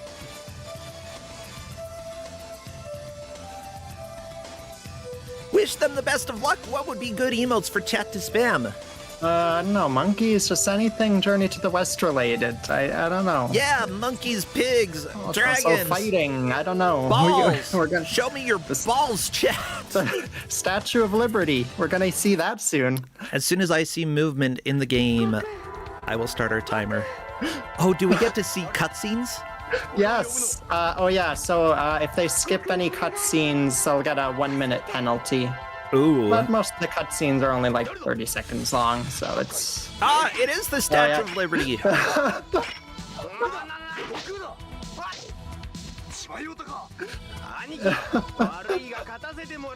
Dao. Well, that is bad news, Bears. It's okay. We're getting into this 8-bit. All of the players going up against Oolong, if I'm not mistaken, and I will recapture 8-bit as soon as we have. There we go. We have people starting.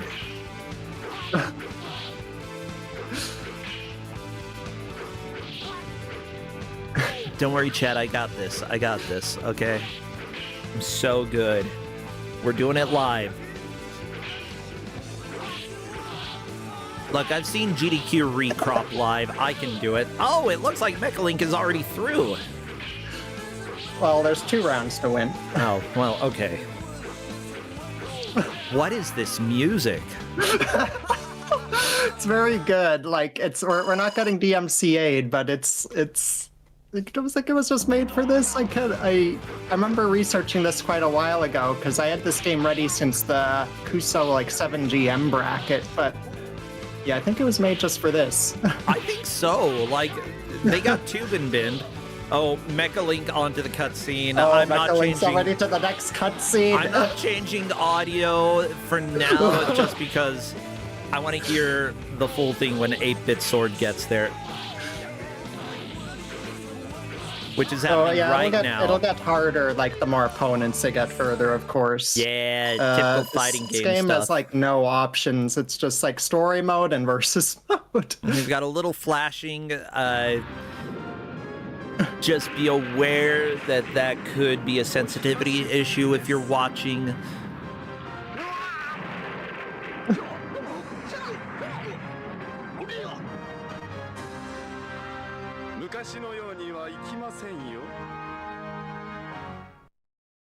I'm really enjoying these cutscenes. So, oh yeah, I had a special rule for this match. So each character you defeat, you unlock them. I'm making it so they have to select the newest or rightmost character on the player select screen. Okay, what if And they as you mess up? well, I gave them warnings. I hope no one messes up, but like they should have like plenty of time to. But yeah, like basically, whenever you lose access to whichever character until you're down to one character left. Which I wanted to make sure it's like Son Goku for everyone, so there's no like advantages or disadvantages in that case. Yeah. Okay, there we go. Mechalink getting through fight number 1, moving on to round 2. Mechalink definitely in the lead. He took second place in Kusa Live at this last GDQ, and yeah, has done pretty well in the past, so it's good to see him taking an early lead here. Uh-oh, Jal losing one round. Uh-oh. Although, if you do lose all your characters, I don't think, like, Son Goku's, like, a bad option to be stuck with, like, as your last character. If you just keep selecting continue, like... Yeah. Yeah, he's pretty well-rounded, I feel. There we go, Mechalink getting the victory here. Beautiful job.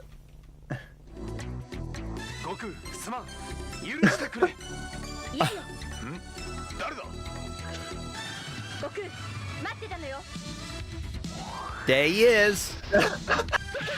Yeah. I like this mysterious, like, mist in front of the game. Oh no, is this the game over screen for Jal? Ah! Yeah. Yeah, like, you got a screen of, like, whoever beat you, and then you're back to the character select. Birdman wins! So... yeah, like, if you lose as your last character, then you do have the choice to continue, and you can only select that character. What if you lose all your characters? You get to select continue, and then you get, I guess, the last character you chose. You still don't get access to the characters you lost as. Wow.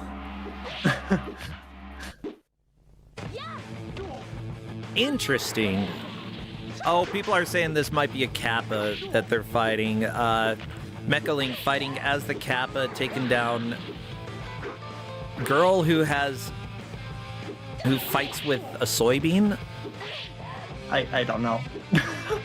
Not sure what that is. Some interesting animations in this. Or a gourd. It could be a gourd shield of sorts. Oh, people are saying it's a fan. Ah, makes sense. That's a really big fan. Yeah, and she's kind of... Oh, there we go. That was so close for Mechalink. Hazelshade is through it. Easy second place at this point.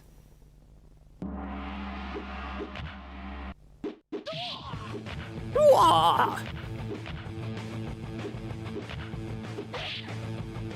Oh, 8-bit going down. That is one loss, possibly going to get another loss. Jal just trying to finish him off. There we go.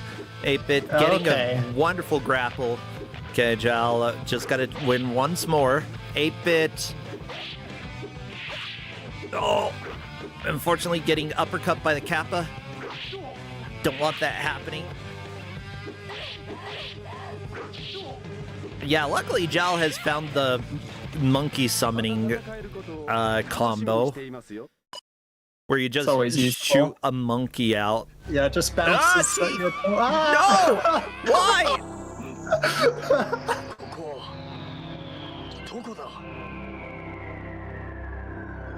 Well, everybody, welcome to Goku Densetsu.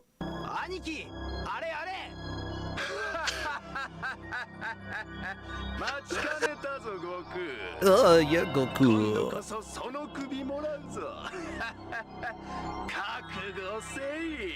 This acting is top notch. So good. Oh no, Jal and 8-bit. Oh, they're through. They're through. Very nice.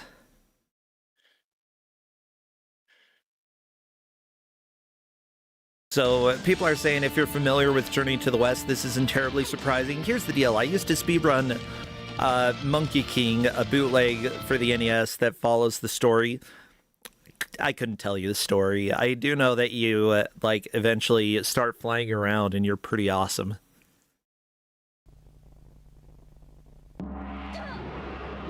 Ooh, Mecha Link using the spinny ability unfortunately got sucked into the gourd and oh no! Launched out! Yeah, you don't want gourds sucking you up. Hazel Shade is through. Oh, onto round 3, never mind. Very, very nice. Hazel Shade currently in second. 8-bit and Jal essentially tied for third.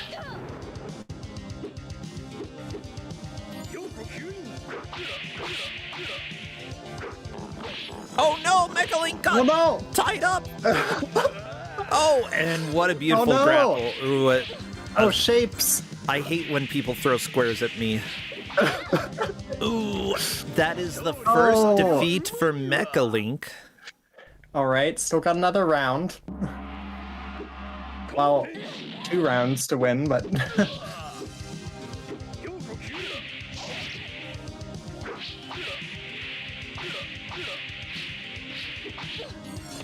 Yeah, trying to go for the space kicks, spacing it out. So at this point, if Mecha Link does take another loss to this dude, he will have to go back and play as the whoever you got right before the Kappa. Yeah, whoever that was. Right before her. Is that the Kappa? Or the... Oh no. Yeah! Mecha Link lost.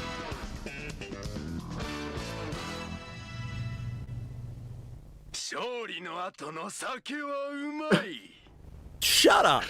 Don't you dare say that about me. I'm gonna punch you in the face.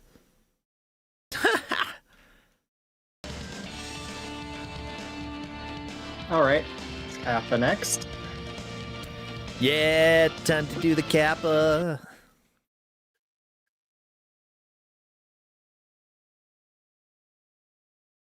So it appears that this was developed by Alumer Limited. They made other games like Mobile Suit Gundam X Review for arcade, Mad Shark on arcade. Why is the shark angry? Blandia for arcade. That sounds bland. Great Swordsman for arcade.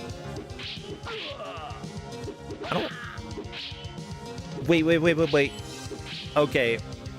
Blandia is also a fighting game with characters like McGill.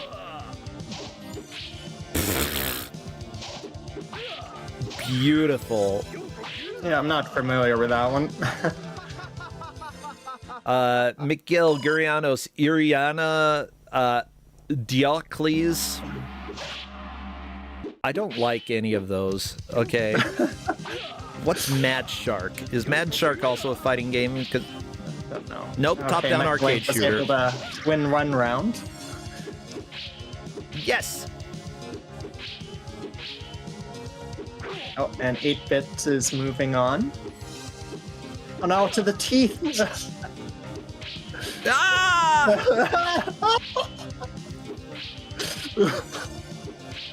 Don't get eaten. Hazel Shade also to the teeth. Devoured. 8-bit is currently in second due to finishing that slightly before Hazel Shade. Very nice.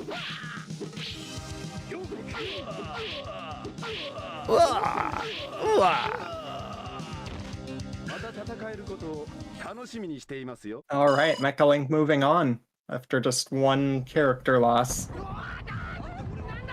By the way, the music was done by Hiroshi Yamanaka, who also did some of the sound effects, or worked on sound effects for Dark Cloud 2. We've got the connection to escape the world of Kusoge. Oh no! My hat light. Looks like a Minotaur, all right. Oh, I think that hurt him. Oh, no, he's shrink him down. smaller in size. Very, very fightable now.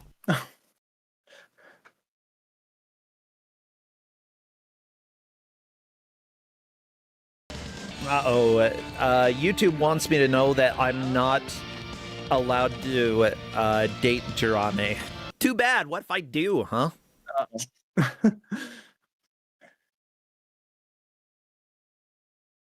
I love that beard and mustache. They don't even look like they tried to make them realistic at all. That's fine. Okay. I love these moving backgrounds. Like the weird broccolis moving in the background for Jal. There we go. Jal moving on. Jal currently in fourth, but that's fine. We get the teeth again. Yeah, we get the teeth again. Ooh, yeah, for the Mechalink getting last time, unless... The Minotaur is so short. However, if you jump at him, he can just grab you out of the air, it seems like. Oh, suplex. Spin it. Oh, all of these grapples by the Minotaur. I like them.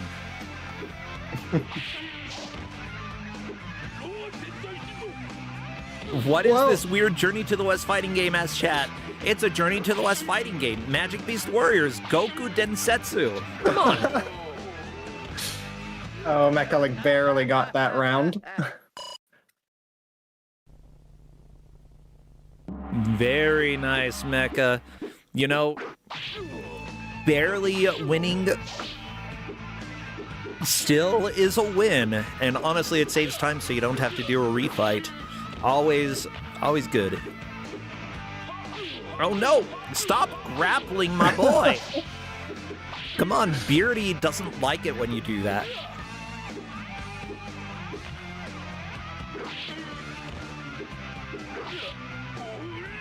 This music is kind of a jam, though. I like it. Yeah, it goes very hard. It's good. So the Minotaur might get around in here. Come on, Minotaur. Low kicks are doing it. Whoa! Oh, you lost. Look at him, like, kind of flexing.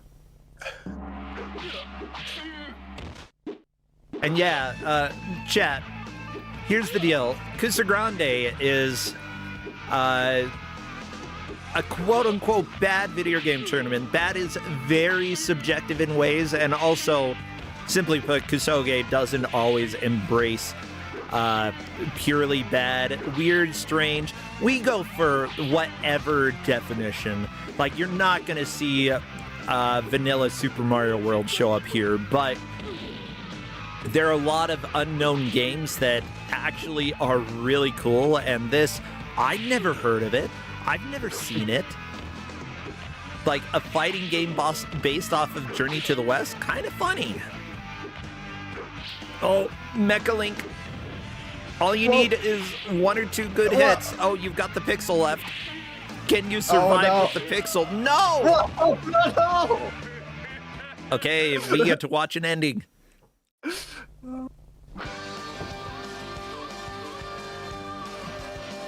Yeah.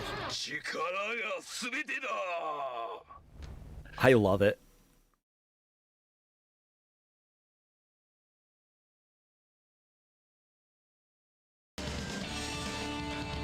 Alright, Mecha Link's lost 2 characters now.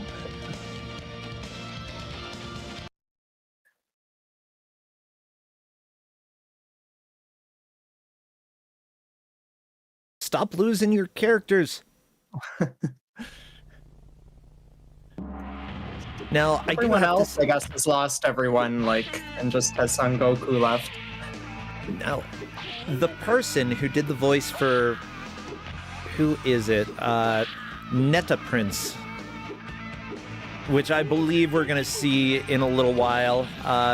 Also was one of the motion actors for Samurai Warriors Chronicles, Metal Gear Survive, not the best Metal Gear game out there, Monster Hunter Stories, Knight's Journey of Dreams, Eternal Sonata, Soul Calibur 3, Ark the Lad, Twilight of the Spirits. Like, yeah, they did a decent amount.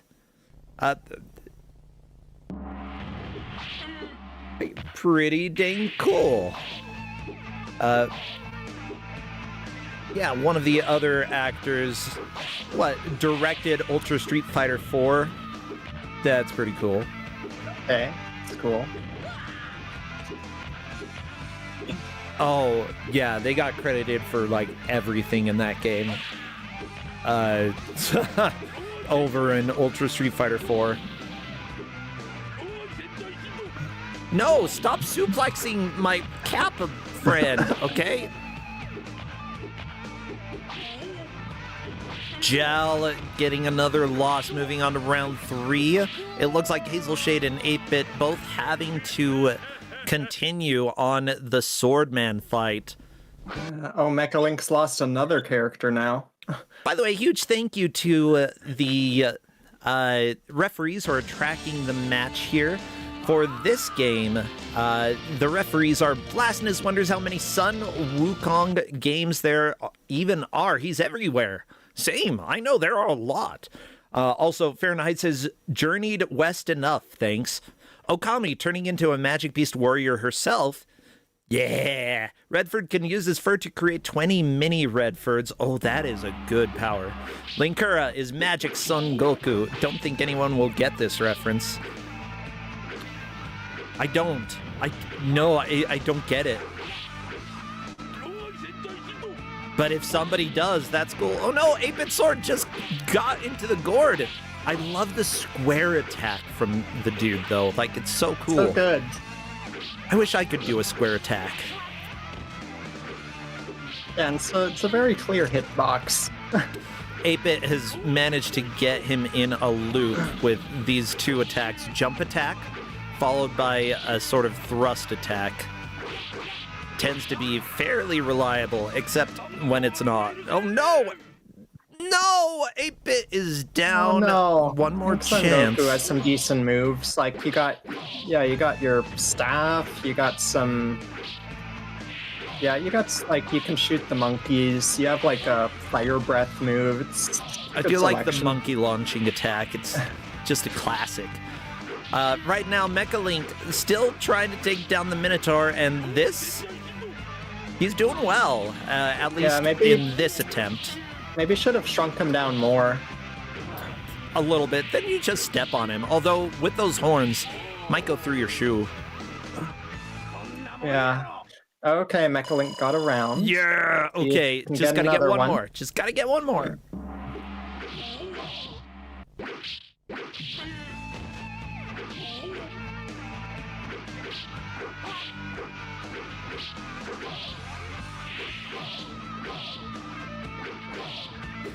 Also, I like that health by the referees is being tracked based off of how many cubes are left. Yeah, like, it's very convenient that this health bar has some, like, patterns on it you can count. Yeah, the weird, like, I want to know what this pattern is called for the health bar, because first off, we had a table at my house that had this pattern on it, and second, it really makes me think of old Mormon videos that were some of the most boring videos I have ever watched. Ever.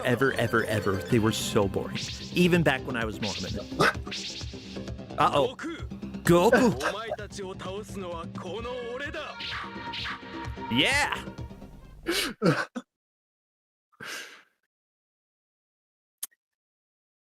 Oh, it's a Greek key. Okay, interesting. So they took it from... yes, this ancient Chinese tale using some Greek design.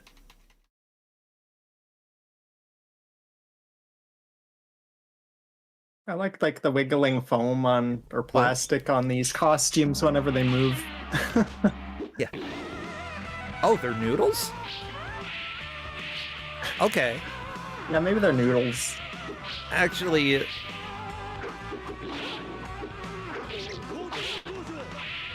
representing infinity, unity, and the eternal flow of life. You know what? Sure. That sounds good to me, but yeah, it appears that it was probably Greek, but it does appear much earlier than Greece amongst near and far eastern cultures that are far from Greece. So that design was used before Greece. Take that, the Greek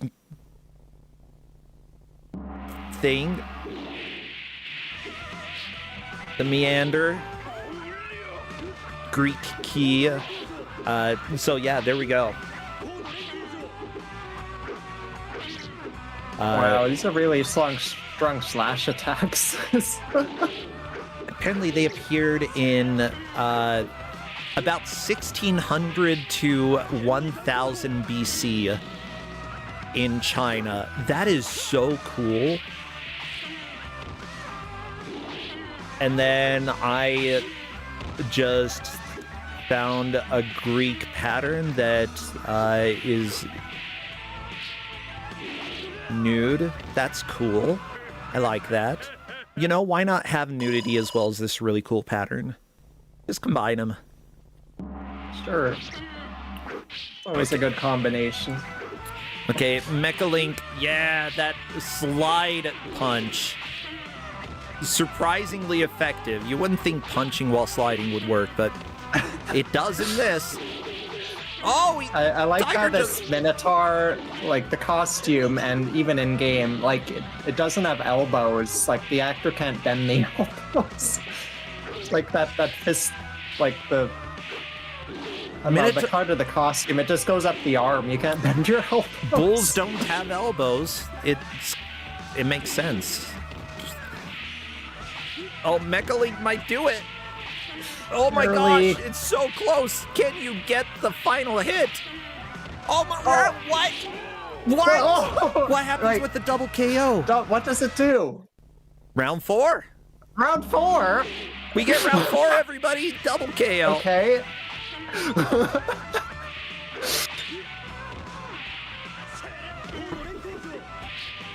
I would say that is basically as close as you can get to beating them without beating them.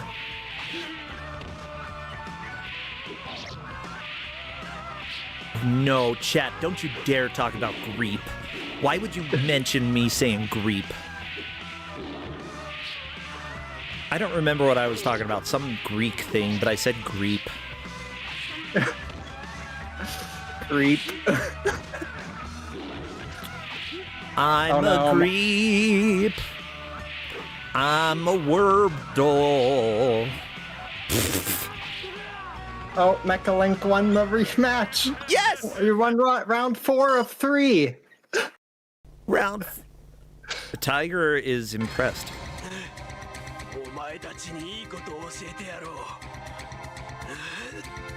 Have we been keeping track of this plot?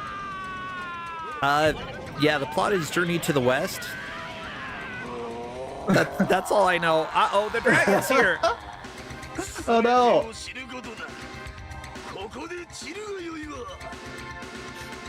I like that mask, though. Like, genuinely kind of cool costumes. Ooh, someone said this might be Shenron. But I thought Chevron, like the gas station, for a second. Oh no, Zhao was so close to beating Swordman. Unfortunately, Zhao goes down. It looks like Hazel Shade is back earlier on in the game. Did Hazel Shade get a full game over then? Oh no. It looks like Zhao did as well. Oh no, I can shoot faces.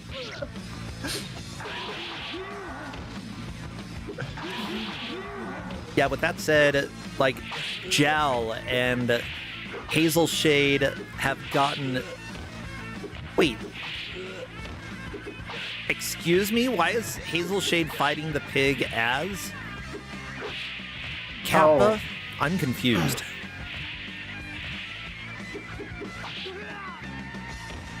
Oh, no. Okay, it's the other way. Hazel, they are fighting the Kappa as the pig. I just got confused.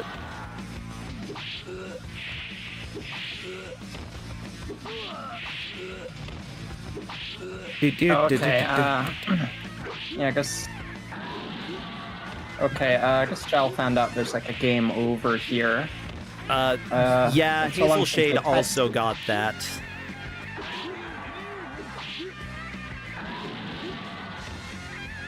Yeah, so, like, unfortunate, but that's the nature of the beast. Once you know some of the moveset of, like, certain characters, though, if you get down to that character, you'll be able to plow through some of these fights, especially the early fights, very quickly. Once you know your opponents, it should be a lot easier to get through again. Yeah, Mecha Link gonna have to go up against Chevron again.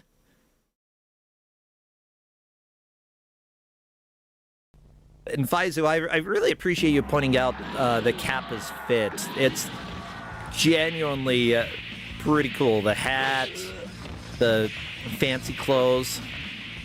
If I were gonna go fight somebody, I'd not wear fancy clothes, you know?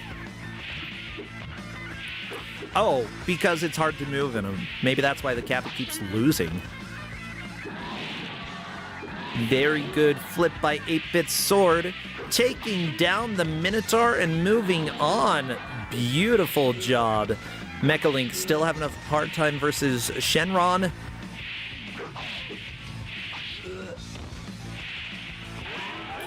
Oh no! Mecha Link tried to do the slide punch, but unfortunately Shenron jumped up and did a downwards poison blast.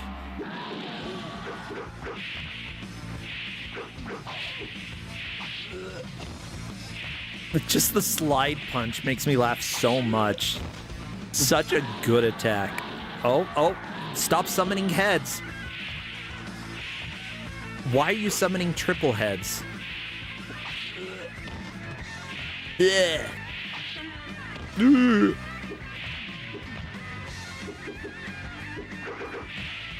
Yeah, a lot of unique animations in this.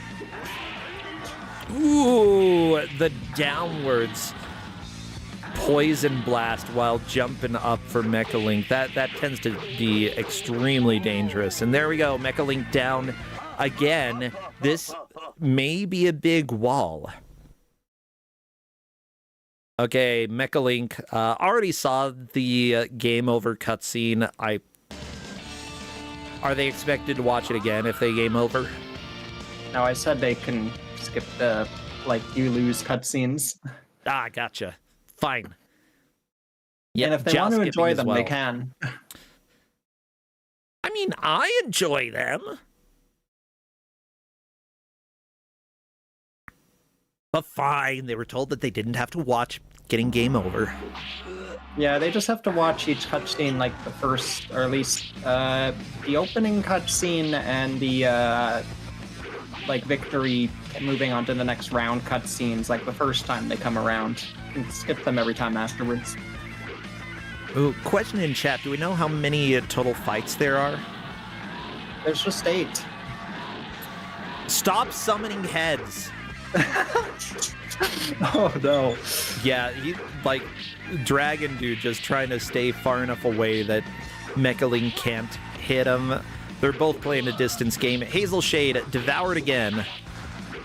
8-Bit getting a game over, or one loss against El Chigre.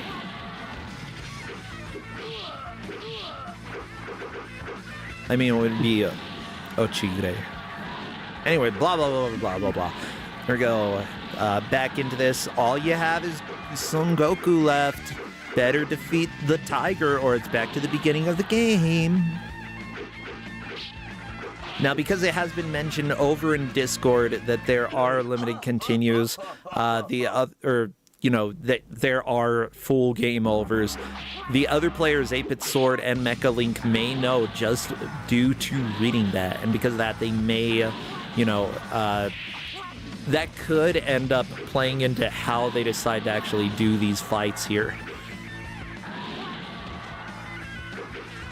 Yeah, on the other hand, Mecha Link might want to wait until, until playing as like Son Goku again, because you might want to see if that moveset just works against this character. Oh, we'll see. Because this is Mecha Link's last chance against the dragon. Yeah. So I don't think Mecha Link's gotten to the continue screen yet.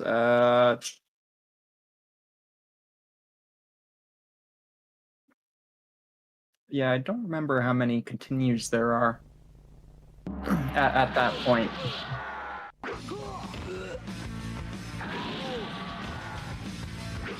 Yeah, you gotta get around those flying heads.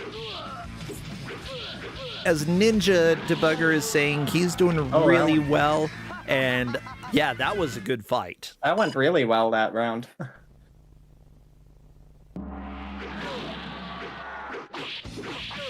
Oh, unfortunately, the enemy managed to close the gap and get right in there, getting a pretty good combo. It seems like if you can keep him at a distance, you're usually able to get quite a few good hits in, as long as he's not doing his stupid face summoning move. Oh! No! That hit probably would have done it. Okay. Can you do it, Mecha? Roar!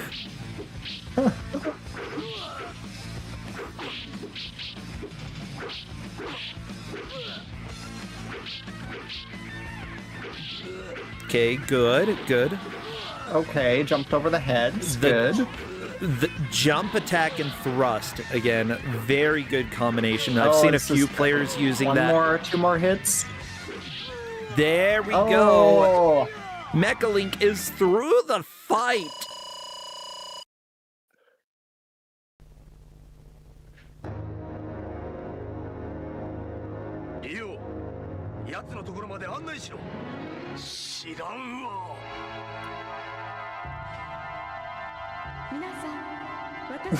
You beat a dragon, you get a girl. That's a pro tip for all of you watching. Oh, wait. Oh, I don't want this girl. Ah! She's got knives. Whoa, she's got everything.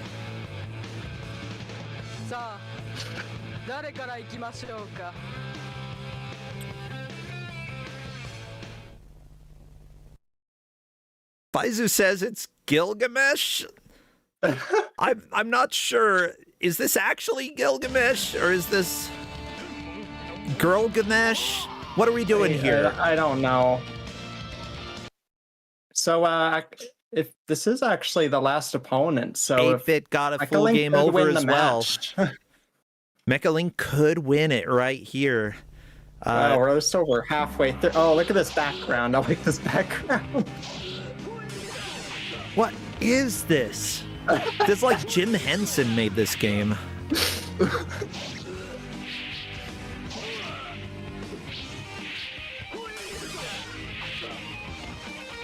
Okay, I think Mecha Link's got into a good rhythm with the jumping in with the staff there and other moves.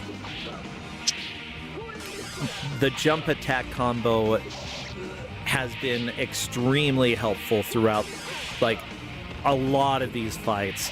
Not every character has a good jump attack combo, but Son Goku does, and apparently Dragon does as well.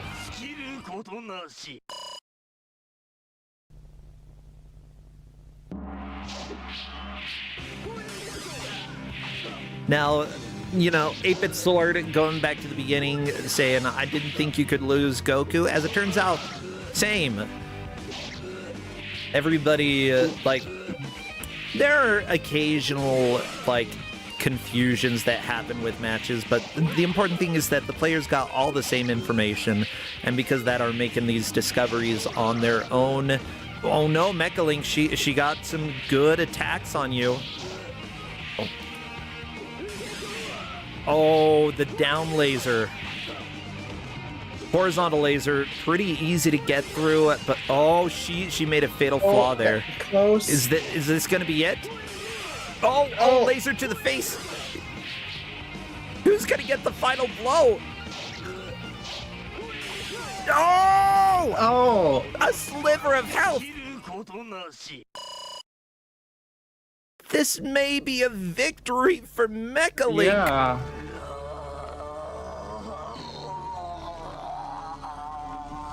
I'm gonna send Mecha Link a DM. I don't want to spoil it for everybody else. Yeah. We can wait till the credits show up, maybe, but.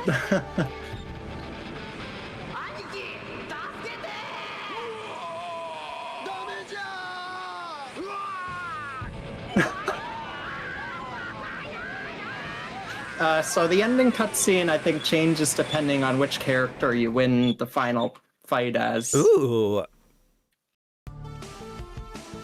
All right, here we go. Look at this, this making of these photos. It's great. This is a Bach piece. I love. This is the second part of. You know that one. Do do do do do do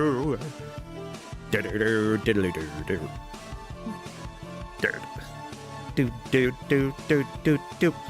This is a wonderful bop.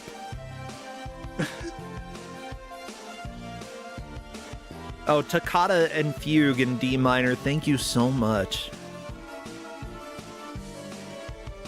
Don't Toccata my Fugue. Yeah, Mecha Link will likely come and join us in a little bit, and then I will swap. When Mecha Link stops with the music, I'll swap over one of the others. Hello there, right. Mecha Link, and congratulations on taking the victory. Oh, awesome. Awesome.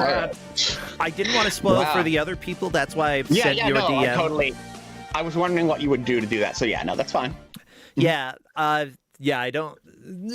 In the past, I've just sent a message in Discord, and I think that it sometimes throws people. Oh wait, never mind. You got game over. Well, there's the end. Game over. Just like on an arcade, right? You beat the game, and it's like game over. I mean, literally, it is game over. Yeah, it is that. Yeah, Oof, well, man. I'll go ahead and swap the music over to one of our other players so we can hear it. Mecha Link, since we've got you here, how was it? How's the game? Characters had different jump heights and distances, which made for miserable closing, right? Like, it's like, they're like the Kappa looking guy could go really high, the pig guy couldn't really get any forward, and that's why I couldn't get over the fireballs, right? Like in the later matches, right? Yes.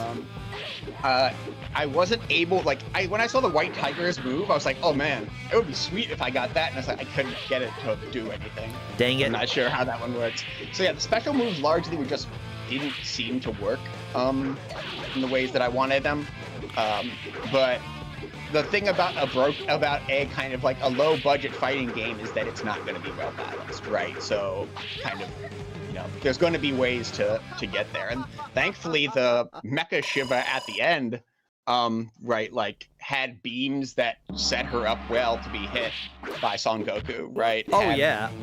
Like that, right? Like all of the setups were really pretty good as long as I was paying attention. Like if I just kind of autopiloted, I had trouble, but like if I paid attention, like really paid attention, right? Like you could get the timing on the openings a little bit. Yeah, that's actually good to know that like you were actually thinking about it. Because like, if you watch, you'll see moments where like the enemy is there and I'm not attacking immediately. Right, like there's just enough kind of like frame lag or like lag on their move, right? Like you're trying to hit it right. Plus, like you could jump into people so easily, and that's where the guy that threw a bunch, right, the bull, right, like that's got me because you can easily jump up next to people, and then the bull seemed to have a wide variety of good grabs. right? And Yeah. so, like, it's not like in most fighters, but like if you're presenting a threat box as long as your armor or weapon is out, and it's usually connected to your body, right? Like so, like somebody tries to get under your reach, they can't because like your arm is still damaged, right? But here, right, like all the hit boxes were on the tips, right? So you could just jump right into somebody and. Yeah. I mean, that's kind of true. If you're fighting with the staff, it's a little bit difficult to whack people with the staff. Yeah, no, the effectiveness of those hits definitely is more on the outside. So, like, it's more that, like, fighting games don't do that, right? Like, it's not necessarily, like, bad that this one does or doesn't, right? It's just, it's different. Right? Like, I kind of dig how different that is, though. Mm-hmm. But yeah, like I never saw Goku's there are more than 3 moves for each character, right? Like it's obvious. Right? Oh yeah, like the enemies do a lot of them. Yeah, the enemies do a lot of them, right? Like even in the attract mode, Son Goku has like the cloud move and like the bouncing thing and just a whole bunch of stuff. Yeah, so, yeah. I mean, Zhao has been using the bouncing monkey attack quite a bit, and it seems pretty decent. Seems relatively fast and stuff. But yeah, really, I was like trying to find the angle which I could like the game. Right, like just was like you've got me in a loop, right? Like, and that was harder on some than others, right? Like, but as eventually I found the right timings, right? Like I managed to pull it out, and like, in general, like Goku's got very good like mobility, Goku's got a lot of really good attributes in terms of the play, right? Like, the aerial was good, right? Like the crouching attack was good. Right, like you could those crouch attacks were not crouch forward, by the way. They're crouch backward, so you can do them from guard. Oh, right? Like you can nice. do all of that stuff from guard, right? And that's also a big deal, right? Like once I realized that, right? Like all those whether there was like a sweep forward or just a swing or like whatever it was, down back was enough, right? Like you didn't have to down forward into them. So yeah, you could, and you saw me catch on to that later, right? Like where I was doing a better job of blocking. Right, and it's because I realized down forward is not necessary, down backwards works. Yeah. So yeah. Well, cool, cool. This is just a really fascinating little thing, right? Like 95, right? Like tokusatsu, right? Like pouring out of its ears, right? Like then sprite-based fighter game. Yeah, I mean, like, what do they call? Sort of like Mortal Kombat, where they took pictures of the individual costumes and such. Yeah, I will say that the Beard Man definitely appears to have the lowest budget because that beard does not look accurate or correct or like it's attached to his face in any way that guy's whatsoever. Definitely just like we went out to a costume store and got a beard from like a pirate costume or something, right? Like it's hooked on your ears, right? Like so it exists. Yeah, that one's not great. But all of the others, they're so good. A lot of the others are so good. Like I really dug the Shiva. Right, the super dug the robot Shiva, where it's just like weapon, wait, what, drill? Like it's like the game shows you the 6 arms, like weapons. Okay, that's kind of attached. It's weird. And the last one's like drill. I love it so much. It's so good. But yeah, no, there's a lot of kind of interesting stuff. A lot of the interesting stuff here is just right, like the fighting game, right? Like it's obviously just kind of super fun. Yeah. Like, maybe they put the drill in for the Gurren Lagann fans, Right, like the having height differences is kind of fine-ish. Having just like backward distances is kind of light lethal, right? Like it's just like you put up the pig up against a projectile, right? Like and he's done. Yeah. Right, like he's like can't get over it or he can't close the ground. Right, that's what happened against the second to last fight. With me with the pig, it's just like I literally cannot get over this projectile and move forward. Yeah. Yeah, that's a bit of a problem, especially when it kept summoning heads and heads and heads and heads and heads. Right. I loved the head combo. Yeah. With that said, like, we don't have too many fighting games in Kusogrande, but I get excited when they do show up. This one actually seems balanced enough. It's balanced enough. Like it's more common in like PS1 mystery tournament stuff. Like a whole bunch of random junk. Yeah. Like it ends up being like fighting games, right? Just as random fighters. So yeah, no, you're right. Like we don't do fighting games a lot over here. If we do fighting games, they often tend to be completed, right? Like in some way, right? Like the end is usually somebody figures it out to completion. Yeah. Right.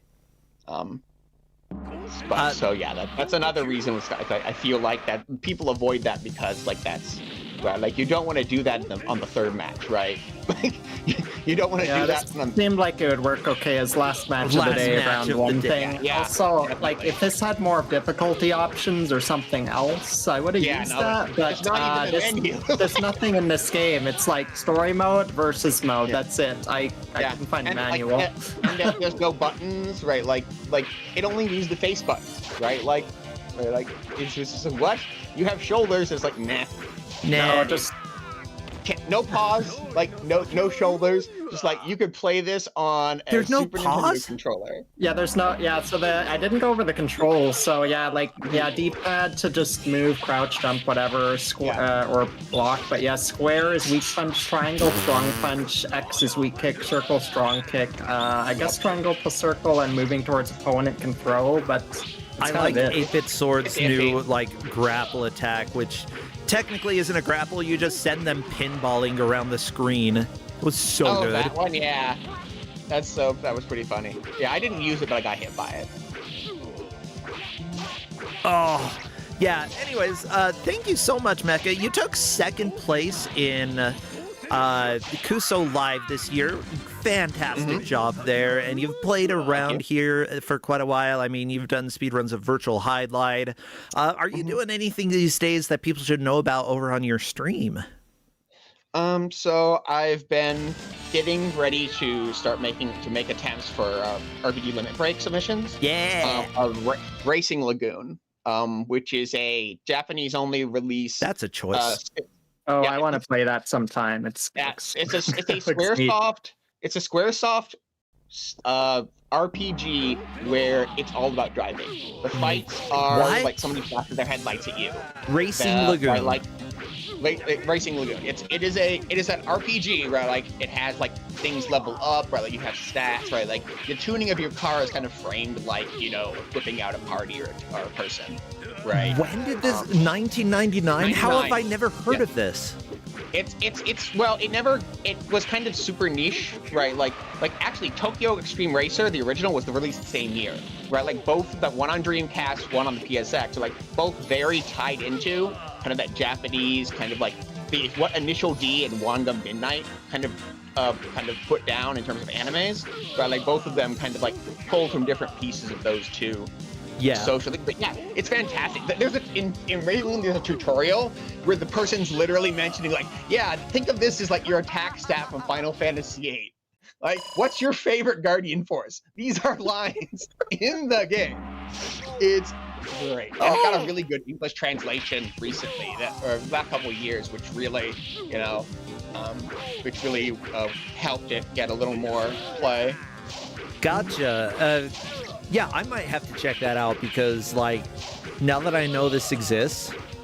Yeah, it's amazing, and it has the same sound people that did Bahamut Lagoon. Ooh. Right? Like, so we're talking like electro jazz type stuff, right? Yeah. Like late '90s electro jazz, right? Really, really cool stuff all around. Like it drives pretty well, like it's an arcade racer, but it plays pretty well, right? Like lots of character, right? Like it is an RPG, kind of like, yeah, it's real good. By the way, just want to point out that Jal is pretty close to a game over here. Yeah, as it turns out, if Goku dies, it is a game over. You go back to the beginning. Huh, weird. Yeah, I've never really seen a fighting game that had a full game over like that. Or at least it's pretty rare. It's pretty rare.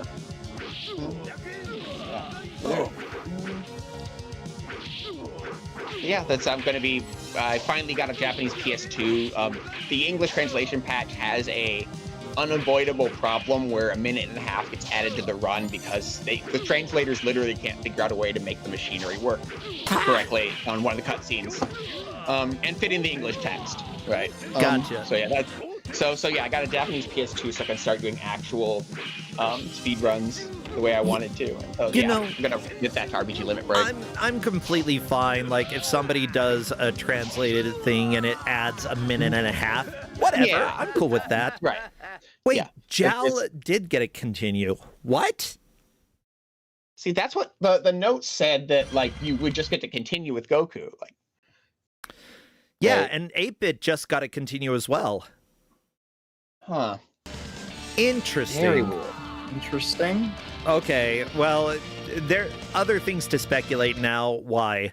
We'll figure that out. Mecha, good luck on recording submissions. I'm hopefully Thank you. going to get some stuff submitted to Fastest Furs, and I'm considering RPG right. Limit Break. There's actually a reasonable chance I'm going to be there anyway. We'll see. Dun, dun, dun. Okay. Okay, well, yeah, take care. We'll go ahead and finish up this take care. match. Please do. Yay, ciao. Chat is noting that there are continues. They're just limited continues. Game doesn't tell you how many you have. Yeah, like it's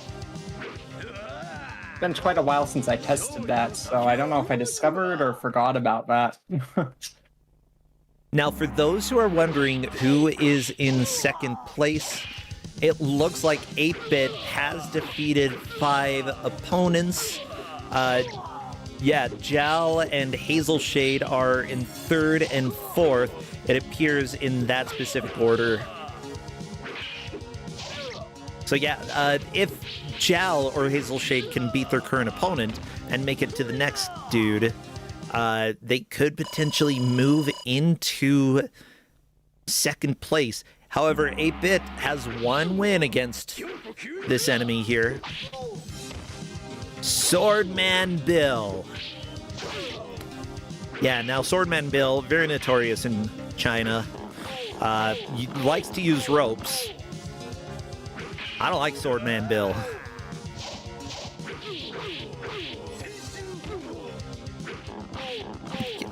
Yeah, Zhao could potentially get a victory here, but she just needs to not get grabbed by this stupid Minotaur.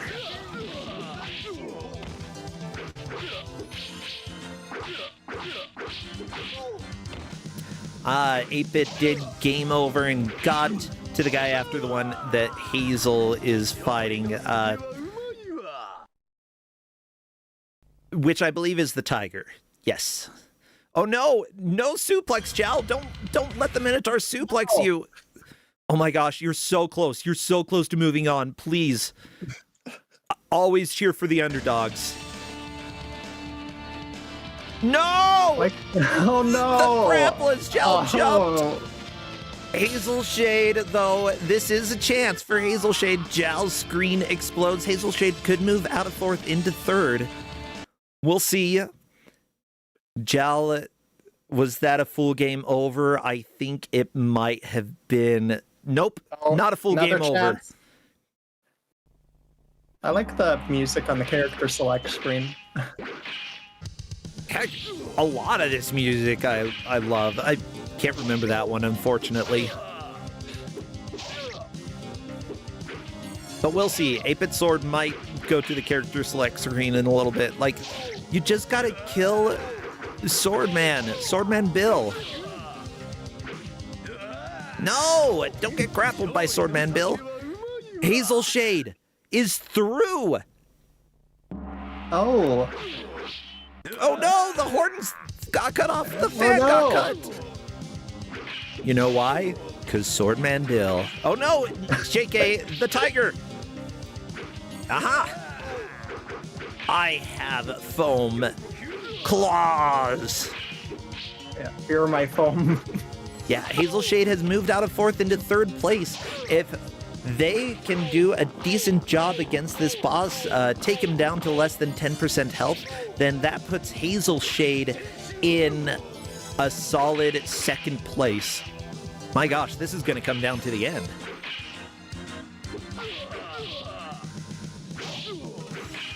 I'm getting excited. This is close.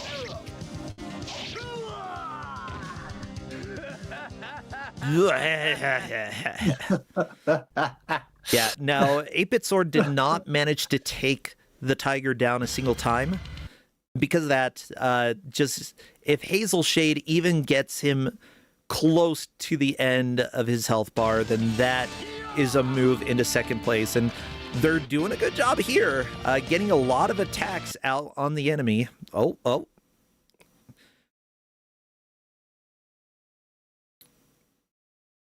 Unfortunately, Tiger playing a lot of good defense here, just trying to hold on to health. That's super close on the health. I think that 8-Bit Sword managed to get his health down just a little bit more. That's something that we'd have to see pictures. We'll see if Hazel Shade is able to deal more damage this time. Okay, our ref says that it looks like that wasn't quite enough. That's okay. We might be able to get enough here. Just get the combos in. The more that you can stun him, the more attacks you can get out.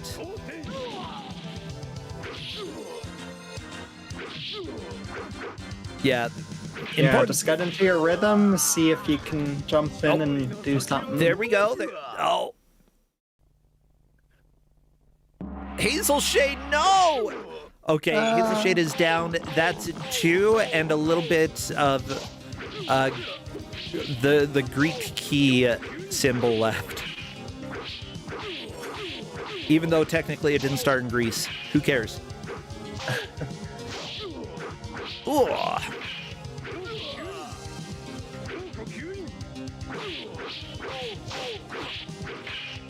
Okay, that's okay. Hazel has plenty of characters to use. Time to burn through them.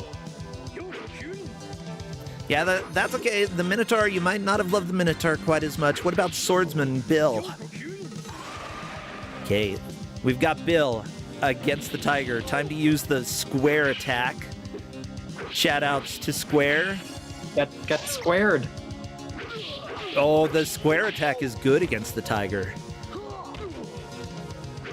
Yeah, Jal is fantastic. Unfortunately, this match just did not work out for her. You know, some games work for, sometimes you just don't vibe with the game, and that's fine. That's Kusogrande. Your next game is probably going to be a different genre, and is probably going to be significantly different. Hazel Shade knocks down the Tiger and moves into second place. That is from 4th to 2nd. What an amazing journey to the best.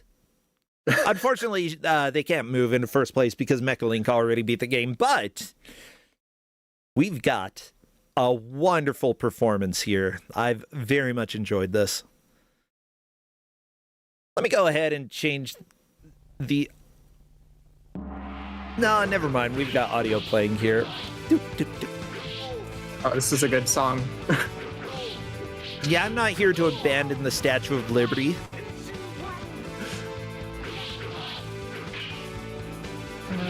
Is Earth all along?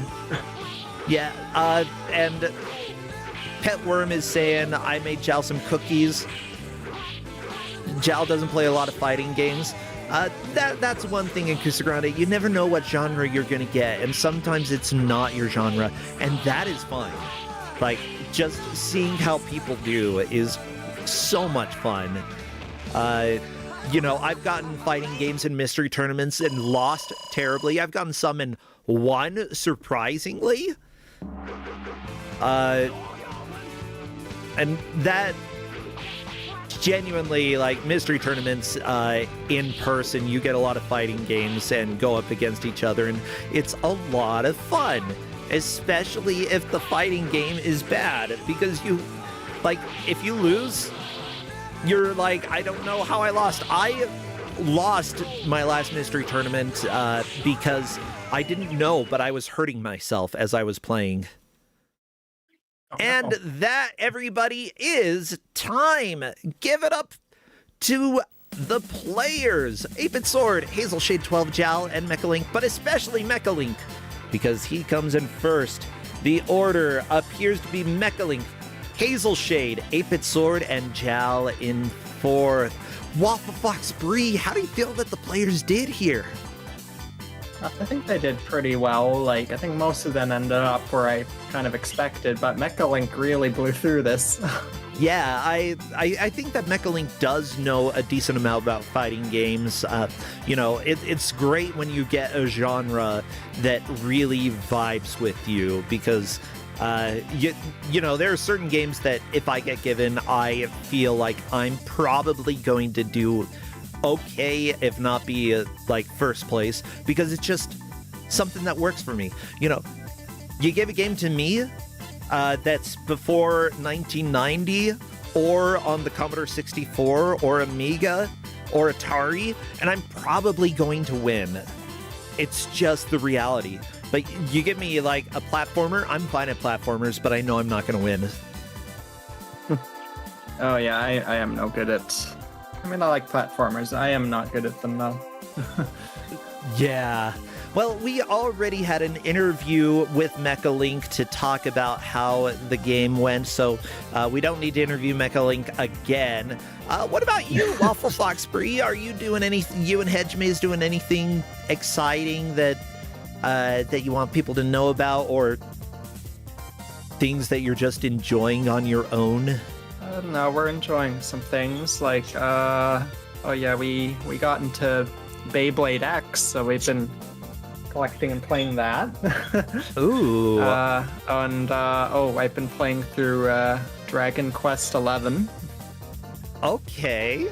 I think I've played some of that. I didn't beat it, but maybe I should hop back into that sometime. It's good. Yeah, it's good. I really like it. Yeah. Well, great. I hope you continue having fun with those. As for myself, I've been, I set up Mansions of Madness on my table down here so that I could play that, and managed to get through one of the campaigns, almost dying, but luckily my old lady didn't go too insane, so that was good.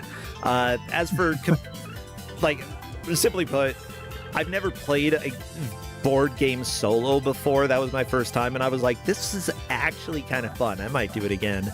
I got through the everything that's in Alchemy Factory recently. It's basically sort of like 3D Factorio, like Satisfactory, except that you're building a potion making setup and making like arcane relics and stuff, and it's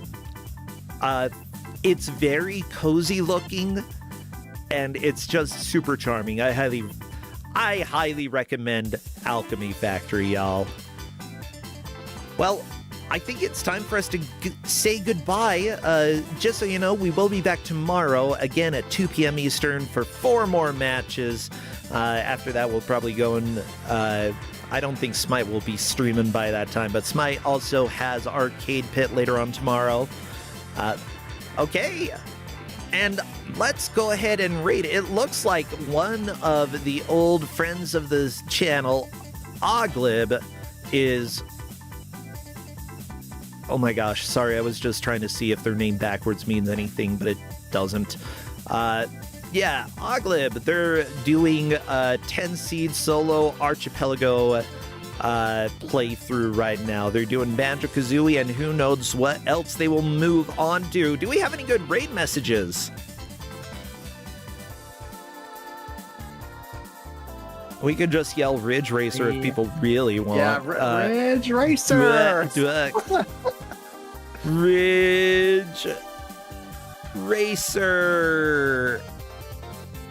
There we go. Just say Ridge Racer since we're hearing Ridge Racer music. And I will see you all tomorrow, or at least some of you. If you don't come back, it's okay. We make VODs. Okay, Bree, say goodbye. Good to have you. Bye. Take care. See ya. Ridge Racer. Ridge Racer.